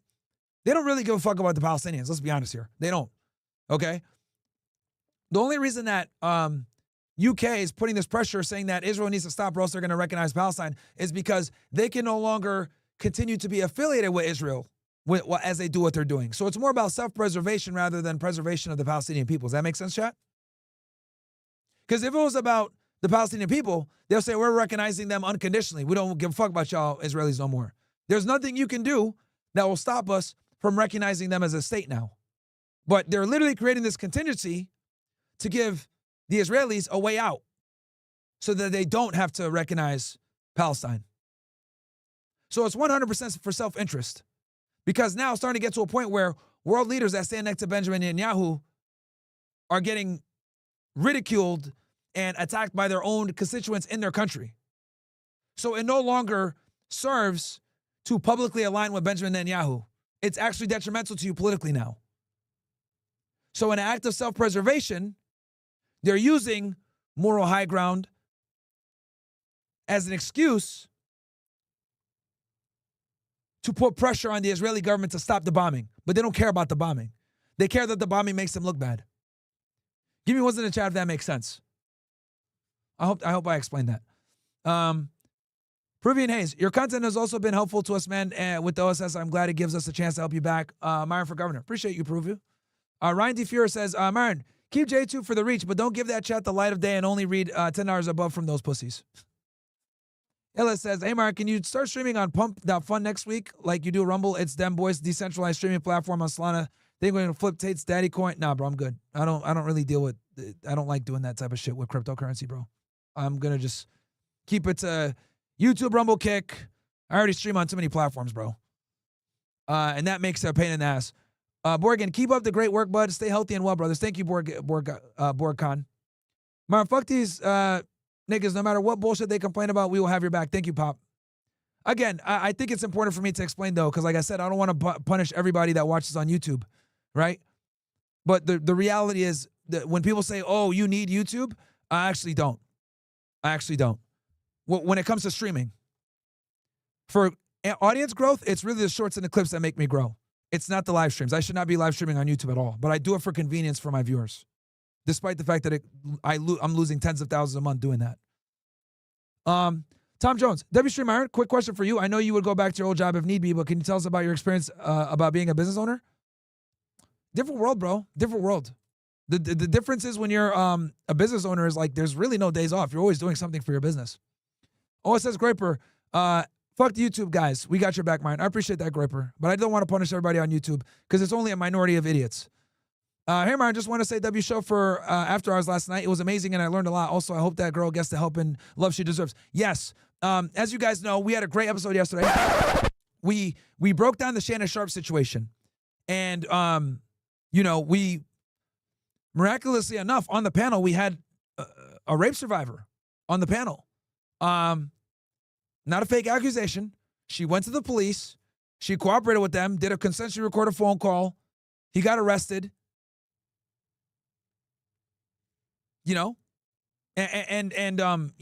was really, and I actually had a conversation with her after the stream yesterday. And I told her, I thanked her. I said, thank you so much for opening up about your story. Because I think it's important for men to see what a real victim looks like, right? With this whole Me Too era that we got going on, where women are lying for clout and money, utilizing, playing with a serious crime like rape or sexual assault. I think it's important to finally have a real victim on. So, shout out to her. It was very difficult to her to talk about that story, but she did. And what I'm going to do, guys, in the future is whenever a Me Too story breaks out, I'm actually going to, I was talking with her before, I'm being transparent with y'all. I told her I'm going to reach out to her and be like, hey, what do you think about this? I do think her opinion is very valid. Right? And for those of you that missed the Fresh Fit episode yesterday, I got you After Hours. You guys should actually watch it. It was a good one. We had a real great victim on there. And she kind of went in on this chick that made these accusations against Shannon Sharpe. So yeah. So, much respect to her. Very brave. Very, very brave. Her story was fucking heartbreaking. So if you guys want to go check that out, and you want to see what a real victim looks like and how this Me Too era, like who it's really hurting, you guys can watch last night's show. Okay. When is the phone section coming to the debrief? Hopefully next week. I got to get with Bills and figure out the audio with it. And I got to use, not only do I got to figure out the audio, I got to use a service to set it up. Bo has to teach me. Here's a couple shekels from a YouTube watcher. Thanks, Whistling. TJ says, OSS is the best army. Ungrateful YouTube niggas are second class. We are an ethno-apartheid state. You niggas have no rights. You niggas are not invited to the Knesset. Y'all really shouldn't be able to chat unless you're charged 500% interest in chats. All right, TJ, I appreciate it, man. I love the fact that some of you guys are loyal, man. You guys feel my pain when I do what I'm doing. Myron, big fan. Thank you for you to continue dropping knowledge to young men about women. Thank you. TPC, thank you so much, TPC. Down the market for you, bro.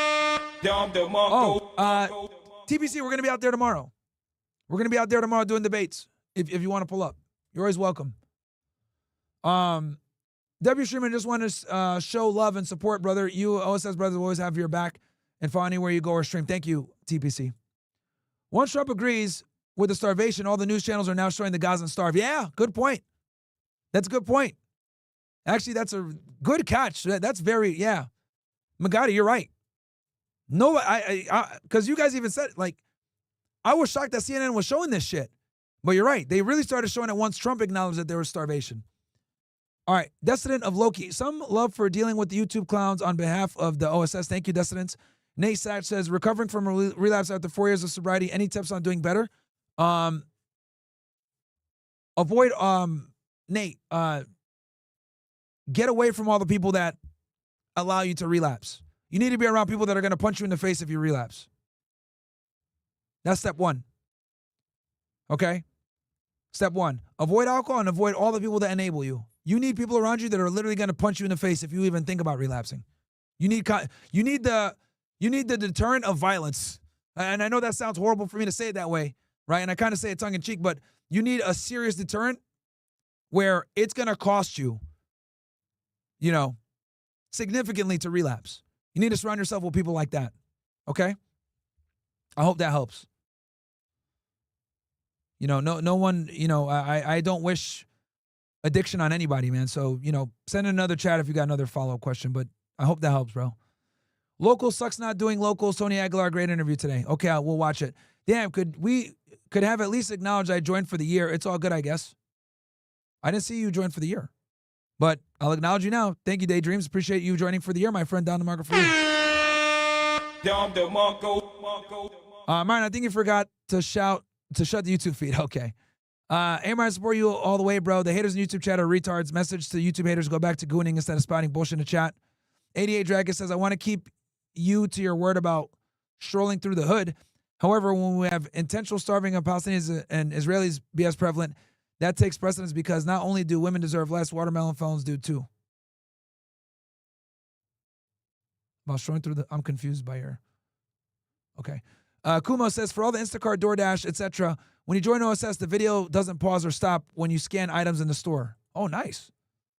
Have you ever seen the BBC documentary, The Settlers? No, I didn't see it. Myron, I'm literally screaming right now. I pulled up a Gab AI and asked which ethnicity has the most power right now. Ashkenazi Jays hold the most concentrated ethnic power in the United States and across much of the Western world. This is quantifiable. 78% of the U.S. billionaire class, 40+% individuals are Jays, despite being 2% of the population. Total J household wealth is estimated at 8 to 10 trillion, roughly 15%. Hey, I'm glad you got the numbers, bro. I've been telling you they've been running this country. Oh, the motherfucker slash niggas, okay. Jack Stone says, yo, Myron, my Fox News dad listens to this guy, Chris Plante, on the radio a lot. Do you know much about him? Don't know who that is.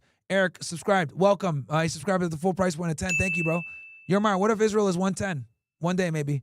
Fuck the broke YouTube guys. Some of you support monthly and yearly price. We rock with you, Myron. Thank you, SS Heitzman. Hiram Oliver, you heard the Bible version from Andrew Wilson. Now get the Quranic version, read chapter 2, verse 1 to 100, and you'll see the J's have not changed at all from the time of Jesus to the time of Top H, and now you will be amazed. Okay. Scope says, remember you recommending Atrocity Inc. before? Could you review it on OSS? Keep up the great work. If you guys really want. It's not really a banned documentary. It's on YouTube. These Ninja Watchers are whole hell. You bring many users on the BotTube app, and they don't pay you. I doubt they would continue to show up to their jobs without receiving a paycheck. Yeah. I just look into applying for Homeland Security because they're hiring for new recruits. But is it true that HSI requires a master's degree? Because I'm currently trying to get a bachelor's. No, I think they might require a BA, but if you have like experience, they'll get around that. Phreology. Hey, Myron, thank you. Have you ever seen anything from Sky News that seemed pretty based? They have a piece about a white community only in Arkansas. Yeah, we've covered that. Pacencio says, hey, Myron, thanks for what you do. I only used to watch FNF for over a year. Now started watching the debrief for a couple months. My brother was based way before I was, and he saw me watching your content. We didn't get along well, but we've been getting along thanks to your content and other like. Okay, thanks, dude. I'm glad that my content was able to help you bring you and your brother together. That's beautiful. So thanks to you and your work. By the way, can you talk one time about your crazy case you worked at your time at HSI? Yes. If you go on my channel, bro, there's a couple of videos that I've done on case that I did. Emac James, recommendation for the chat that looks into the U.S. Walmart, go through a Roku stick. I'm not too well versed in that. But hit up my guy DBG. He specializes in that. DBG specializes in that. So Emac James, DBG literally has like a Fire Stick service. Hit him up. Lost Boy 978, just for the cause. Thank you. And then last chat. Myron, real question. How do we organize the 2028 to vote out APAC control politicians, uplift pro-America candidates? You got a big voice, bro. Can you help promote them and link with them, the other true tellers in the space? Time to take our country back for real. Yeah, this is why I'm trying to squash the beef between Nick Fuentes and Candace. That's exactly why I'm trying to squash the beef between them. I think we're stronger together than we are apart. I tweeted this earlier. I'll show you guys this real quick.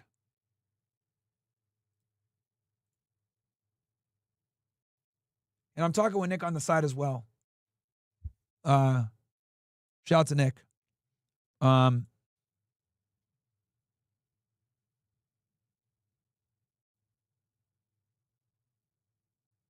Okay.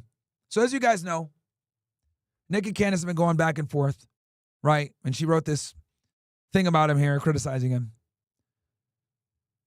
And what I put here was, there's no reason any of us should be infighting. We all have identified the same problem, and they're winning by sowing divisions as we are red-pilling millions. For this, they have tried to destroy all three of our lives, which is true. They've tried to destroy me. They've tried to destroy Nick. They've tried to destroy Candace. And we want to take our country back from a subversive ethno-state. We need to be on a united front. I know and respect both of you, and both of you are insanely talented. Let's bury the hatchet, guys. I'd be happy to serve as a neutral party to do this. I just want us to come together, bro. Because, trust me, man, over at the ADL, them niggas,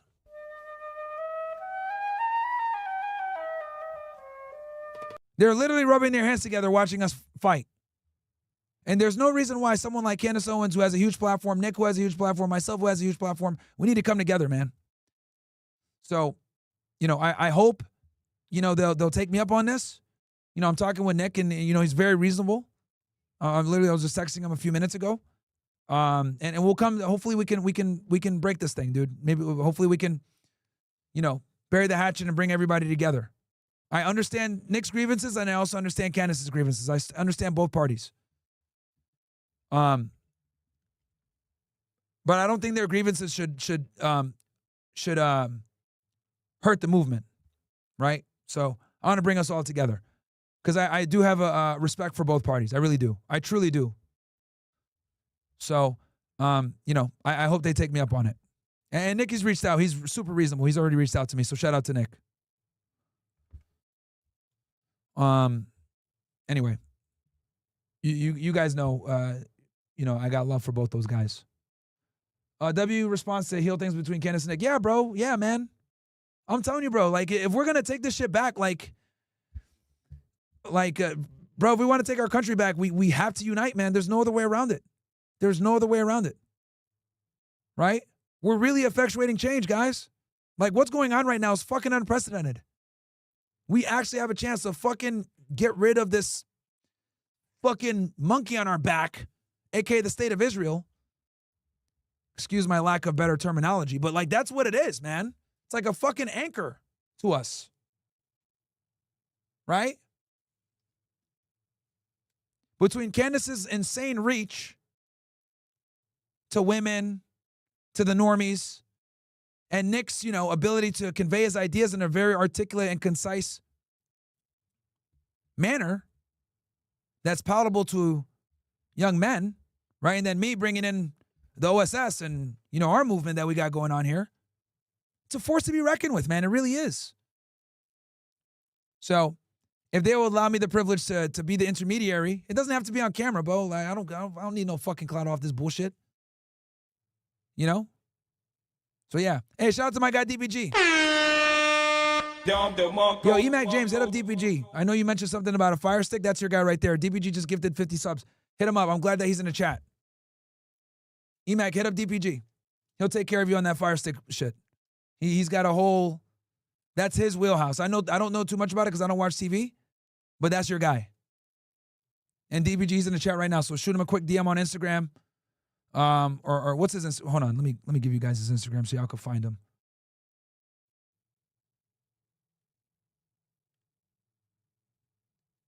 His Instagram, guys, is DPG Thing.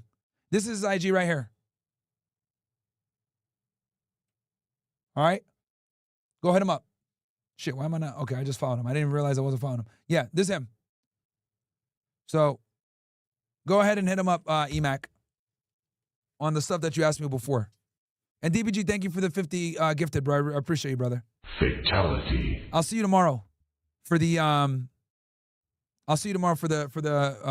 debate table. And we got to pay off that fucking retarded guitar nigga though. We're only going to give him 100 though this time, DPG. For those of you guys that don't know, every time I do the live stream debate, there's this fucking annoying guy playing a banjo in the back, bro. So we got to pay that nigga, get the fuck out of there. But DPG, we're giving him 100 this time, bro. Get that nigga out of here. Okay? Give him the fucking Falcon punch. All right. Anyway. Let's see here. What's good, Myron? I see Dr. Disrespect comment on one of your tweets about Joey Swole. That's fire, and he seems pretty base. Keep up the great work, Fear. Yeah, I mean, when they were coming at Dr. Disrespect, I was actually one of the few people, like, defending him a little bit. You know what I mean? Like, it's like, it's like Twitch, whispers, we don't even have the evidence, right? I found it funny that they came after him only when he started opposing the LGBT narrative, Like, apparently this shit happened back in 2017. All of a sudden it resurfaces and they come after him after he made some comments about the LGBT community. You know what I'm saying? Agreed, Myron. You guys have literally took the lead in the last year. Finally, we are winning. Candace and Nick know there's a bigger picture than themselves. I think Nick already knows that. Yeah, and again, like I said before, if Nick allows me the opportunity to bring them both together, right? It'd be great. And I don't want no clout off this shit. I don't give a fuck. We could do that shit behind the scenes. Nobody even needs to know about it. I don't need credit. I don't give a shit. But I do. But it is very important to me because, look, I'm human, right?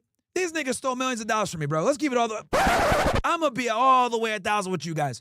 These motherfuckers stole millions of dollars away from me for telling the truth. Okay? And they're killing kids. They're killing kids and they fucking robbed me. Look, you want to rob me? That's one thing. That pissed me off already. But now I got to fucking open up Twitter and see gaunt children getting bombed and killed? Fuck y'all niggas, bro. I'm keeping my fucking foot on Israel, man. Fuck that, bro. These guys are over here conducting a fucking genocide and want to sit there and tell me that I'm a Nazi. Get the fuck out of here, man. You guys are the real fucking Nazis. I ain't killed nobody. Okay? I haven't killed anybody. On the contrary, I've actually saved a bunch of them, and a bunch of them are here in the chat. So get the fuck out of here. It's incredible to me how they'll sit there and try to pay me as a Nazi, go on a weak campaign lobbying to get me canceled, as they're defending an apartheid ethno-state that's currently bombing kids. In-fucking-credible. So yeah, it is personal now, motherfuckers. I will not rest until we remove this parasite from the United States. Anyway. Okay, let's switch on over to the Benny Johnson interview. Debate between him and Cohen. I want to hear this. Podcast host Benny Johnson. We'll come back to Israel and Bassem Youssef and the Green Beret guy later, guys. I don't want to fucking make this all Israel-Palestine. I like to cover other topics too, keep you guys informed. So let's go ahead and watch this debate between Benny Johnson and Tyler Cohen and see what's going on here. The Benny Show and progressive podcaster BTC, Brian Tyler Cohen. It's good to and if you guys know, I found this video because it seems longer. On Benny Johnson's is shorter, so I wanted to kind of get the full gist of the debate, right? So we can get the most context possible. Have you both, Brian? It's good to see you again. Benny, thanks for coming on the show. Chris, I just want to say, Chris, and I want to congratulate Brian Tyler Cohen for making it onto President Trump's Truth Social and a clip with Bill Maher where he celebrates President Trump's resounding success in the economy and the tariff war. Welcome to the MAGA movement, Brian. Congratulations. I'm looking for anytime. I'm not responsible for anything that Bill Maher says, and Bill Maher wants to talk to me. I'm happy to listen. Benny, why does Brian have to be part of MAGA to be okay? He doesn't. But why does it matter to you so much to have it be that you are pro-MAGA or anti-MAGA? Well, first off, it's the freedom movement and the America First movement. I think that it's something we can all agree on, that America First is something that you should be. If you live in America and love this country, then it's something that you should want to be put first. President Trump's tariff policies do that. President Trump's economic policies do that. So many of President Trump's border policies do that. And President Trump's law and order policies do that. And I assume that's the topic of this segment. But that's something that we can all agree on, right? Safer streets, a safer place to live, no more rapists or child smugglers across our border, no more 400,000 missing children, and no more presidents with dementia. That's a really good thing. That's a positive thing for the country. Benny, does 17 million fewer Americans with health care feel like America First to you? Does $300 billion worth of less food assistance to Americans feel like America First to you? Does hospital closures in rural America? Yeah, this is him criticizing basically the big, beautiful bill, which did have some real backs on the SNAP program and welfare, where people have to like demonstrate certain things, and they've made the process a bit more bureaucratic so people don't get as many free handouts. And we broke down the big, beautiful bill, by the way, guys, in another episode. Feel free to go back where we went in detail going through the big, beautiful bill. But this is what Cohen is referencing. America feel like America First to you? Which part of this is all America First? Again, if you want to look at hospital closures in rural America, you can go look at the Biden family that defrauded an entire chain of you have to be able to have this conversation with Florida, Benny, and you have to be able to have money, this conversation. And it's the only check. See, you have to be able to have a conversation without pointing to the last president. All of those points are controvertible, Brian. Right, but it's okay that they're controvertible. It's okay that they're controvertible. You're the Hold guy on, on Benny. This is why I had. All right, this is shitty moderation by Kumo. I'm already annoyed by him.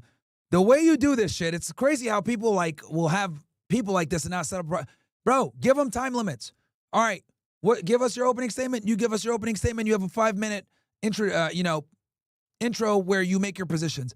Then go back and forth on whatever topic it is. Clearly, they want to talk about healthcare. Fine, give each party 1 or 2 minutes to make their fucking arguments.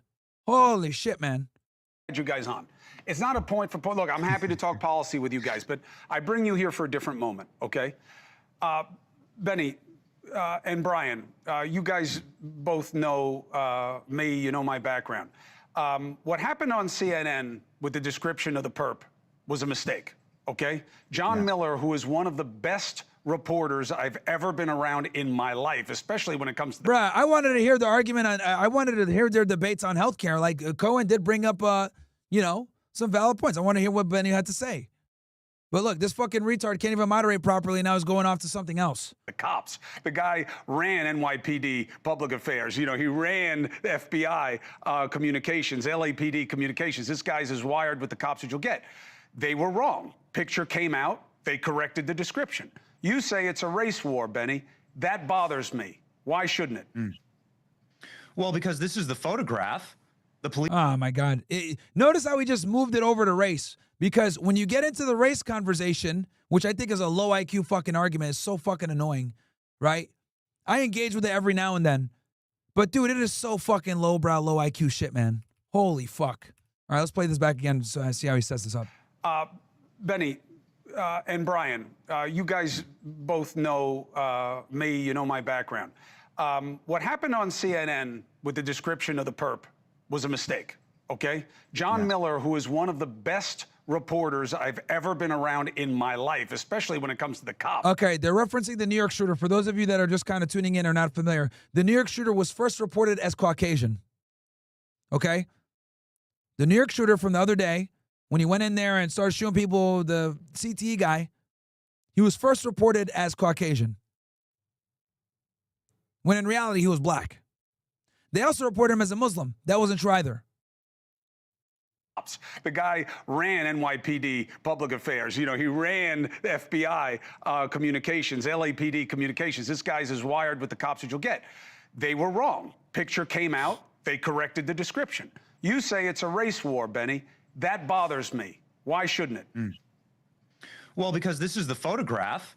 The police scanner in New York, according to eyewitnesses, said that he was either a Middle Eastern or Indian man. Yep. And because when you give incorrect descriptions of suspects who are committing mass murder, you may well cause more murders, right, Chris? If the cops or people see a white man and think that he's the murderer, well, this is incorrect. And you could lead to real tragedy by doing this. Now, everyone saw this photo. This was a photo that was up nigh on 5 minutes after the shooting started. And so Yep, and I told y'all. You remember, we were live on stream when this story broke, chat. What did I say?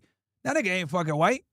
This dude's black. I called it then. I was like, yo, look at this fucking nappy ass hair. I was like, bro, this is a nigga, bro.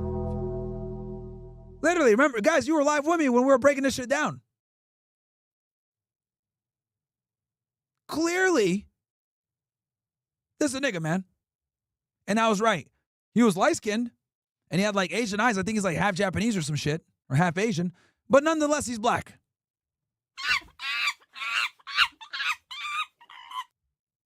Oh, sorry, my finger slipped. this was widely circulated on social media and on CNN's own airwaves. I'm so glad that we're talking about this, Chris. I was wanting to ask you about this. On CNN's own airwaves, there's a responsibility to ensure that the public is informed. Now, does this look like a white man? To me, no. But I don't think John Miller had said, in fact, I don't think, I know, they hadn't seen the photo. That's why I didn't understand it. And then they corrected the photo, Chris. But then they corrected the description. He says this photo's gone out to, if you watch the clip, and I have, right, you'll see that he tells Aaron Burnett that this photo has gone out to all the police officers, and he's describing who this individual is. This was widely circulated on social media. But Benny, you so if he's describing this photo, you have to assume he's talking about this photo. Benny, you said they want I'm saying no. I didn't say that. Hold on. I said that when you're doing something like describing an individual who's perpetrating a Mike Burns, thank you for the 10 gifted, bro. Appreciate you. You, DPG, Mike Burn 539. Thank you so much for the 10 gifted on Rumble, bro. Mass shooting, you should get the description correct because it could save lives. And I think that CNN has a responsibility I'm fine with to that. do Of that. course, the guy was, you know, the guy didn't hurt anybody else. He was already dead. But CNN wants a race war, and they're begging to He get did kill 5 people. He killed 5 people, right? So I, and plus, I, plus I, New understand, York.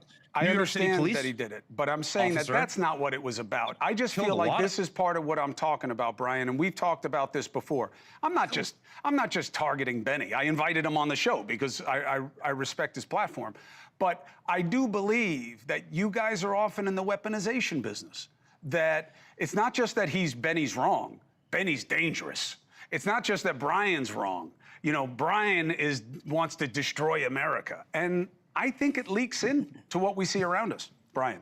Look, I think what's important here, I mean, just to focus on the issue at hand, I mean, Benny presents himself as somebody who's trying to get to the truth, right? The reality is that he is a purveyor of misinformation and disinformation and has been for years, shamelessly and relentlessly. This guy said that the 2020 election was rigged. He said the 2022 election was rigged. He said the FBI admitted that Mar-a-Lago documents raid was over nothing. He said a deep state cabal engages in predictive programming by showing shows like The Simpsons to announce their satanic plans to the world.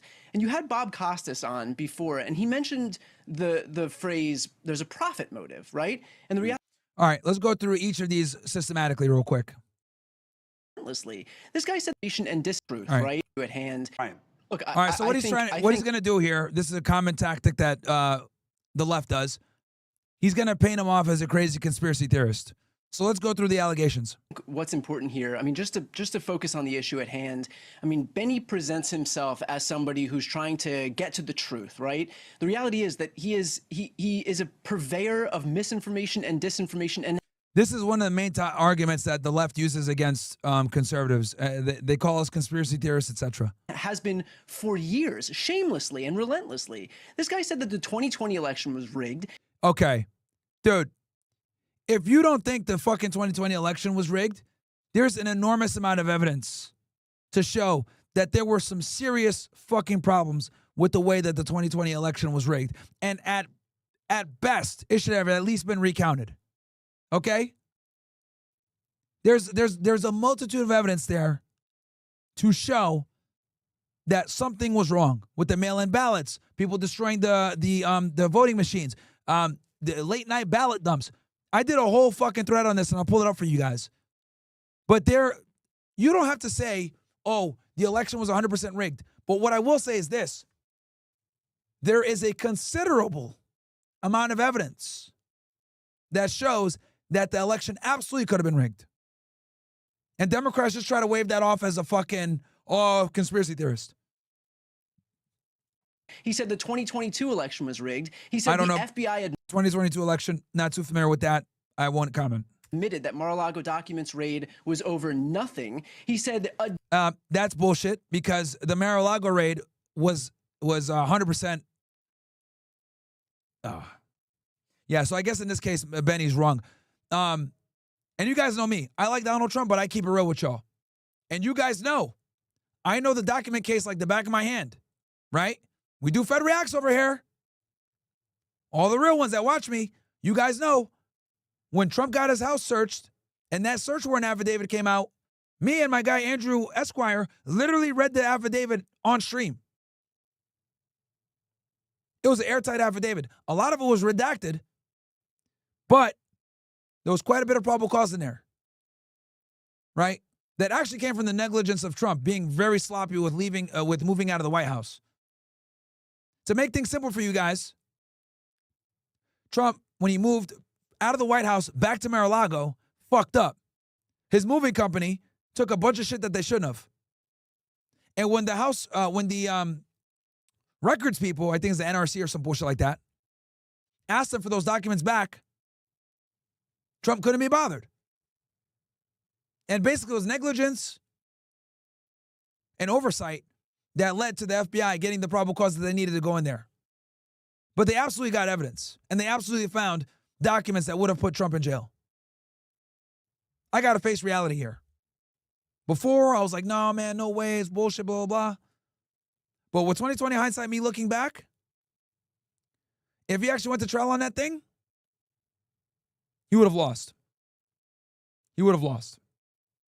And he would be in prison right now for espionage, 100%. Because you can't dispute the documents.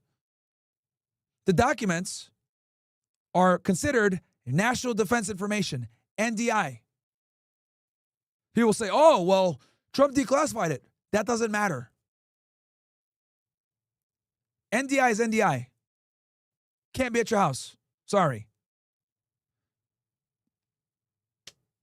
So Cohen made a valid point there. If that's true what Benny Johnson said, as far as like there was no evidence with the document Mar-a-Lago raid, they definitely had evidence, dude. I read the search warrant. They found the documents. Hand in the cookie jar, man. Right? Now, again, the reason why they found those documents is because Trump was extremely sloppy and careless with moving out of the White House, where classified documents left the White House that should have never went because the movers are retards. But still. Deep state cabal engages in predictive programming by showing shows like The Simpsons to announce their satanic plans. Okay. I'm not going to call it the deep state cabal, but what I will say is we absolutely live in a gynocentric social order that has been indoctrinating people to think that the female way of doing things is the right way to do things. And shows like The Simpsons have absolutely pushed that propaganda. Family Matters, the Huxtables, right? American television, The Friends, all these TV shows have kind of been pushing out this, how do I say this? This pernicious culture of men being subservient to women and men not being intelligent and women being the problem solvers, when in reality, that's not how the world works. To the world. And you had Bob Costas on before, and he mentioned the phrase, there's a profit motive, right? And the reality is that's why Benny does it. I mean, Benny benefited to the tune of how many thousands of dollars when a Russian influence campaign, Tenet Media, paid you to say whatever it is that you went out there and said, which is... Okay, now, all right. I ain't gonna lie. This is me being unbiased. The Tenet Media, Russia debacle is a black eye on so many right-wing commentators. For those of you that don't know, Tenet Media was basically a Russia-funded media business that was basically being domestically run by an influencer named Lauren Chen and her husband, right? And this Tenet Media had relations with and paid multiple right-wing influencers to include, I think, Tim Pool, Benny Johnson, Dave Rubin, etc. Now, the thing that saved, I know Tim Pool, for example, and Dave Rubin, was they didn't know that Tenet Media was involved with Russia, right? And I don't know 1,000% of details, but basically what saved them was they were not familiar with Tenet Media's background, right? And I think they might have declined some of the money in some situation and some other instances, whatever.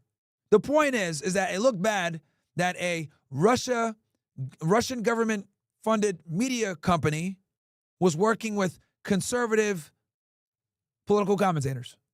And what made it more egregious was it was happening during the 2024 election cycle. Now, Lauren Chen, I haven't seen her in months. I think it's going to be damn near a year now since I've last seen her even tweet or post. They banned her YouTube channel. She's gone, right? Cooked. Welcome, punch! Now, as far as Benny Johnson's relation with Tenet Media, I did hear that there was some kind of link, but I don't know it exactly. And this is another common talking point of liberals. They use the Tenet Media scandal to attack conservatives. So this is another one that they use in their fucking repertoire. Conspiracy theorists, Tenet Media, let's see what comes next. Very similar to what you're saying right now, which is that that the Democratic Party is looking to incite a race war against white people. It's the same exact verbiage that you were using then when you were getting paid by the Russians to do it, and that you're using right now. So it's been a long stretch of disinformation. I get the allegation. Let Benny give her. Yeah. Now, to be fair, guys, I don't know if Tim Pool or Dave Rubin or any of these guys took money from Tenet Media explicitly. I don't know if they did. I'm going to err maybe towards no, since none of them were charged by the government.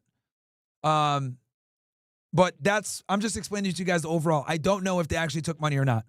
Liberals, though, like I hear Destiny, I've heard Tyler Cohen now.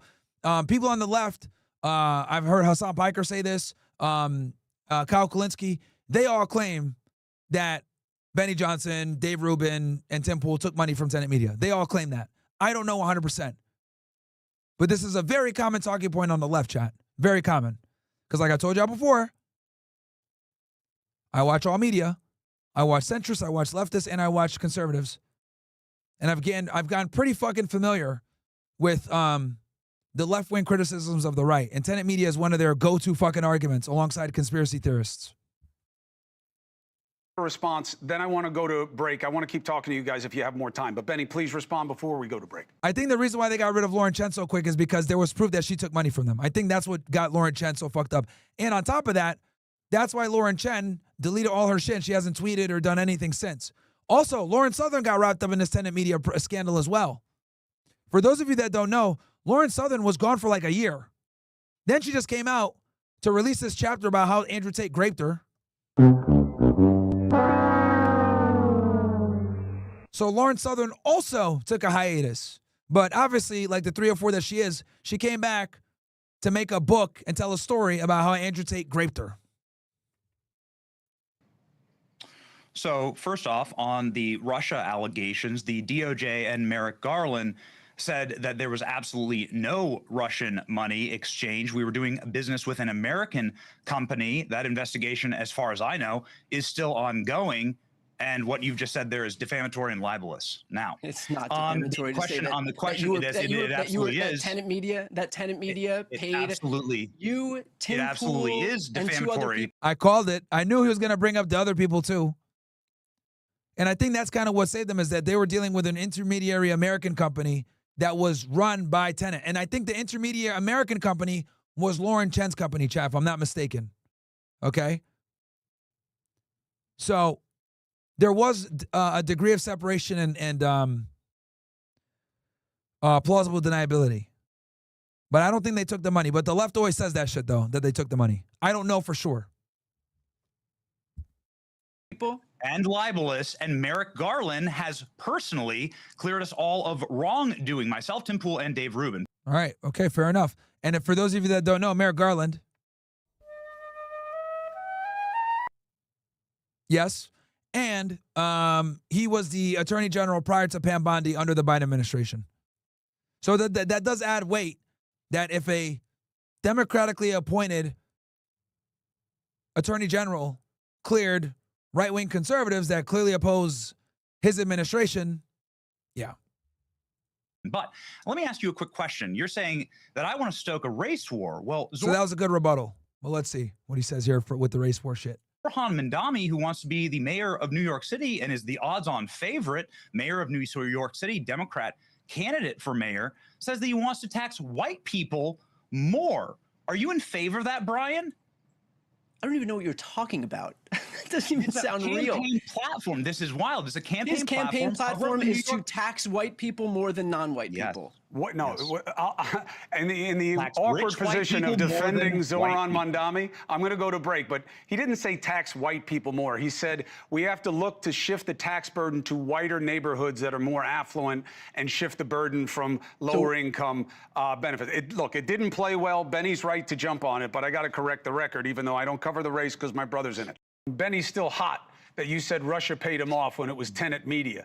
Benny, let's just do this. Let's put a point on it so that I can ask you guys about something else. Did you know that Tenet Media got money from Russian operatives that was then used to pay you guys and other commentators? Did you know that, Benny?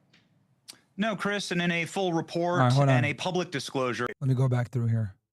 Russia paid him off when it was burden to whiter neighborhoods that are more affluent and shift the burden from lower income benefits. Look, it didn't play well. Benny's right to jump on it, but I got to correct the record, even though I don't cover the race because my brother's in it. Benny's still hot that you said Russia paid him off when it was Tenet Media. Benny, let's just do this. Let's put a point on it so that I can ask you guys about something else. Did you know that Tenet Media got money from Russian operatives that was then used to pay you guys and other commentators? Did you know that, Benny? No, Chris, and in a full report and a public disclosure by Merrick Garland himself, but also by the FBI, who contacted me and told me that I was the victim of a crime, Merrick Garland cleared all creators and hosts of wrongdoing, including myself, Tim Pool, and Dave Rubin, along All right, there you go. with other hosts. And that is why they weren't charged. So there you go. Now, I always thought what was interesting about it was that they thought that the programming that you... Now, I do want to be clear, guys. That is not what the left says. Every single big left-wing political commentator to this day still says that Tim Pool, Benny, Dave Rubin, Lauren Chen, and a few others took Russian money. They literally say that like every fucking day. They call them fake alternative media and Russian assets. Literally, that's what they say. I've heard Hassan say it. This is the first time I've heard Brian. I don't really watch Tyler Cohen as much, but I'm going to start watching him now, study these motherfuckers. But Hassan says it. Kyle Kulinski says it. Young Turks say it. So this is a very common talking point on the left. You guys were doing anyway was good to advance the division cause in America that they covet. What do you think of that suggestion? I was never told once, and never did once, and never will for the rest of my life follow orders from anyone for what I say on my show. I own 100% of my company, and I own 100% of the words that I say. I agree. I'm saying that's what I always found interesting, that they were willing to pay for you what you wanted to say anyway, because I think they liked the effect of it. But let's talk about how it channels into our daily Chris, life. Can I ask a quick question then to Benny's point of him owning 100% of the words that he says? I brought up a bunch of lies that you had said before, like the 2020 election was rigged, the 2022 election was rigged, that the Mar-a-Lago raid was over nothing. Do you own all of those lies? Well, those are opinions. Those are opinions, and those are my opinions. And yes, that the 2020 election was rigged and the 2022 election was rigged, and that Yeah, bro. Okay, let me pull up the tweet here, guys. There is a sizable amount of evidence that the 2020 election was rigged. I don't know why fucking Democrats won't let this go, bro. Oh my God. It's like, bro, y'all lost. We don't care about it anymore. We got Trump back in office. Like, they keep fucking bringing this shit up, man. It could be wrong, but it's still an opinion. I have sources that in the coming days we're going to find out a great deal about the 2020 election, and we're going to find a considerable amount of criminality out of it. Better not just be Michael Flynn. Better not just be Michael Flynn, Benny. But let me ask you something else, because I believe that we're demonstrating Chris, a little bit of the Chris, toxicity. if you're going to allow Brian to continue his line of questioning, please, if you would. This was so much fun to ask Brian about Zorhan Mandami wanting to tax whiter people in white neighborhoods more. I clarified it. Do you agree with that, Brian? I clarified on it. his campaign website, and he doubled that's funny. down on it on MSNBC. And I'm shocked that you don't know that. I thought you were somebody who really you're going to paid ask attention me. to these You're kind of going things. to you're going to ask me if I'm in favor of taxing more affluent communities at a higher rate. Yes. I'm of course in favor of taxing wealthier people at a higher rate. Can you guys so that both they can pay agree? their Very share. quickly here, very quickly, I'm glad that we got that. Fine, you're entitled to your opinion. I think that it's wrong. And the DOJ, Harmeet Dillon, who's in charge of the Civil Rights Division, has publicly said that that may be racist and may be criminal, but that's okay to admit that, Brian. Well, then let me here's a ask you quick about question. this. Let me ask you this. Given the last, just really fast, since we're on Zorhan Mandami and Chris We're can't not answer, on him. we're asked the I question. never even talk about him because my brother's running against him, in the Benny. wake of the shooting in New York, that the police should be defunded because he believes that they're not queer enough. Those are his exact words. And he mocked NYPD officers crying in their cop cars. Do you agree with that? Do I agree that we should defund the police? No. Let me ask you a question. No, then. wait, hold on a second. I don't want to hear any more of your questions. Do you No more adhere to questions. your words from September? Okay, so guys, here's the thread. When they sit here and say that you're a crazy conspiracy theorist if they think that the election was stolen. So I got with this is a girl I know from Twitter. She's really cool. Her name is May. She runs a lot of Twitter spaces, right? One of the few women that isn't a fucking retard. And me and her got together and compiled a list of all the things that led to the 2020 election being rigged. Okay. And here it is. You guys can go ahead and review it. Where the hell? Why is this thread not all showing everything?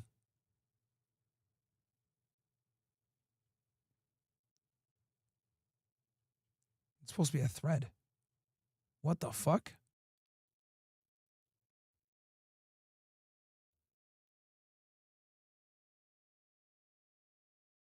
Oh, no, this is, okay, hold on. All right, that's why.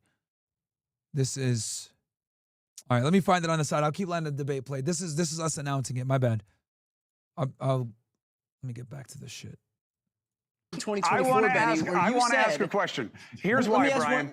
No more. Brian, here's why. This one's a good one. Brian, it's not a good one. Here's the problem. It'll work. It'll work for the relative assessment of you guys, but I'm telling you, it's killing us. It's killing us. Because you guys, it's great competitive banter, and you're building your own followings, and you're formidable, each and all of you as a group. But I'm telling you, it is straining what we are supposed to be focused on, which is what are the common concerns.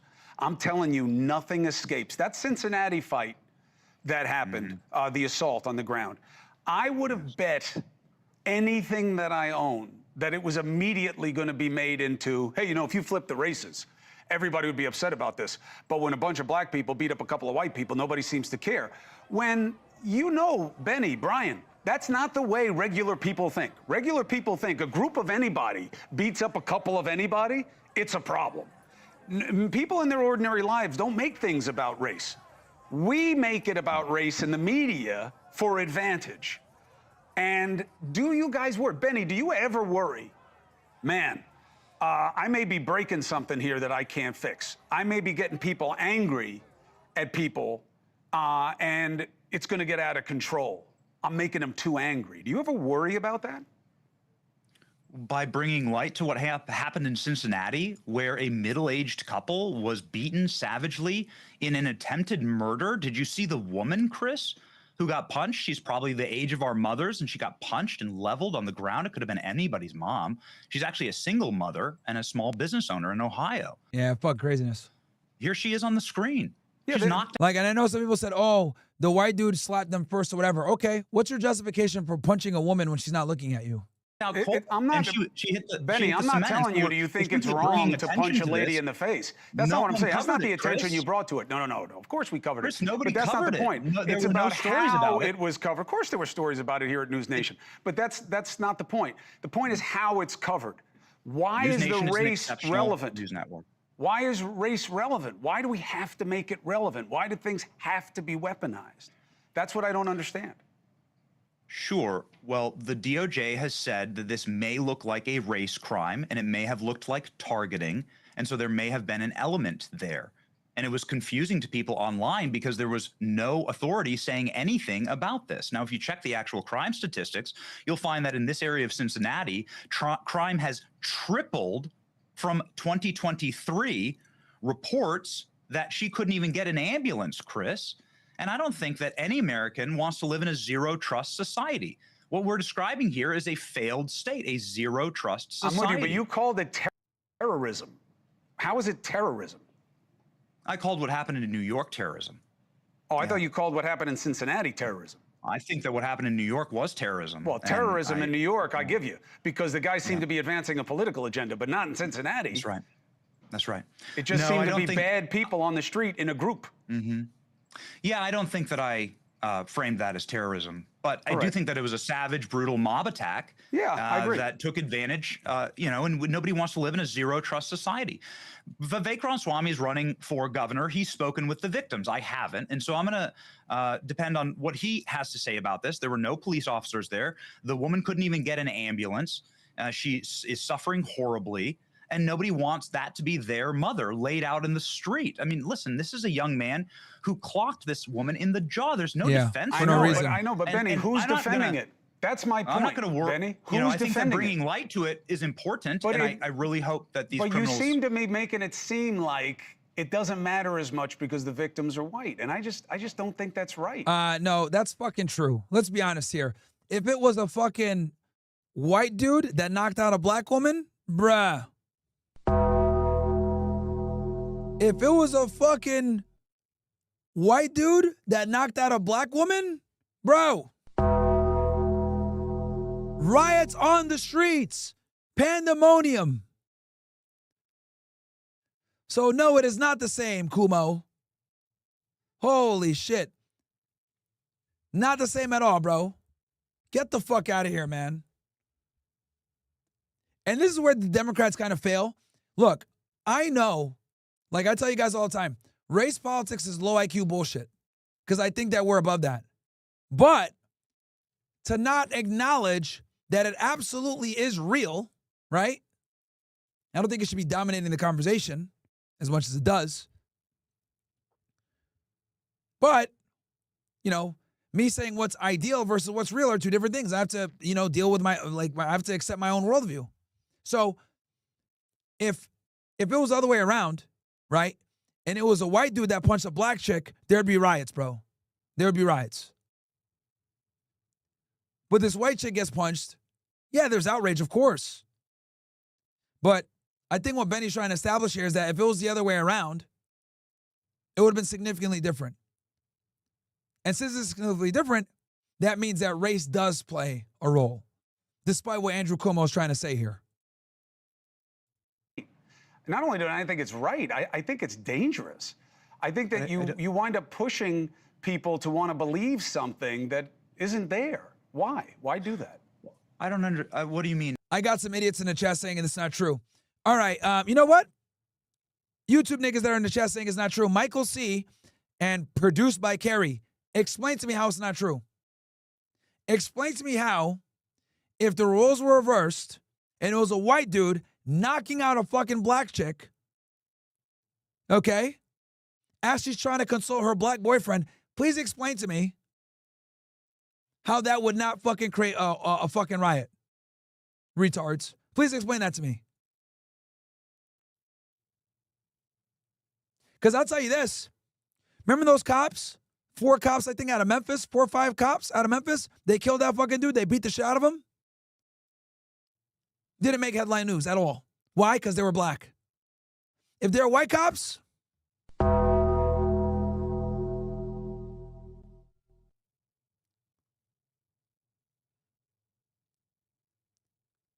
so shut the fuck up, dumbass. You're literally retarded. If you cannot concede that we would have a far different temperament with a white dude, literally, because remember, guys, this white girl that got knocked out that Benny and them are talking about, she didn't just get knocked out, okay? He hit her so hard, she fell back, hit her head on the pavement, and she started to bleed outside of her mouth. Blood started running down her mouth. In other words, if she could have choked her own blood, she got hit that hard. Okay? A black dude knocked her out like that. Now, did it create outrage? Yes. But what I'm saying is that outrage from that black dude knocking out that white chick with that fucking viciousness, if it was the other way around and it was a white dude knocking out a black chick with that viciousness and they were surrounded by white people getting beat up, you're telling me there wouldn't be fucking riots? You're telling me they wouldn't go nuts? The outrage that we have, that's the outrage that's going on right now, it would be 10x that if the roles were reversed. And if you're fucking sitting here trying to tell me that it wouldn't be, you're fucking lying to yourself. And I'm giving you the example. In Memphis, Tennessee, I think it was Memphis, 5 cops, 5 black cops beat the shit out of a dude and killed him. Got almost no coverage. White cop shoots a crazy-ass black lady and she's trying to throw boiling water on him, front page news. White cop shoots a black woman and she's trying to drive off and run him over, front page news. Derek Chauvin has his knee on the back of George Floyd. He dies from a fentanyl overdose, front page news. All right? So shut the fuck up. Some of you niggas are literally retarded. The 2 idiots in the YouTube chat, did they even respond, these idiots? These reparation ass niggas? These watermelon felons?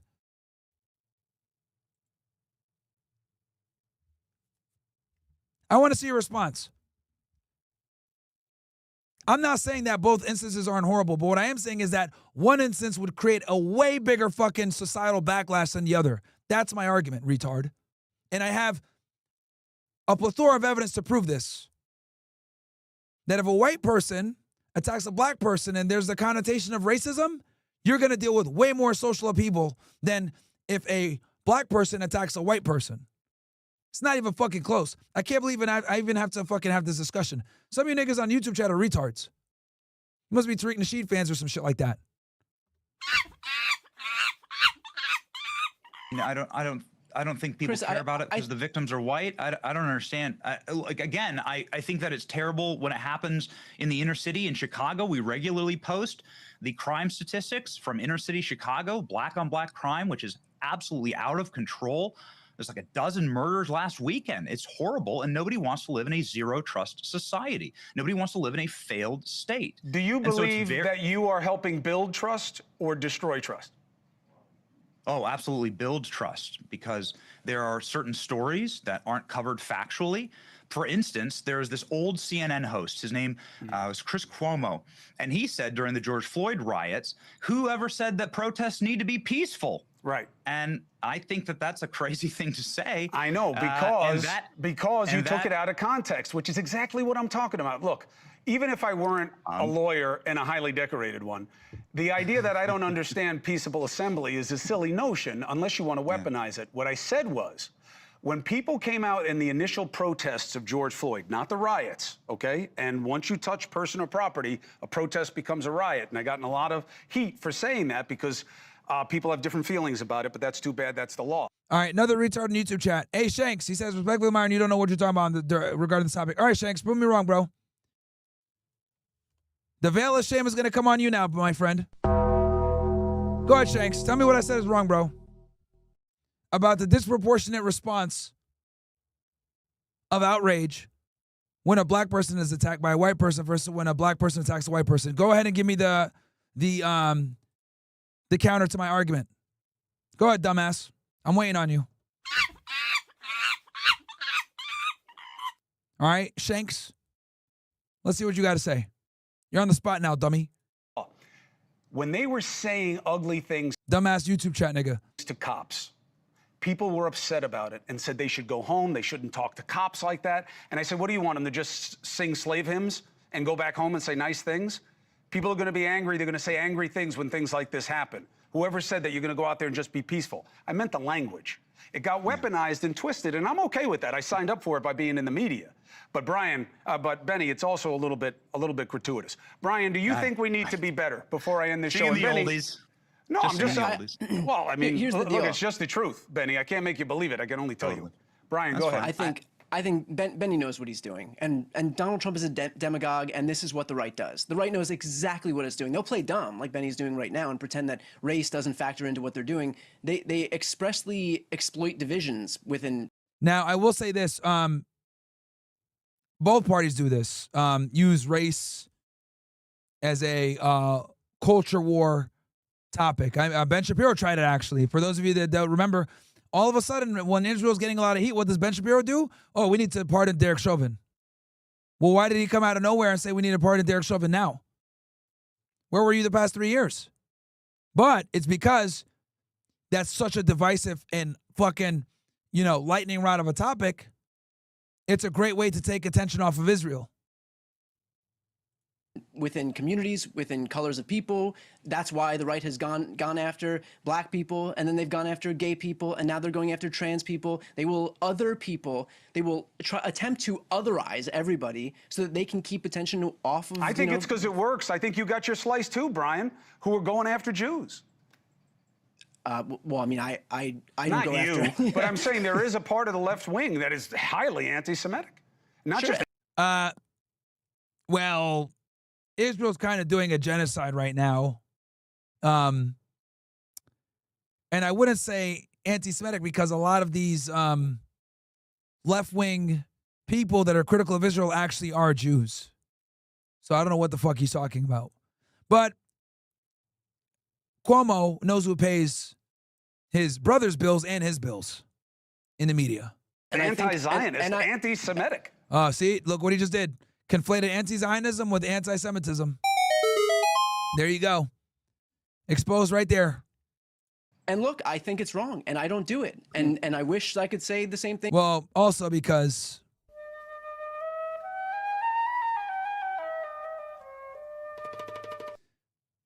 I mean, isn't it a coincidence that his last name is Cohen? Coincidence? For the guy on the other side of the screen. I think we got to be better, and that's why I wanted you guys on. I got to jump It's like because wild. unlike podcasts, it's wild to hear. unlike It's wild to hear Brian podcasts- Tyler Cohen represent this worldview that is currently celebrating Luigi Mangione. Notice how when I challenge these niggas in YouTube chat, they don't respond. Shanks, silent. The other two idiots, silent. You know, I was out in. No, he would never do that. He would never do that. Dude just yap to yap, and then when they get called out on their ridiculous fucking position, they can't say anything. Stupid fucks. That guy is a murderer all day long. Murderer all day long. Everybody knows that. But Benny, no need for cheap shots here. You're always welcome to have time. It's not a podcast, so I can't go on for hours. But I can have you back. And I want to keep the dialogue going. And in the interim, you guys can say whatever you want about me. I'm okay with it. I'm okay with it. Even though, Benny, I wasn't impressed with what you were benching the other day. Look. All right, let's see what we got here. We got Mearsheimer. Okay. Let's dive in, chat. Let me read some super chats real quick. Kami Emperor, I'm going to be honest. I think the vast majority of people IRL or even online don't make most things about race, but the media N's and P's of the world like doing that. I'll be honest to speak. I'll be honest to speak for a lot of black people we don't like. I don't believe most white people like it either. We should address the underlying issues of our respective communities. Okay, I see your perspective. Joe says, these memes and OSS alone are worth it. We need to do an upvote and downvote. These dudes are trolling L. I just joined today. Can I get a Don DeMarco? Welcome, my friend, to the OSS. Joe says, Myron, can you add emojis or upvotes on the OSS comments, up and down votes? Some of these chimps in here are making me laugh so hard that my fat ass is about to die. Okay. Please read my name out loud when doing street interviews in the corner. It says Uncensored America. What?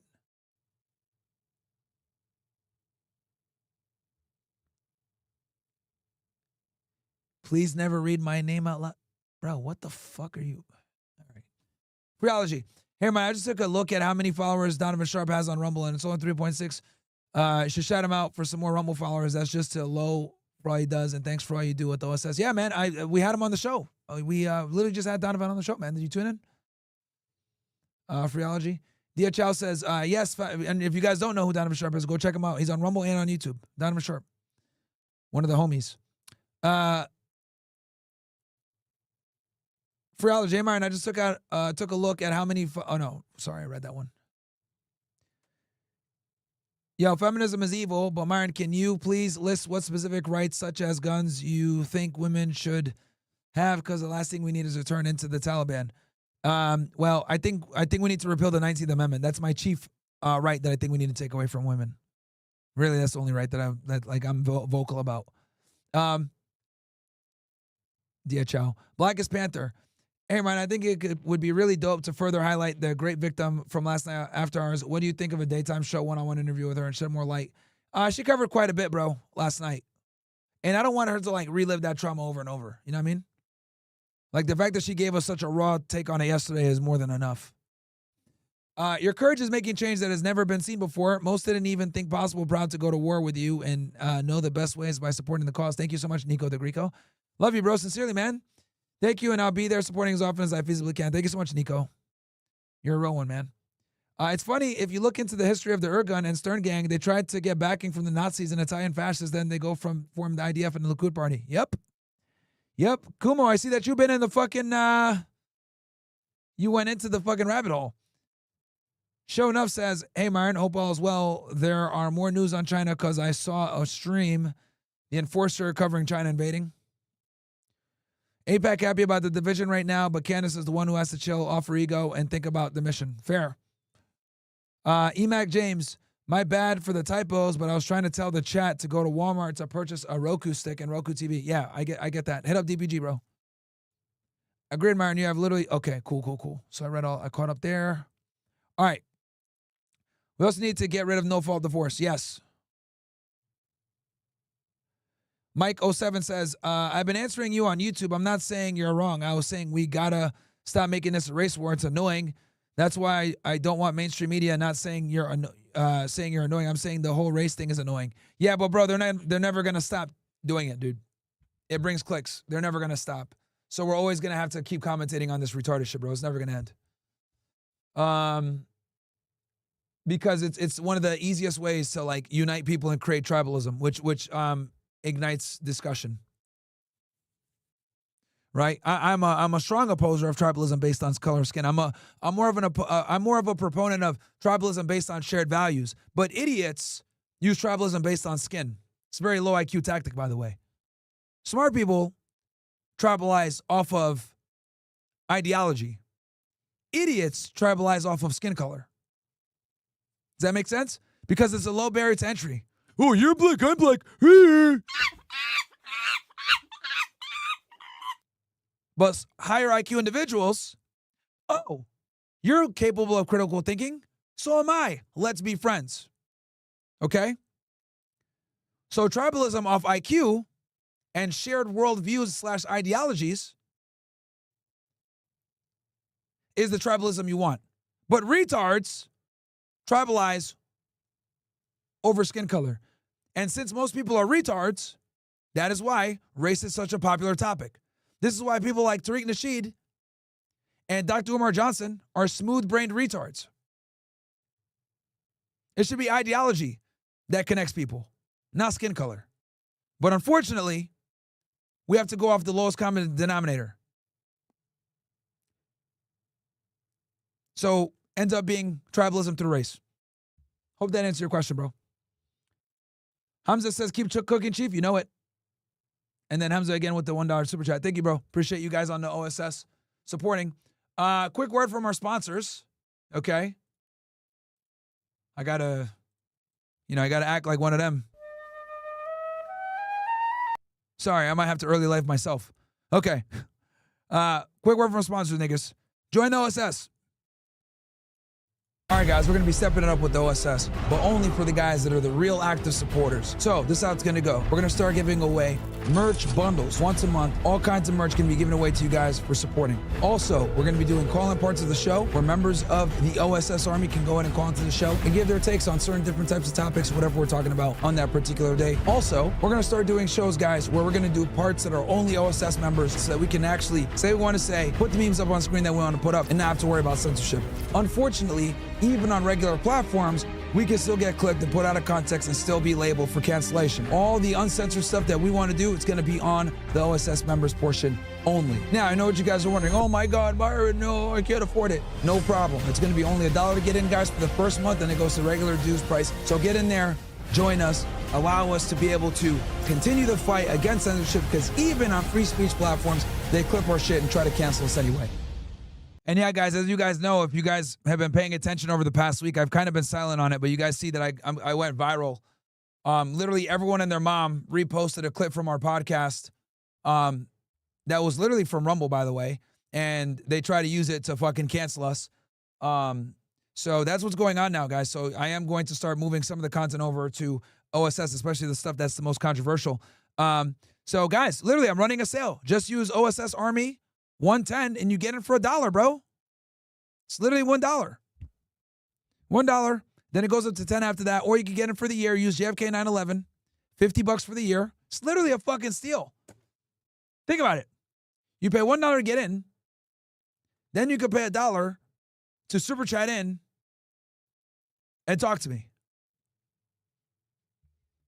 There you go.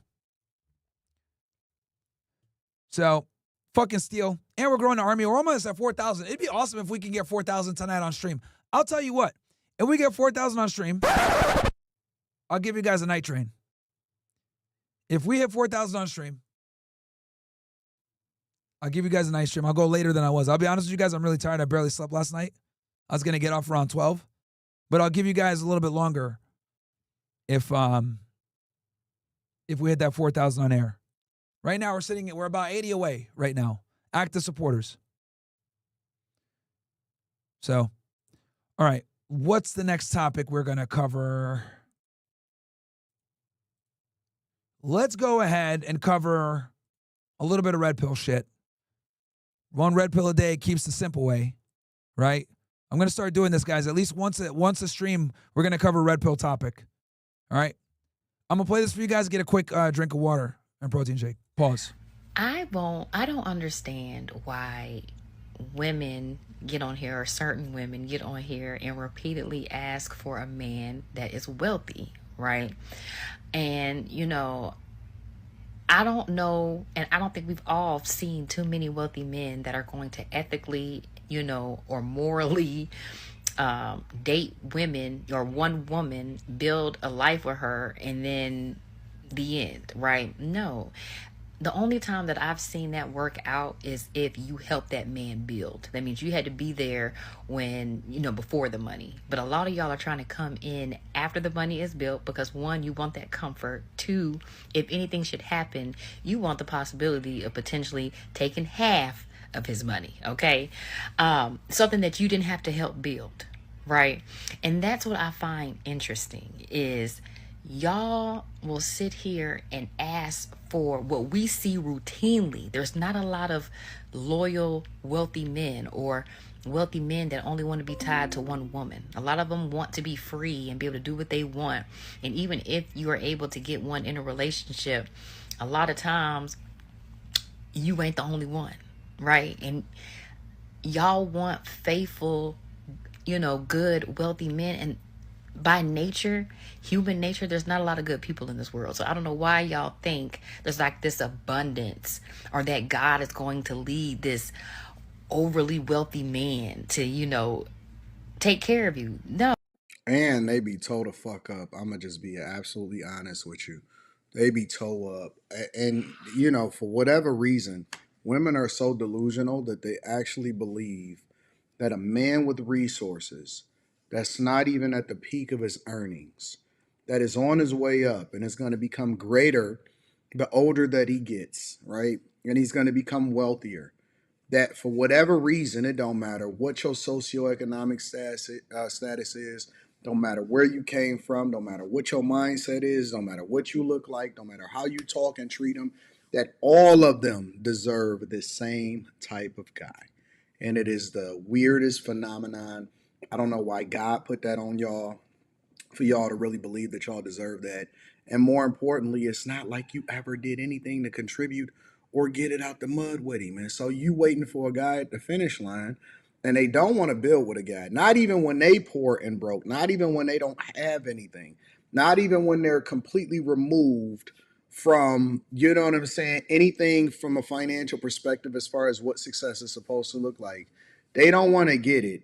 And so they expect for him to be at the finish line and then to be like, oh my God, I just want to be so faithful to you.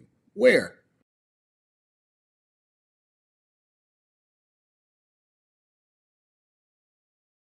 And that comes from Anton Daniels. I think he'll be here next month, guys. I mean, it's the truth. Shout out to my guy, Anton Daniels. I mean, couldn't have said it better myself. This is a rare female W. But this is true, man. Like, I think a lot of women just need to deal with reality and understand that they're going to have to just get with a more average guy, and there's nothing wrong with that. But women look at that as an insult. If you tell a girl, hey, you know, get with a more average guy, they'll look at you like you're crazy. They'll literally look at you like you're fucking insane. Right? So, yeah. Absolutely nuts. Now, let me see here. Kamala Harris is supposed to be meeting with Stephen Colbert like tonight or some shit like that. Oh, let's jump into this one. Trump considering pardoning Diddy. This is another crazy one that came out. I'm glad I fucking have this tab saved. I want to talk about this too. Let's play it. Because I thought this was a troll at first. But apparently, your boy Donald Trump is seriously considering pardoning Diddy. And if you guys are wondering, because I know you guys like to know what I eat and shit, I got a bag of Quest chips here, protein chips. These niggas aren't paying me to say this, but I'm just sharing it. Some blackberries, and one of these Core Power energy drinks. Or sorry, energy drinks, excuse me. Protein shakes, 42 grams. So right now, this meal right here is about 60 grams of protein. I try to take in 200 grams per day.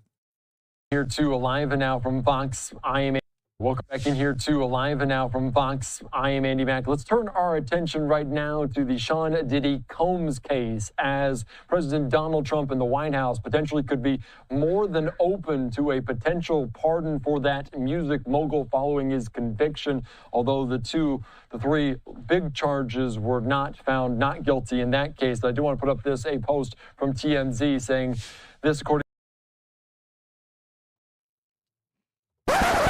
All right, so real quick recap, okay? As you guys know, I went to the trial in New York, and I was there. I witnessed some of the most important testimony, especially from the star witness Cassie, his ex-wife or girlfriend. And to sum it up for you guys, Diddy was facing very serious charges, a part of the RICO statute. The RICO statute is a law that was put in the books back in the 1970s that was designed to go after organized crime, okay? It was used to shut down the mafia.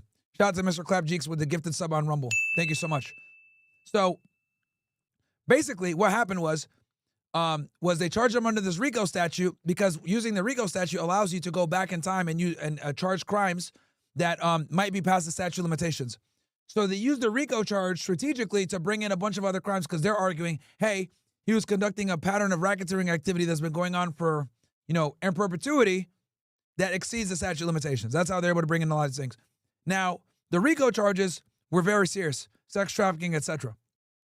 But one of the other crimes that they charged him with was interstate transportation of prostitutes, right? Because he was using these freak-offs, doing these freak-offs and hiring these male escorts to come bang Cassie in Miami, LA, New York, etc. Luckily for him, he went to trial and he beat the RICO charges, basically, okay? They could not convict him on the 2 counts of sex trafficking, which would have fucked him up. And it's because those two counts came from 2 star witnesses, Cassie and another girl that was, I think, 50 Cent's baby mama. And Mia, she was another star witness that allegedly got raped by Diddy. But all 3 of them had questionable testimony on cross-examination. Was it consensual? Was it not? You were together for this long, now you're saying you're not. So what ended up getting him convicted was the interstate transportation of prostitutes, which is a way lesser charge. Okay?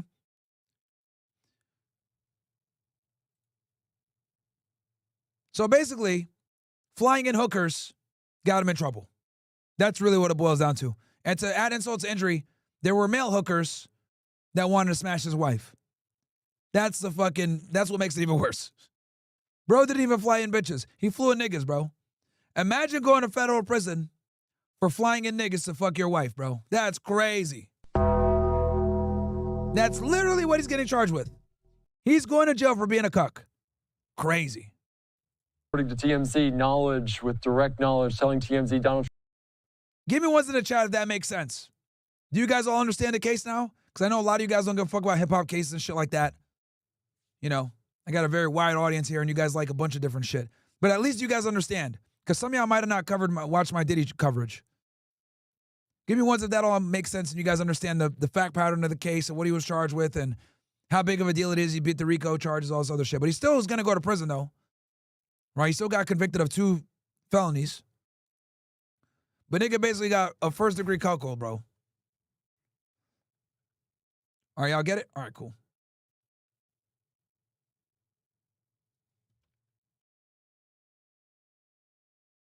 Trump is more than open to pardoning Diddy, but he wants to wait to see what the judge does in terms of the latest bail petition, as they will wait. And it depends if Diddy granted bail, Trump will make a decision and a pardon until Diddy is sentenced. If the judge denies bail, potentially a decision could be made immediately. Let's be joined right now by TMZ's Branson Corky. Branson, thank you so much for joining us here on Live Now from Fox. And this is interesting because previously President Trump said he wasn't really familiar with Diddy's case, although they were familiar with one another. They were friends. What more can you tell us about how open Trump is to a potential pardon?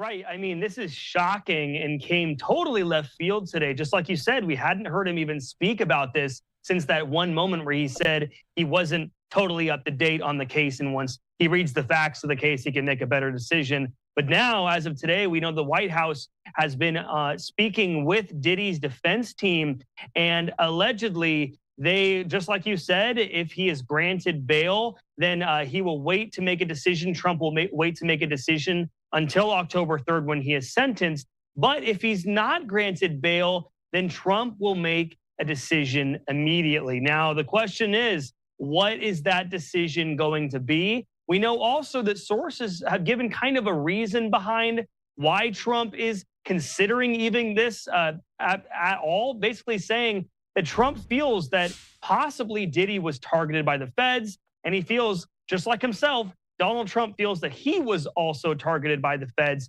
and was, just had a bad rap due to several different circumstances. But we won't know until that judge makes that decision on that proposed bail package, which we know right now has a laundry list of additives to it, including a $50 million bail as well, or a bail bond, as well as limiting his travel, supervision, and everything from his Miami home. So he's given them every possible little thing that he could give the federal government to get out on bail, but that decision could come in the next 24 hours or so. Yeah, the judge initially, right after the verdict came down, saying they were denying bail, wouldn't let him out because violence is violence, and that's what really the defense was talking about during their closing arguments throughout the trial, that Diddy was violent, but... All right, so this is very important. I got to put attention to this. So it's important that you guys understand that when Diddy was fighting this case, all right, his defense framed it. His defense framed it as, this is the domestic violence case that went too far, right? And they basically framed it as the U.S. government is spending a ridiculous amount of time and energy to go after a dude that had disputes with his girlfriend. This is not a human trafficking case. This is a domestic violence case. Now, they argued their entire case on that, on that mantle. This is a DV case. It's not rape or sex trafficking. However, the negative of that is you're conceding that Diddy was a violent guy. And that is what the judge is using to keep him locked up. Because when they assess you for bail or bond, there's three main things they look at: danger to community, flight risk, and then relevant criminal history. The fact that his defense argued that he's violent but not a sex trafficker actually hurt him. It helped him beat the RICO, which is great. But then it also kind of fucked him up when it came to getting out on bond. Does that make sense, chat? So, anyway, let me know what you guys think of that. Give me ones if that makes sense. Again, some of you guys might say, Myron, you're over-explaining it, but you guys, we got a lot of new fucking people watching the stream, bro, every day. There's a bunch of people right now that are probably watching this for the first time or are not familiar with the Diddy case. They didn't watch my Diddy coverage when I was there 2 months ago. So, got to refresh your guys' memories a little bit. Shout out to Hamza with the gifted sub. Appreciate you, bro. On Rumble. Obviously, this is not a domestic violence case. Do we expect to get to October 3rd? Is there any sort of timeline in your eyes? You mentioned maybe in the next couple days. It changes almost daily. Are we aware of any timeline?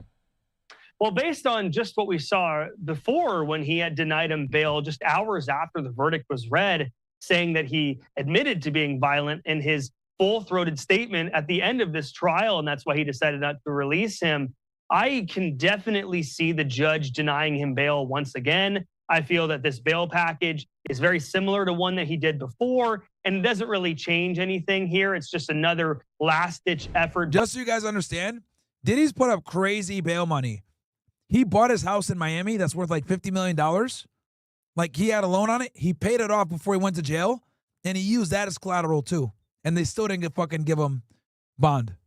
Crazy, man. By Diddy. This could be a couple days. I know Harvey Levin possibly believes that it could be 24 hours that they may make a decision on this bail package, but I really do think that the judge will deny him bail once again. And if he denies him, just based on the things that Trump has said and things in the past that we've seen, I could very well see Trump possibly pardoning Diddy.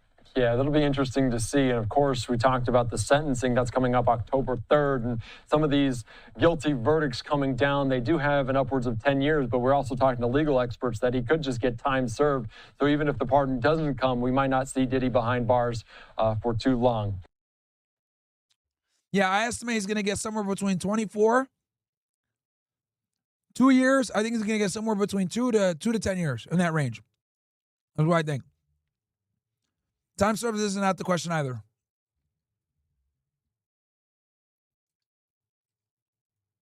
Joining me now, Ben Rhodes, former Deputy National Security Advisor and All right. Israeli human rights groups accuse Netanyahu government of genocide in Gaza. Wow. Even the Israelis themselves are saying it. All right. We don't need to watch this. Let's go and watch this Bassem interview real quick. The comments are hilarious, by the way. I don't want to give it away too quick. Let's play this from the beginning and see what they yap about. All right, everybody, welcome to another episode of the Full Sem Podcast. By the way, I called it that they were going to bring Bassem Youssef on.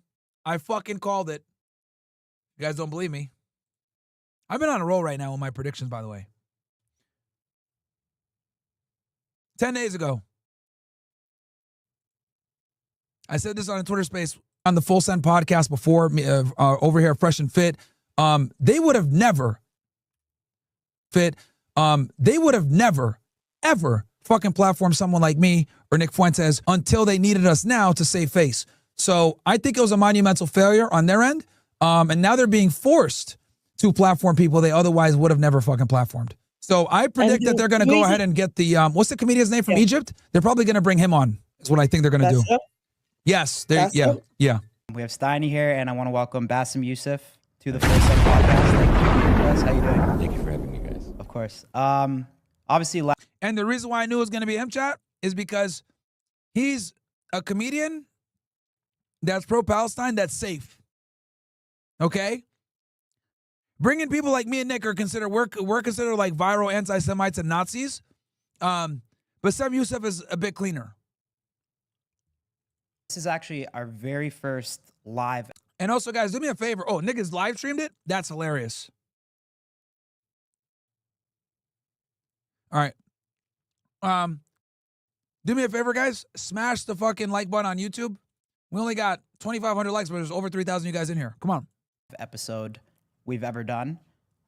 It's an interesting one for our first live, but We're making history. We're making history. We have Steiny here, and I want to welcome Bassem Youssef to the Full Sem Podcast. Thank you for being with us. How you doing? Thank you for having me, guys. Of course. Obviously, last week was controversial for us, to say the least. We had someone on the podcast, very controversial, as I said, to say it in the least form. What was your reaction when you saw that we had Benjamin Netanyahu on the Full Sem Podcast? Well, I didn't know about what's.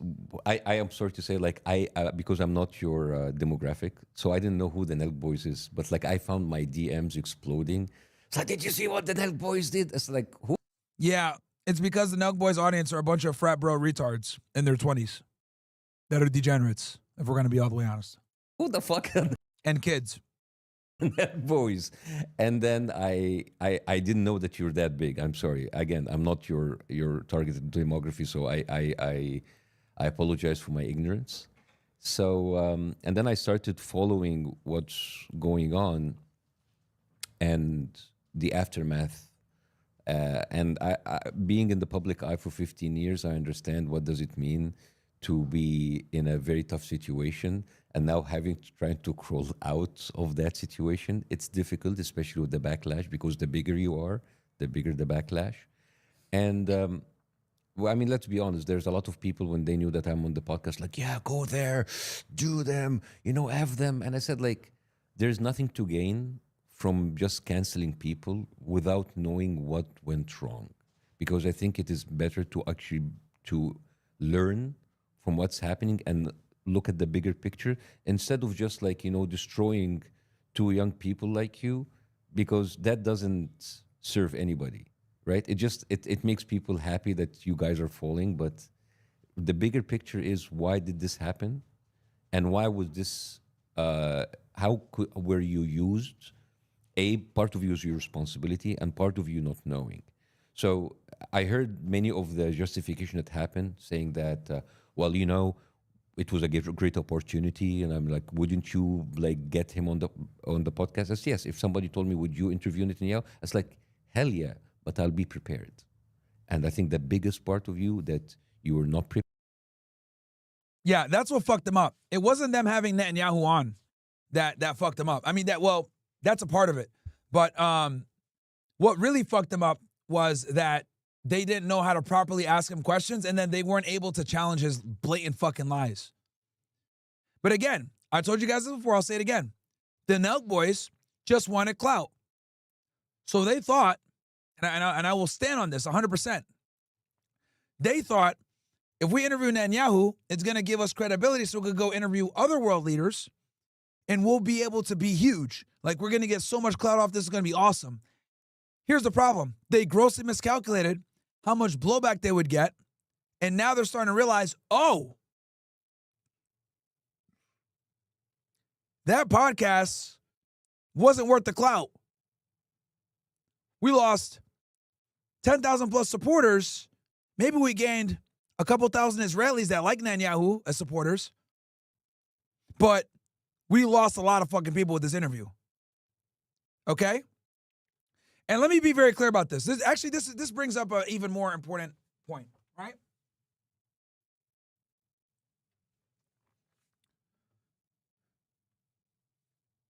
And this is very fucking important.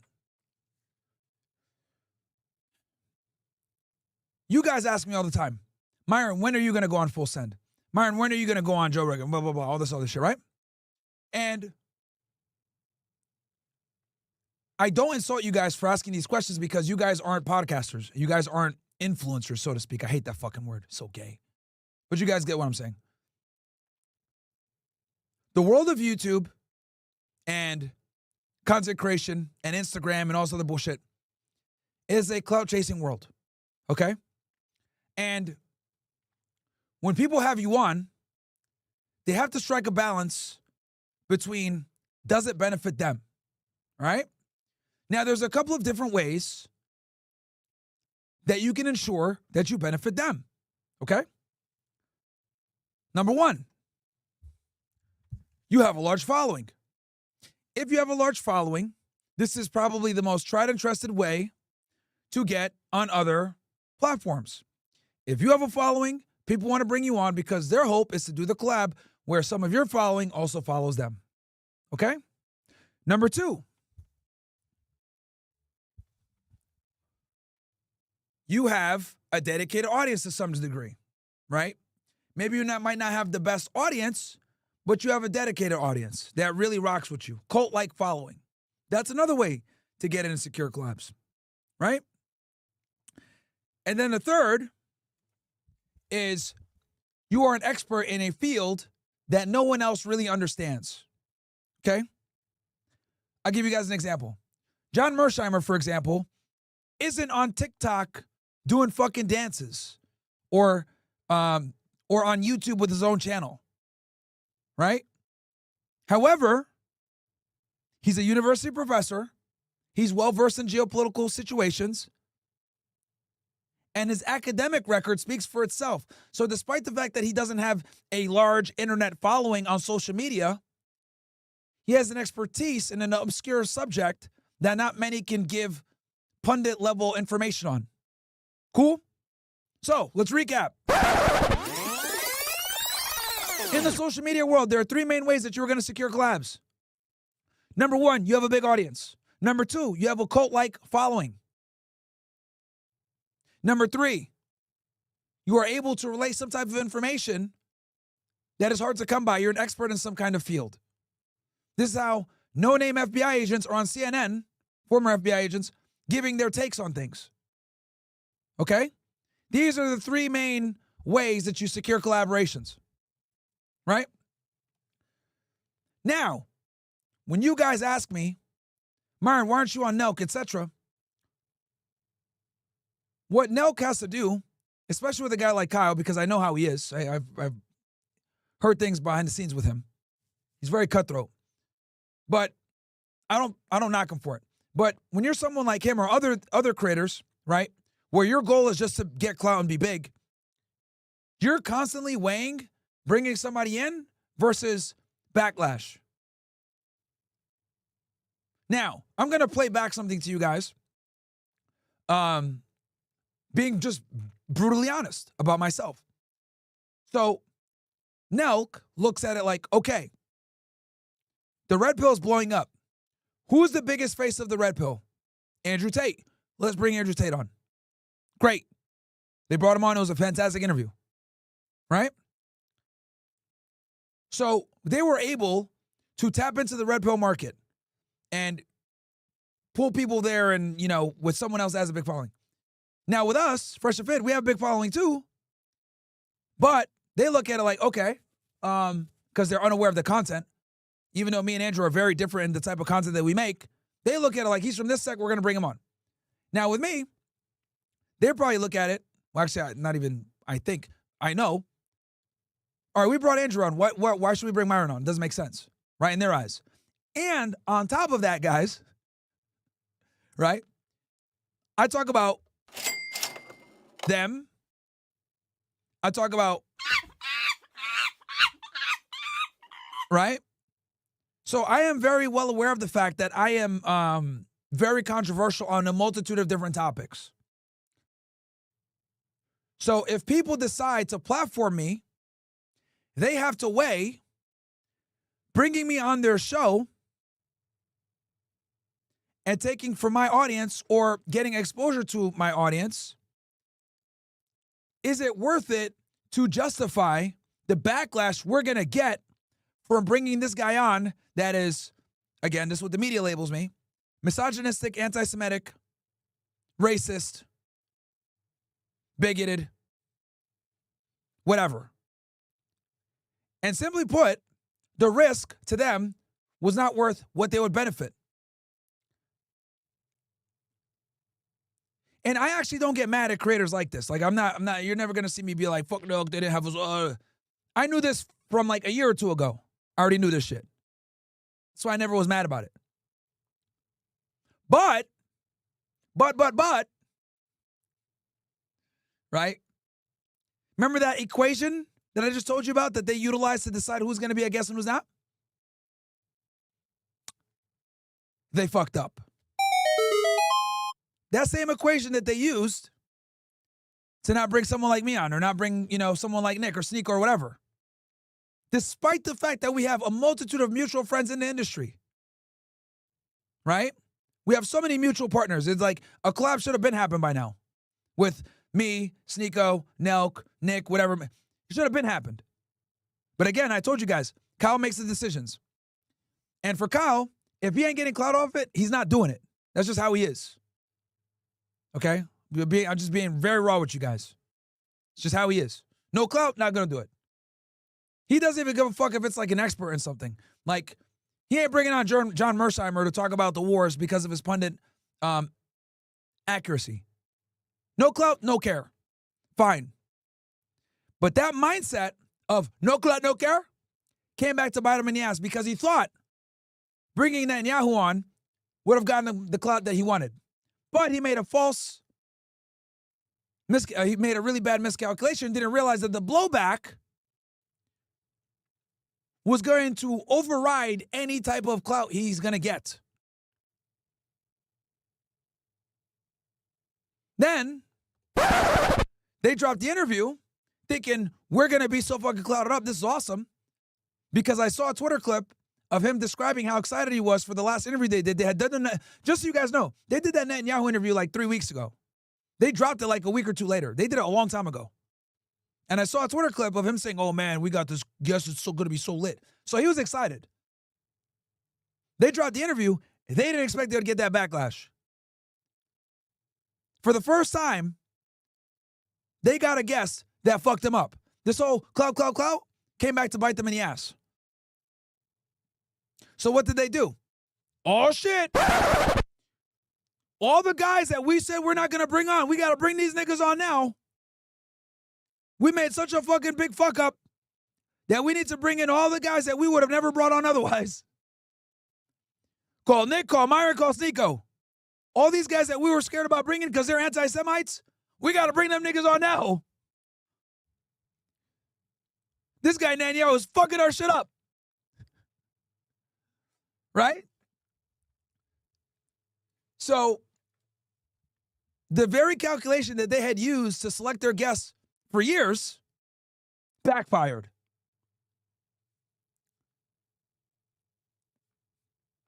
And that, my friends, right, for any of you guys that want to be a creator or be a podcaster or whatever, I think that was probably one of the best explained and most raw takes on how collaborations really work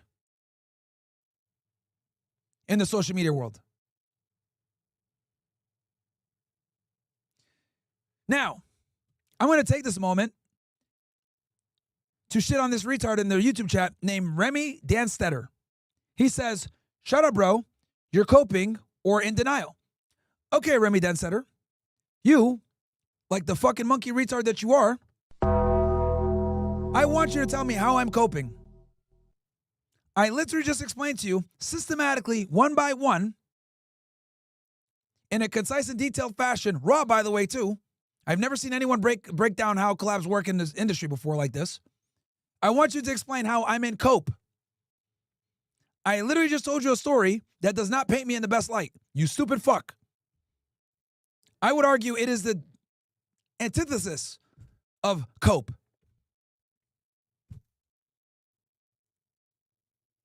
Please explain to me how I'm coping. Retard. Holy shit, niggas are stupid, bro. See, shit like this makes me want to turn off the YouTube stream. But then again, I'm like, you know what? Let's just embarrass these niggas instead.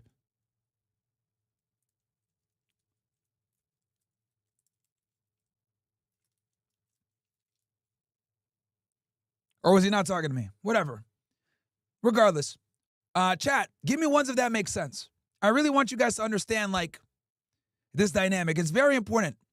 Because if you understand this dynamic, this interview is going to be even better for you to watch. I need you guys to have that in your mind as you watch this interview. Give me ones if you guys get it. And it makes sense.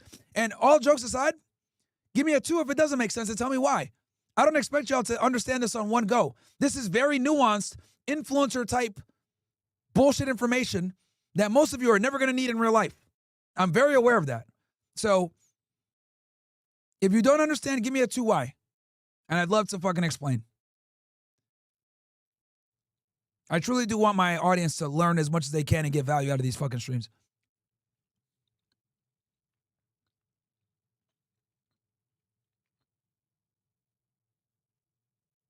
All right. See mostly ones. Cool. Let's get back to the interview, guys.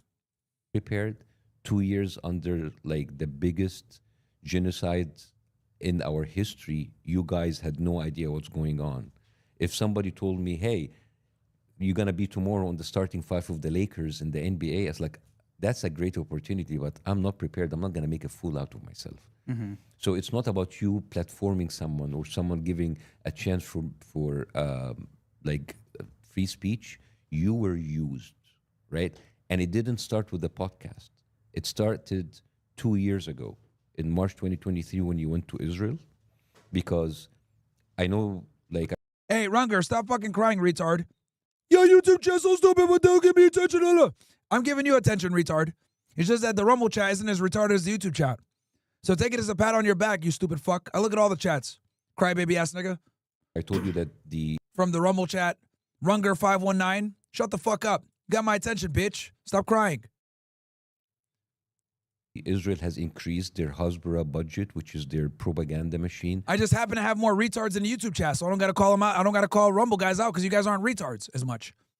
Oh, look, he says Myron cucks. Bro, you're the one bitching for not being acknowledged. You're the cuck. Don't fucking come and be a tough guy now, Runger519. That you're getting fucking cooked. Stupid fuck. Nigga has the nerve to say Myron cucks. No, you're the cuck. You're literally crying about not being acknowledged. Here's your acknowledgement, stupid. Falcon punch! With $150 million, and part of that money goes to influence people in college campuses, hire influencers like you, getting them into fancy trips to Israel, giving them this filtered, layered picture that is made up, that is fake. I mean, Why do you guys think I was making fun of Brandon Tatum so much? He was talking about, oh, I went to Israel. It was great. Bro, niggas took you to Israel Not because Israel's great. They want you to come back and say Israel's great because you're an influencer, bro. These niggas are crazy.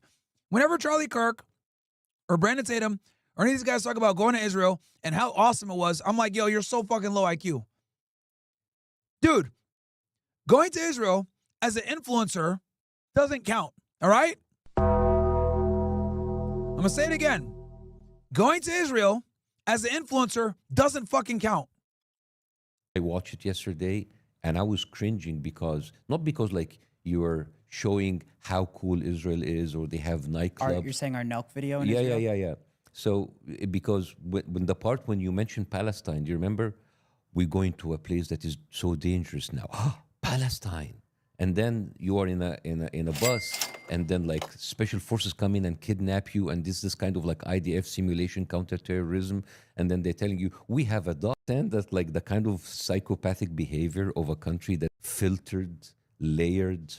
Then you are in a bus, and then like special forces come in and kidnap you, and this kind of like IDF simulation, counterterrorism, and then they're telling you we have a dog that only breeded in Israel. It can kill a man. And you understand that like the kind of psychopathic behavior of a country that like tells you like part of its like tourist attraction that we're killing terrorists and we're breeding dogs to kill human beings. Hey, shout out to Robin Colby. Also, Tyler, thank you for the $15 super chat.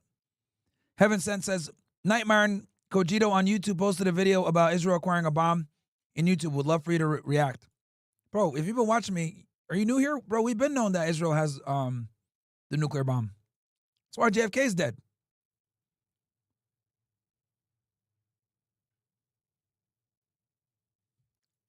And by the way, I don't know, part of the anger is like, just last year, there was like a kid with autism and Down syndrome that was killed by one of these dogs. And then the next scene is, let's go and see Palestinian family. And the only Palestinian family in this video are just like a bunch of Bedouins in a tent, a guy who's married 2 wives, and he tells you, my whole life is about camels and goats and chicken. And then you find like a 60-year-old one, I just live on pita bread and milk. So even if October 7th didn't happen, you were used in a propaganda machine to tell people this is what you need to know about Palestinians. They're just like a bunch of people with cows and goats marrying 2 people, living in a tent, happy with the pita bread and milk. So you were recruited in March 2023 and you were activated in July 2025, right? So, and I'm saying this because I'm saying this out there for all. Yo, that's hilarious. Bro's calling them a Mossad asset to their face. Let's go. Niggas calling them a Israeli. He's calling them Epstein to their face, bro. That's fucking funny.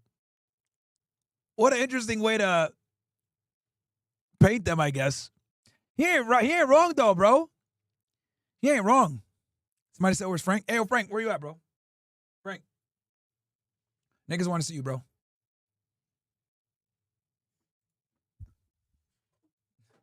There he is. What's up, buddy? How are you? I love you too. What's up, guys? Frank makes his daily appearance.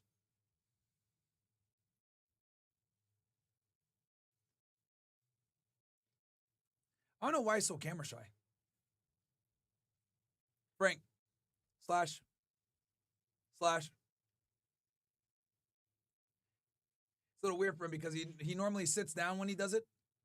So it's hard when he's not balanced, but apparently we'd go to jail in Australia, Frank. Did you know that? I learned something new today. Me and you would literally go to jail together if we lived in Australia. How does that make you feel, Frank, that me and you would go to jail if we went to Australia? You don't care? All right, buddy. I love you too. All right. Let's get back to it. All of the influencers around there, because there's a lot of people got backlash. There's influencers went there like wearing IDF. It's like, we didn't know what was going on. Like, he was like, I didn't know I'm kissing a Jewish wall. I mean, yeah, I can definitely. Let's go. Bro, we're 5 minutes into this podcast and this nigga already called them Israeli agents and kissing the wall. This is going to be a W interview, chat. Oh, man. 5:30 in already. Damn. Definitely admit that. I mean, I think we were both. Nigga said they kissed the Jewish wall, bruh. Welcome, punch. Oh, man. Just ignorant to what was going on over there. And obviously, you know, I knew he was. All right, niggas. We're about to have a banger interview right now. We need to hit 100% engagement or else I'm turning off the YouTube stream. All right? I need you guys to fucking smash that like button right now. We're at 2,000 likes. We got about 3,200 of you guys in here. It's 300 likes. I don't want to hold the show hostage, but I am going to hold the show hostage. Smash the fucking like button. You guys got, give y'all like 5 minutes. All right? So let's go ahead. Smash that fucking like button on YouTube. All right?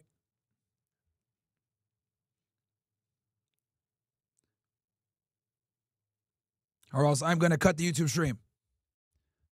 Now, I don't want to hear no crying.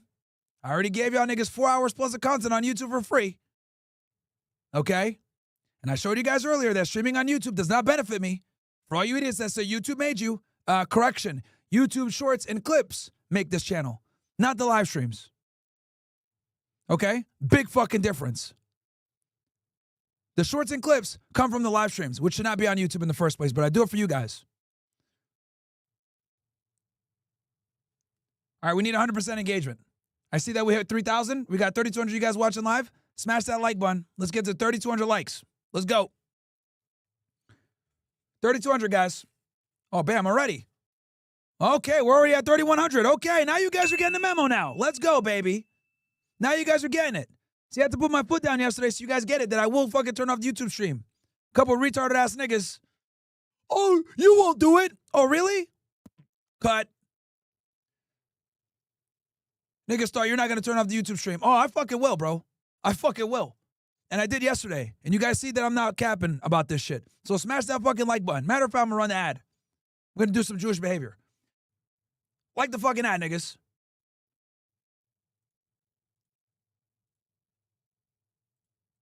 $3,200, let's go.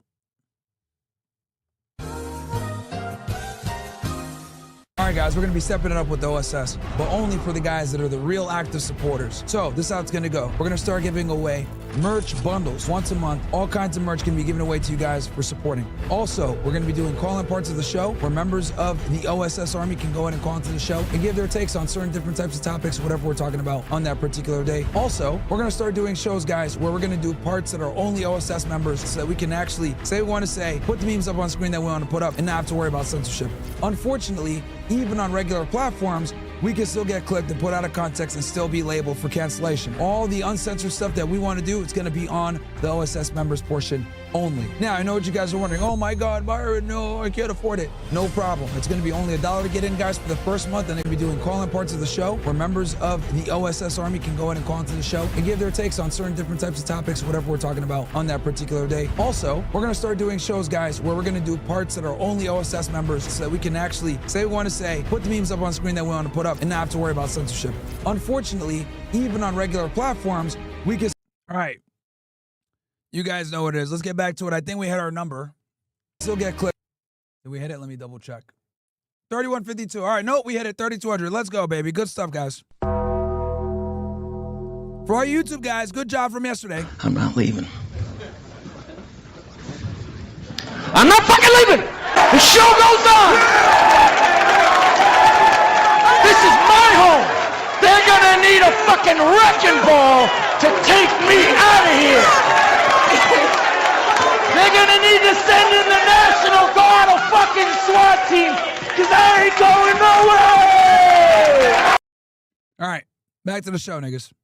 I'll be honest, I thought he was controversial, but I was definitely ignorant to what was going on in that area. And I can admit that. And it was definitely, I wish we could have gone back and, you know, had 2 weeks to sit down with someone like yourself and just, we should have grilled him 50,000, 100,000 times harder, but something we can't get back. And we'll probably always regret Of course, but I know you can't get back this like trip in Israel, but I'm just telling. Notice how he's not admitting that the White House set up this interview and they gave him questions beforehand. Do you guys get that? He's not telling you guys that the White House set up this interview, number one. And number two, they gave him questions beforehand. Interesting. You, this was like part of a much bigger propaganda effort, right? And a country that spends $150 million on its image, they are covering something. They when they spread all of these propaganda, it's like, we're not starving people in Gaza. You understand that this conversation has been happening for 2 years. First of all, I'm not absolving you from your trip. You guys are not little kids. You are fucking 30 years old, right? People in your age have families and they have a career, and you need to stop. I'm just saying this because you're my little brothers, but you're not little, right? You need to stop infantilizing yourself. It's like, we're just stupid people doing stupid stuff. You're 30 years old and you need to be aware of what's happening in the world, and that your reach and your platforms mean something and it affects people. And I think the biggest reason why people were so upset for you, not because you brought someone and you didn't contest him, that it is the talking point that he used is the same talking points that have been used for 2 years to kill thousands of people. Yeah, that's true. And I'll be honest with you guys, he's doing this in a very respectful and polite way. I told them straight up. I told Kyle and Steiny to their face they're retarded. Straight up to their face. Y'all niggas are retarded. He's being a lot nicer about it. Right? So, but I mean, and part of the reason why people were so angry is that, forget even if you don't know anything about the conflict, there was like a total lack of critical thinking. I mean, you guys asked him the one good question when you told him in October 7th, how could this be allowed to happen? Everybody knowing that Mossad is like a crazy intelligent thing that infiltrates people and put bombs in pagers. How did you not see that coming? But also, a critical thinking is, how come an attack was allowed for 6 hours in the most heavily surveilled part in the world? You understand, like in 2019, they killed like hundreds of people just because they approached the wall between Gaza. And this is a fact. What he's referring to is they tried to do a peaceful march, and they fucking shot and killed them. They tried to do a peaceful march, guys. Remember the guy that we saw the video? That's what he's referring to. The Jewish guy that, shout out to him, I can't remember his name, but it was a Jewish guy, and he actually told the truth. That they tried to do a march, and they fucking got shot for that shit. Even a peaceful protest. Gaza and Israel. You understand? They killed, you have like copters, like drones, you have snipers. Suddenly, for 6 hours, remember what Netanyahu told me, how big is Israel? He told me it's like as big as Rhode Island. As Jersey, right? Yeah. Like you understand the distance between Gaza and Tel Aviv is 44 miles. You understand that he was just bragging to you that like, hey, we went across 3 countries to bomb Iran.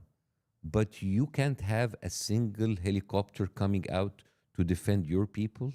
Like the October 7th was used in order to tell people, look to the Jewish people that were killed. But you don't understand that you pay $millions as Americans, as Canadians, to protect those Jewish people. So it's not just like an intelligence failure.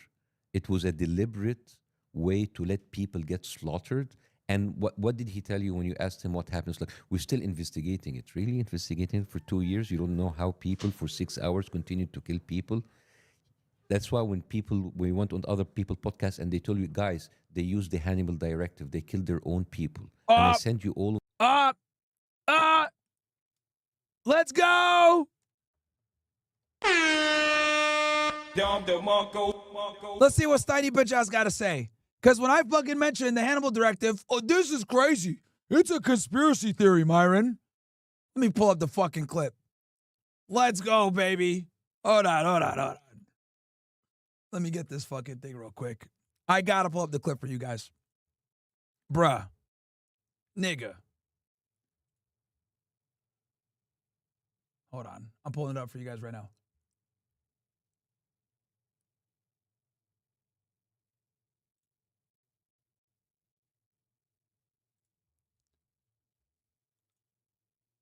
Myron Gaines has joined the chat.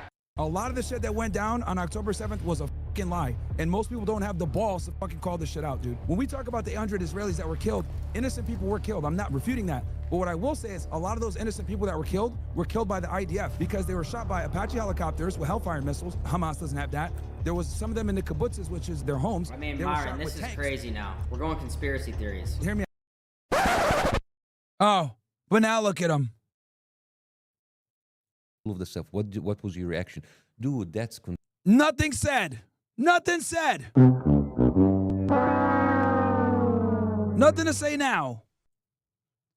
It's a conspiracy theory that the Hannibal Directive was activated on that day? How many times have I shown you guys a fucking clip of Yoav Gallant admitting that it was activated on that day? I'm damn near tired of that goddamn clip. You guys want to see it again? You know what? I think I got to do it now at this point. It was a deliberate way. Because it pisses me off when people try to sit there and tell me that I'm a fucking conspiracy theorist. Here's their fucking defense minister admitting this. עם חטופים ישראלים, גם לשאול מה עובר לך בראש, וגם נוהל חניבל זה משהו שאתם חושבים עליו באותו רגע? נוהל חניבל, רק נגיד, הנוהל שאומר לירות על מנת להרוג. Just explain, the Hannibal Directive says to shoot to kill. כאשר יש רכב עם חטוף There's a ישראלי. vehicle containing an Israeli hostage. אני רוצה שתבינו שהיכולת I want you to understand the ability of the defense minister של שר ביטחון לתת הוראות to אופרטיביות give timely operative instructions when everything is happening is very limited. קורה היא דבר מאוד מוגבל. ישירות. Was the order given for the Hannibal Directive? He responds, I think that technically in various places it was given. חושב שבאופן טקטי במקומות שונים ניתנה, במקומות אחרים לא ניתנה. In another place it was not given, and that is a problem.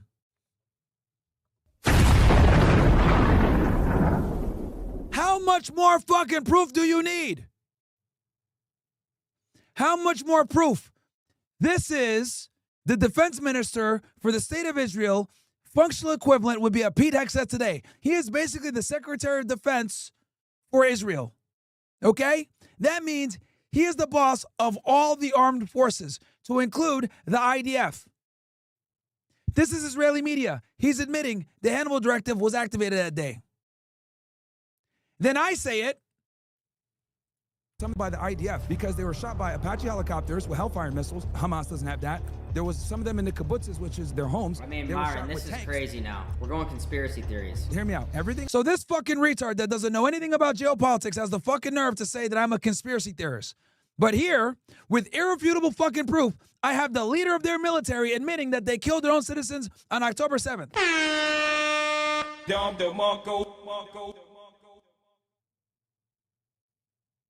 And then, to add to it, even Bassem Youssef is saying what I've been saying.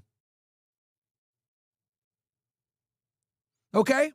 And just so you guys know, me and Suleiman Ahmed, if you guys want, we did a 5-hour-long podcast on this. A lot of you guys are probably wondering, Myron, how do you know so much about this shit? I'll tell you why.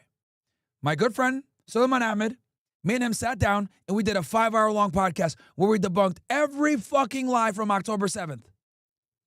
And you know how we did it? We did it via Israeli media.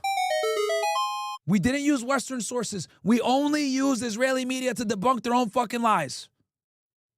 The video's right here. I'm going to give you guys a link. I'm going to show you guys how to find it.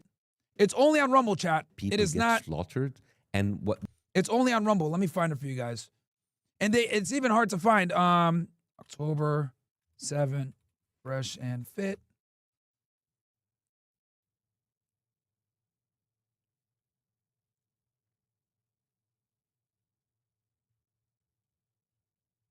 All right, let me try this.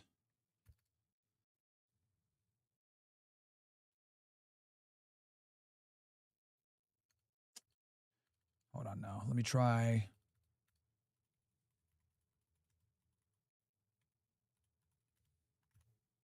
There we go. Bam. This is a 5-hour-long podcast, but it is filled with gems for you guys. If any of you guys ever want to debate a Zionist on October 7th, this is your go-to. This is the cheat sheet. This is the cheat sheet, chat.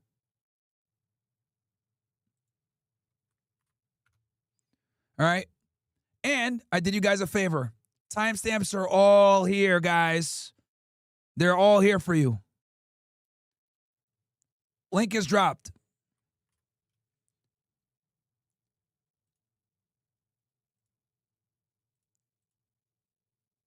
All right.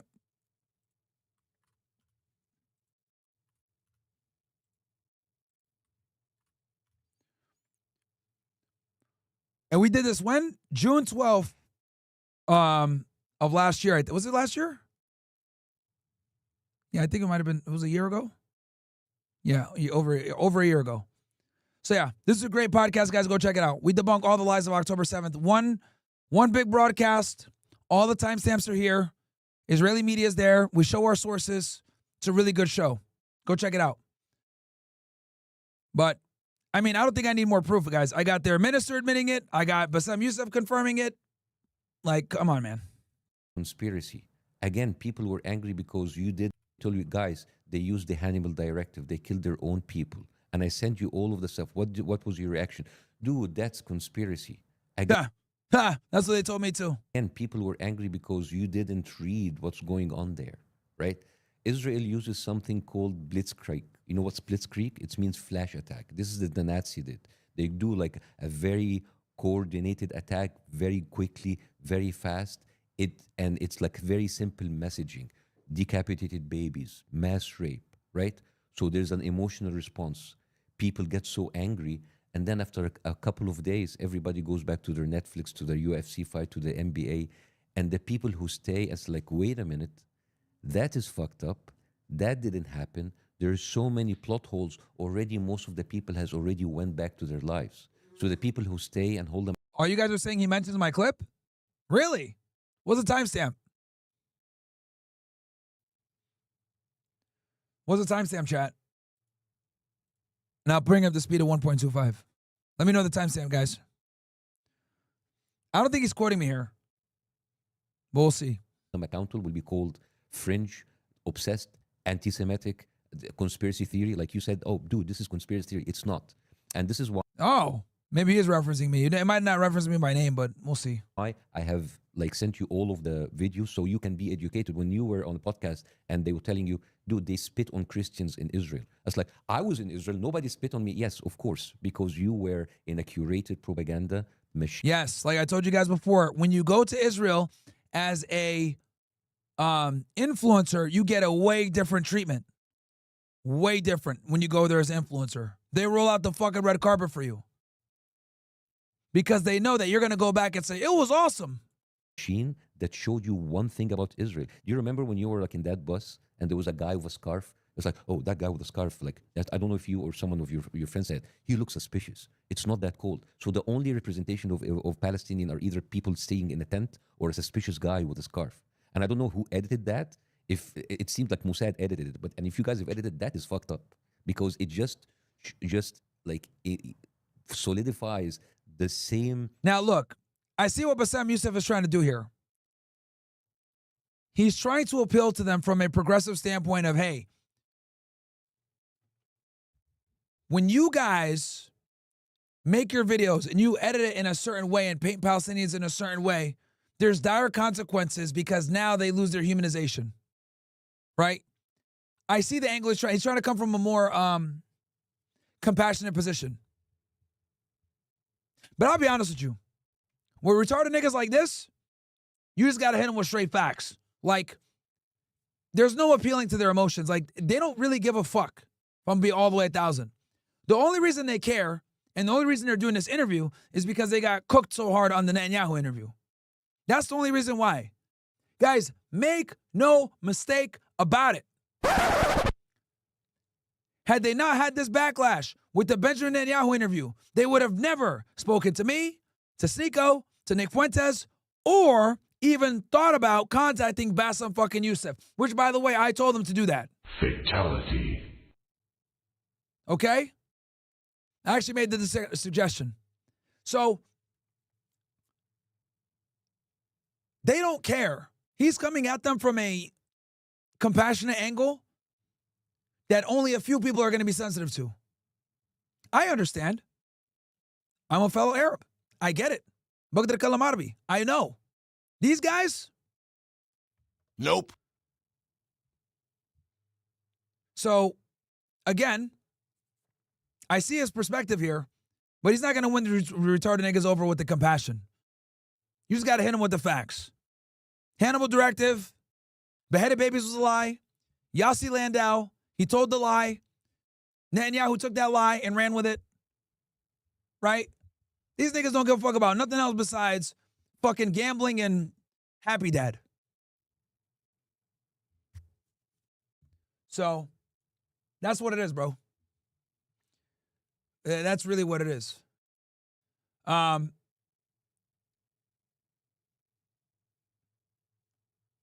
on one sec. Or keep going. Racist tropes about a group of people that being slaughtered and starved to death right now. Matter of fact, you know what? Let me show you guys something real quick when it comes to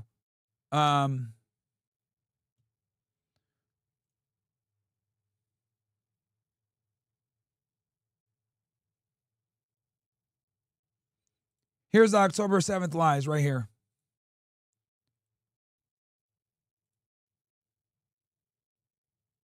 I think you guys are stupid. Hey, shout out to my guy Brett for making this video, by the way. Great edit here. Check this out, guys. That they think you guys are stupid. They truly think you guys are stupid, saying bullshit like this. I just think there's such a difference when you look at October 7th. The weird thing about this debate is that both sides think it's so obvious who the good guys are. Both sides are like, it's so obvious. Yeah, it's like people, both sides think they're right. No, you're fucking wrong. This is irrefutable. This is irrefutable.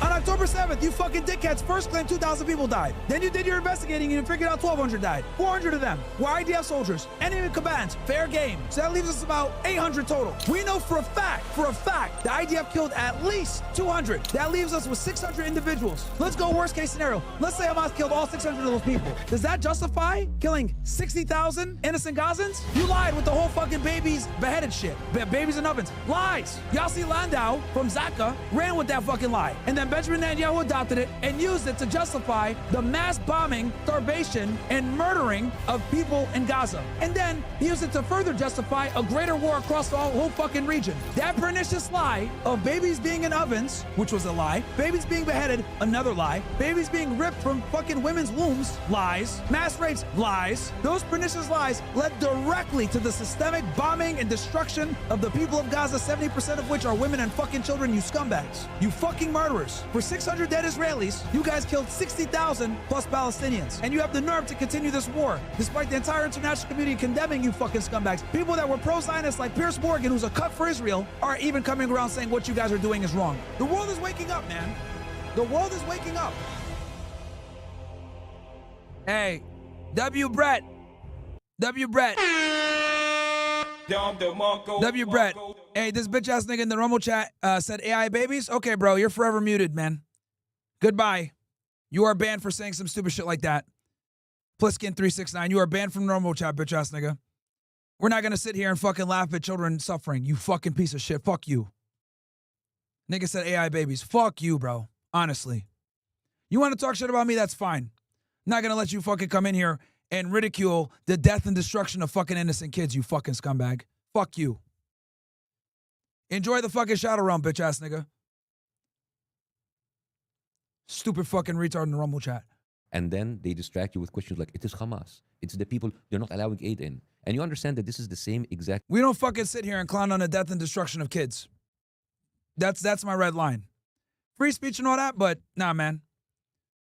You're not gonna fucking sit here and fucking make fun of kids dying. You wanna make fun of me? Cool. Call me a fucking sand nigga, an asshole, whatever. Talk shit about me all day. I don't give a fuck. But you are not gonna fucking sit there and say AI babies, you fucking scumbag. Fuck you. Holy shit.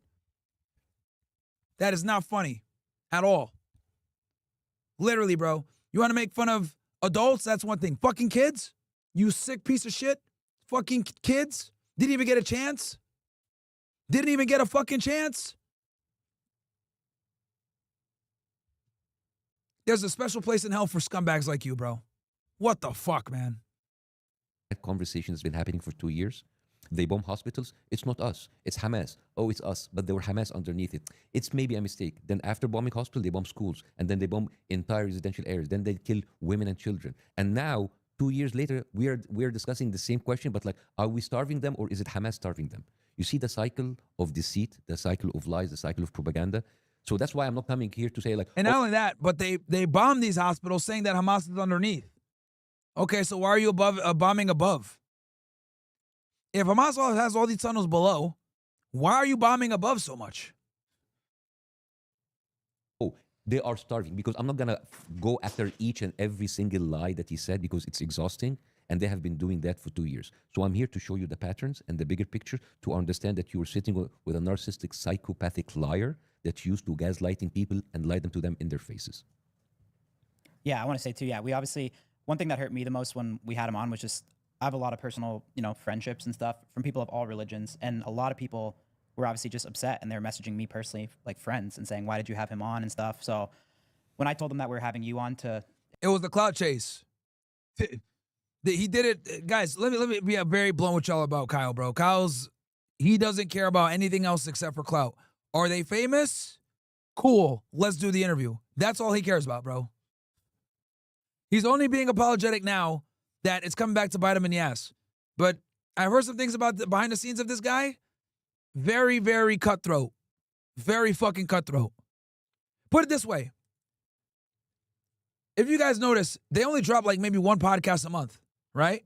Like they're not really, they don't film that much content. They don't really work that hard, like as far as like streaming and doing shit. They just started streaming recently. Instead of being consistent and posting more podcasts, he looks at it like, oh, you don't have clout? I'm not doing an interview. Even if the interview is going to be good, he would, okay, let me give you guys a thing, just so you guys really understand this shit, right? Kyle would rather do an interview that sucks with someone famous than do a banger with someone that isn't as famous, right? He's more concerned with the headlines and the title over the actual interview. And it shows. One of the biggest criticisms they get is they ask stupid questions. So what does that tell you?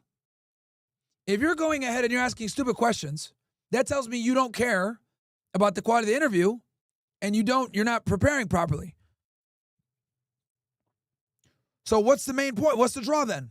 The draw is the person that comes. All their interviews are like an hour and a half at the most. Stupid questions are asked, nonsense. So they're not really trying to have like thought-provoking, deep conversation podcast that will make you leave and say, damn, that was great. They're there to interview someone who has a large audience and be able to say, oh, we did an interview. We interviewed Trump. We were the first ones to do it. The interview sucked, though. Well, we were the first ones to do it. That's what he cares about. And I've heard this from multiple sources, and I see how he moves. That's how he is. He doesn't put this out in person, obviously.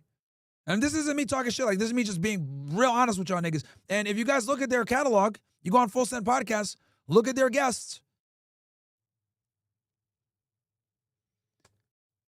It's a big name, mediocre interview, no preparation, weird questions.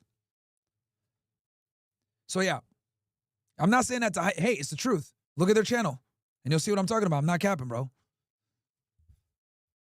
Right? The Benjamin Netanyahu interview was what like they just grossly miscalculated how much of a backlash, though. That's why they're scrambling to do this interview. You know what I mean? Explain us the bigger picture. They're all very excited. So honestly, we just want to learn about this. And hell, matter of fact, they did it live. Actually, that should also tell you guys something. They did this interview live. These dudes never live stream their interviews like that. It's always pre-recorded.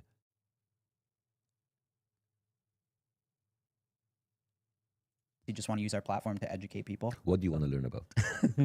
I mean, I think it would just be good for you to talk about what Netanyahu said and explain us, Well, one thing I said about the October 7th, like, he, and I like not just October 7th, is the way that he dehumanized the whole population. Remember when he told me, how can young people march in the streets with people who kill gays? And then he used this like overplayed lame joke, like gays for Gaza is like chicken curd for KFC. And it's just like, he keeps saying it in everywhere, and it sounds stupid. And they tell me they would kill women if they're not in hijab. So this guy who pretends that he cares about gays and women, and I send you the articles, like how they have actually use revenge porn in order to recruit gay people. They go into Grindr and Facebook and Instagram. Like I think you have the headline. The IDF goes on Grindr. Yeah. They actually pick those gay people and then they use revenge porn in order to hire them as informants. You have that? Yes.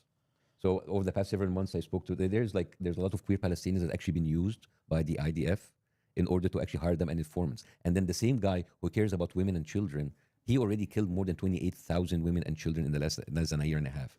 And again, they use revenge porn. There's even a Israel's elite intelligence unit targets queer Palestinians in the West Bank. Interesting. Over the past several months, I spoke with dozens of queer Palestinians who had encounters with Israeli intelligence. Many had received threatening messages via Grindr, Instagram, or Facebook from an anonymous individual who had their identity information forces them to turn into informants. That, in turn, has sown suspicion across the West Bank and Freight. Yo, these niggas are diabolical, bro. Yo.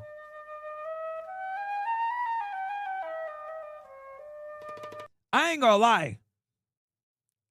That is fucking diabolical and genius. That is literally fucking diabolical and genius. That is some Jewish behavior right there. Respect, though. Respect. Someone said Myron is secretly a Palestinian. No, I'm a fucking Arab, dumbass. So I understand their plight. We speak the same language. We come from the same part of the world. Shut the fuck up, retard. Okay. Someone keeps asking me, Myron Gaines, can I join with PayPal? I think you can, bro. It's $1 to join in. I think you can use PayPal. Movie about it, made by like an Oscar-nominated director. He's a Palestinian, and it's called Hoda Salon. And they talk about like how for very many years they have spiked women's drinks in beauty salons in order to shoot them and film them in compromised position, and then use them or use their husbands as informants. So you understand the level of pathology and the bro. I don't put anything past the Israelis, bro.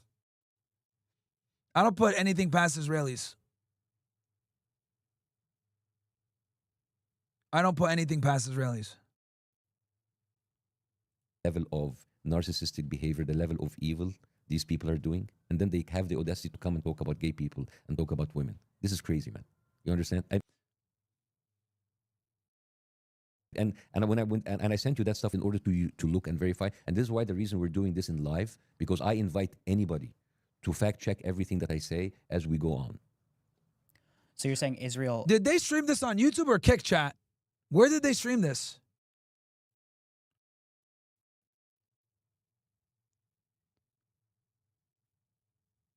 They had to stream it on Kick is what I'm thinking. They're recruiting gay people from Palestine and using them as That's happening a lot in them? the West Bank, yes. Well. So what about... Bro, and then people think it's far-fetched when we say that Epstein was an intelligent asset. Bro, if they compromise people like this in Palestine, what do you think they're going to do with elites in America? Bruh. What about some of the stuff Netanyahu said? I know this is for you, it's probably basic, but what he said, we asked him if he was purposely starving people in Gaza, and he said Hamas is stealing the food. It's interesting that we would actually take the war of an indicted war criminal and a guy who's been caught lying many times. Like, for example, when he say Iran is days away from... and just so you guys know, he's been, with the whole starvation thing, that's actually one of the war crimes that they hit him with the ICC. So it didn't just start that he's been starving them, bro. He's been starving them for a long time. It's just that it's hitting the news now, finally. But he's been starving them for a very long time, chat. Not letting food come in. Creating a nuclear bomb. And there's videos of the internet of him saying many times, oh, Iran is like 5 months away, 3 months away. And you understand, when you ask him about like... I showed you guys that clip. And I showed you guys the other clip that they're not fucking killing women for not wearing hijabs. That's a lie, too. I showed you guys that in Iran. Iraq, oh, he says, oh, that's unfortunate. And yet he has a video saying Iraq is a month away of creating weapons of mass destruction. I've seen that video. They cut the YouTube stream midway? How many live did they have watching, bro? Because these guys never go live on YouTube, ever. And then they privated it? Of him talking about Iran. Yeah, so you see a guy that, like, if you have a friend, Steiny, and if you have a friend that consistently lies to you and you caught up lying, when would it be enough to say, okay, that guy, I'm not going to take anything he says? Now, the thing about like him saying we're not starving, it's Hamas, there's also the stuff of the articles that I send you. There is like multiple articles of Israel killing aid workers, UN workers.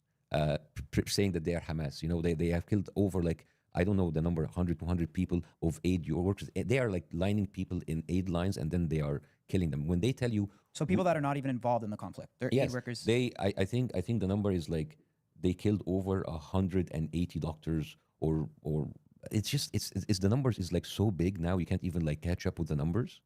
And I was in London. They were playing the world premiere of a documentary called Doctors Under Attack. And it shows you, it's a documentary done by the BBC, by the way. It shows you how, it's good there. Yeah. Says over 400 Palestinians. So, and of course, it's very easy to say, oh, the United Nations is anti-Semitic. Everybody is anti-Semitic. Everybody is lying. And the only one who's not lying is Netanyahu, right? So those people that...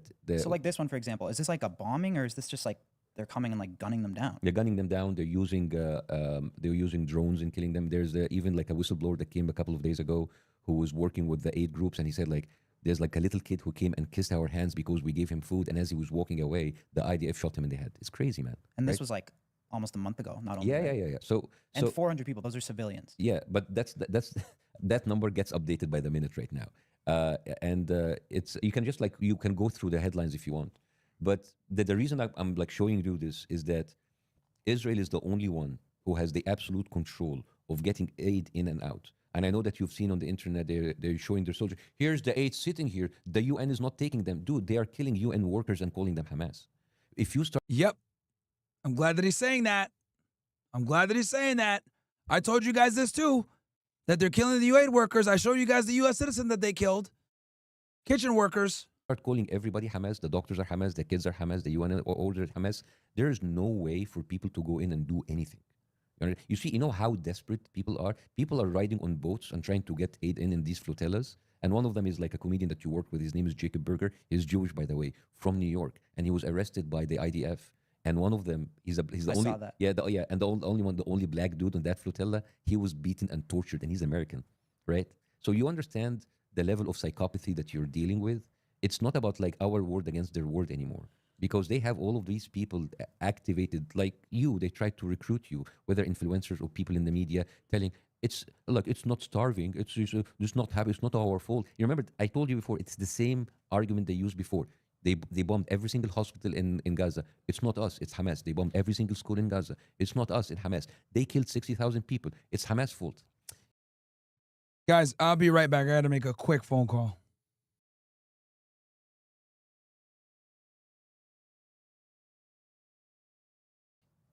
You see the pattern? You see the pattern? Mm-hmm. You know that the most viral video I did with Piers Morgan is when I said like Israel is a narcissistic psychopath, like a boyfriend who fucks you over and makes you think their fault. You know why this like resonated with so many people? It's just because people know this is the narcissistic psychopathic behavior, right? So they are like a bunch of liars, a bunch of killers, a bunch of murderers, and it's easy for them to just like get out of it and say like it is fucking Hamas. So what is like the ideal situation in that area? The ideal situation that Israel should not be coming in and occupying a country that's not theirs. And I know that you went there and you were raised all your life saying that this is our country, our place. You understand that Israel started by refugees from Europe, people who escaped the Nazis. This was a European problem. Most of those people were in Ukraine and Russia and Poland and Germany. And then they went through incredible hardship. Why would they come to the Middle East and take a land that belonged to other people? That is the core of the problem. The core of the problem is not just starvation or the daily killing. It is people coming in and trying to take a land from other people. And of course, you grew up as a Jewish person telling you, this was an empty land and we just came in. There was no one there. There were already 2 million Arabs living there before Israel have even been conceived. And in one night, 700,000 people were displaced overnight on 15th of May, 1948, when they declared the state of Israel. You understand the amount your grandparents are like Holocaust survivors. They wouldn't like another Holocaust to be happening in their name, and they wouldn't. If you have a problem with Germany, go fucking take a piece of land from Germany, man. You understand like where my people are coming from? Like we were just sitting here, and you have like a problem in Europe, and then you were pushed on us and say like this is our land now. Get the fuck out. You understand how sick this is? You know how unfair this is? You understand? Mm. So we can discuss about like what is happening now, the situation. You need to go again the bigger picture and understand why this happened, right? Those people who are Netanyahu sat in front of you and saying like Hamas is terrorist. They are the one who actually started terrorism in the Middle East. They're the one who started bombing hotels, bombing people, the amount, like if you just like go in and write the terror, and I invite the internet to actually fact check this, the terrorism of the Zionist militias in Palestine, right? The dozens of people that they have been killing, all of the stuff that they have like, killing pregnant women, decapitated people. This is the exact same thing that they did in massacres like Deir Yassin, there in Sabra and Shatila. They have been, there's a very famous line saying like every accusation is a confession.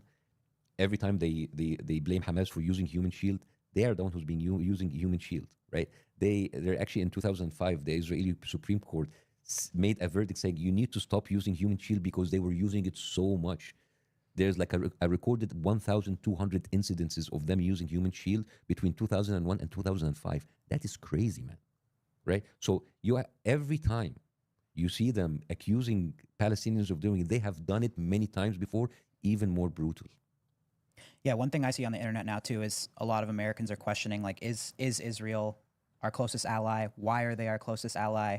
Why are we sending so much money to Israel? I see it. I mean, even Trump now recently, I think it was yesterday or 2 days ago, it seems like he's not even agreeing with Netanyahu now. I saw Canada just recognize Palestine as a state. Yeah, so, but in the same time, Trump said like, well, I think like Canada couldn't be our partner anymore, which is crazy. You are basically sacrificing Canada, which is actually your closest ally, because of Israel. Well, what I was going to ask is why does America consider Israel its closest ally? No, America doesn't consider Israel the closest ally. It's the American politicians. Right. So why are the American politicians so loyal to Israel? Well, follow the money, right? 80% of Congress are openly financed by AIPAC, which is the Israeli lobby. So when you finance 80% of your Congress, your representative, suddenly a foreign country is more important than your own. Sorry, guys. Okay, now he's educating them on AIPAC. Country, right? I think you were asked many times, Tiny, are you American first or are you Israel first? And you said, no, I'm American first. You wouldn't like to have your tax money going to a country and using that to kill children while your fellow Americans in places like Texas and North Carolina suffering from floods and not getting the aid they get. I think there is the graph with the $17 billion. By the way, so far since the beginning of the slaughter, since October 2023, America sent Israel more than $30 billion, $17.9 billion in 2024 alone. $17 billion. Yeah, Steiny hasn't said shit, right?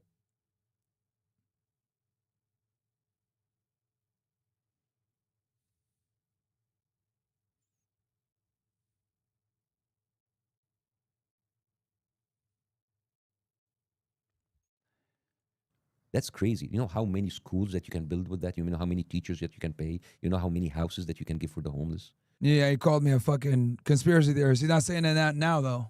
Why is your money going to a foreign country and using this to inflict the most evil genocide on innocent people? Right? Right. So why do you think that American politicians are... No, I'm just told you because of the money. Like the AIPAC... because they're being paid to do so. AIPAC is openly bragging about financing 80% of Congress with $100 million. Do they openly brag about that? Oh, yeah. I invite everybody to go into the AIPAC Twitter and see them bragging about it. It's like 98% of the people that we promote, they win their elections. And this is the graph that I was telling you about. The U.S. sent $17.9 billion in only 2024. This is how much you can do with that amount of money. And instead, it is going to buy weapons. It's going to settlers in the West Bank, American Jews, maybe Jews from other places who live there with like very low rent housing. They have better education, better healthcare than any American here, which is crazy. Why is my money going there? I know, Steiny, I saw you on many of the podcasts saying like it is very difficult for me as a Jewish American living there, and I understand it's difficult, but it was misunderstood because people said this is so tone deaf, this is so self-centered, it's not about you guys. But I kind of understood it I wanted to give you the benefit of the doubt that maybe it is difficult because there's a whole genocidal state right now using your identity and using your religion in order to commit unspeakable crimes, right? But also, you need to understand, what does it mean to be a Palestinian American right now? You understand how difficult it is to a Palestinian American sitting here, seeing his family slaughtered and starved? In other words, Steiny, stop being a bitch. And that is being done by their own tax money. Can you imagine? Can you imagine like you sending money to your family to, for example, build a bakery, and then you see that bakery destroyed on phone, and then TurboTax takes your money and finance the bomb? The other thing too, honestly, with Steiny, which is why like so many people don't respect him and he gets so much hate, is like he's a rich, spoiled kid, bro. It's like he comes from a wealthy family. Like, bro doesn't go to the gym, nothing, like, you know what I mean? Like, but he still thinks like he knows it all. So people get annoyed by that, right? Yeah, guys, the OSS code should be working. Why? It's not working? Should be working, bro. It's OSS Army 10. Literally, guys, I got the link posted at the top of the chat. Click the link in the top of the chat. That fucking bomb, that victory. You understand that the kind of mind fuck that those people are living in? Like, yes, anti-Semitism is a real thing, but you understand that it is that you haven't seen 3 Jewish people being shot because they spoke Hebrew, right? I have 3 Palestinian friends. They were in Brown University. They were speaking Arabic, and they were shot, and one of them cannot walk for the rest of his life, right? There was like a Palestinian kid, 6 years old, who was stabbed 26 times right after October 7th because of the kind of fear that was launched against Muslim Americans, right? There was like an Indian Muslim kid that was almost drowned in Texas by a Jewish woman. Her name is Elizabeth Wolf, as a hate crime. If the roles were reversed, if those kids were Jewish, you wouldn't hear the end of it. But I'm telling you this, and I can see in your eyes, it's the first time you ever heard about this. This is crazy. This is manufactured. So part of me is angry at you guys for not knowing, but part of me, I have empathy for you, because this is the kind of a bubble that was created intentionally by the media to tell you that all the perpetrators, the people on the other side, are the terrorists, they are the evil people, and Israel is our greatest ally. This is prime brainwashing. So you understand what I mean? So when you say like it's difficult to be Jewish, yes, I understand, but it is kind of like you are. I think it's I can't speak for Steiny, but I have other Jewish friends, and what they'll say to me is what Israel's doing right now makes it tougher to be prideful of, you know, being Jewish. Yeah, but the biggest thing is I don't want to speak for no, Jewish but you understand. But you see, the mistake here is like now you're linking being Jewish to being pro-Israel. It's like me linking being Muslim to being pro-ISIS. It's like being proud to be German to be a Nazi, because that is what Israel is, right? And it is this is a regime, a state, a genocidal state that hijacked your identity as Jewish and then started to tell everybody if you. This is kind of true, that they use Judaism as almost like a religious shield for the fuckery. Because there are some there's a bunch of Orthodox Jews that don't believe in Israel, because they look at it like we're not supposed to have Israel until the Messiah comes back. So, or our Messiah comes back. We learned that today. Christianity, it's the Messiah's coming back. For Jews, the Messiah hasn't come yet because they reject Jesus. If you start to question Israel, you're being anti-Semitic. You know what does that tell you? That being a good Semitic means that you have to approve for starving kids, killing babies, raping prisoners in prison.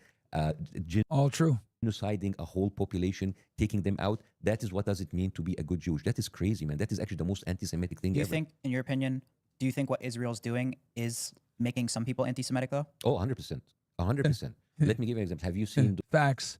What city is this in the background, chat? I'm not familiar with the skyline. What city is this? Those videos of the IDF soldiers dancing with lingeries and toys of babies. Have you seen that? Yeah. Any army in the world is run by one thing: discipline, right? If you are in the army and you start posting shit like that, your commanders are either allowing you to do this, or if they don't, they will actually fuck, what the fuck are you doing, right? Because this is the army, right? You're not allowed to just like post shit other than actually the army kind of approving to it. So it is by design. Actually, I asked a professor in London, it's like, why are they actually doing that on purpose? Like, it's very easy, because it is much easier for Israel to be hated and then having them conflate that hate with Jewish people. And when that happens, like, you see, anti-Semitism, give us more money to kill our enemies. You understand? Mm-hmm. It's like it's a very, very sick psychology. And the people who are paying for this are Jewish people, right? Because now you are finding yourself inheriting everything that this regime is doing, right? And it is the whole idea about like being a Jewish person is being pro-Israel. It's crazy, right? You know, like a couple of days ago, Trump pushed Colombia to pay $21 million for support the Jewish people for the psychological trauma. And it's crazy, because we haven't heard of Jewish people being expelled from Colombia.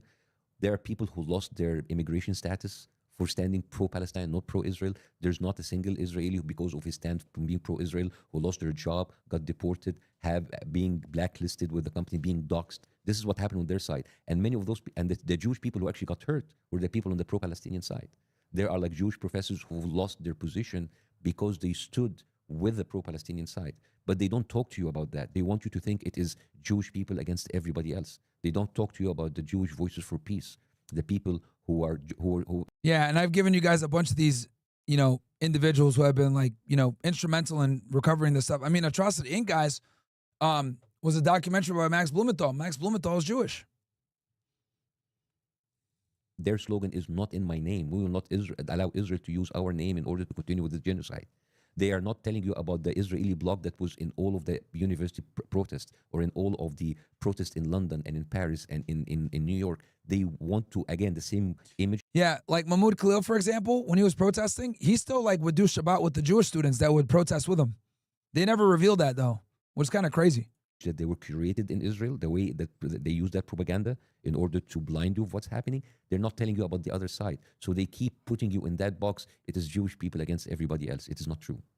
Talking about patterns, like you said earlier, some of the And this is why it's so critical to conflate Zionism and anti-Semitism. They need to, anti-Zionism, anti-communism, sorry, anti-Zionism with anti-Semitism. They need to conflate it to be able to have that narrative. Documents you sent us that I found interesting was just the history dating back of how long Israel has been influencing America's government. Yes. Can you talk to us about some of that? Yeah, well, it's for you. Isn't it interesting when I said this, they didn't give me as much of a fucking, I literally said this.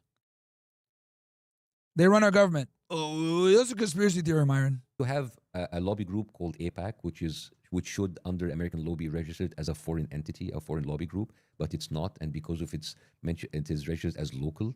It is allowed to raise so much money and act as a local lobby. Bro, if the code doesn't work for you, I don't know, man.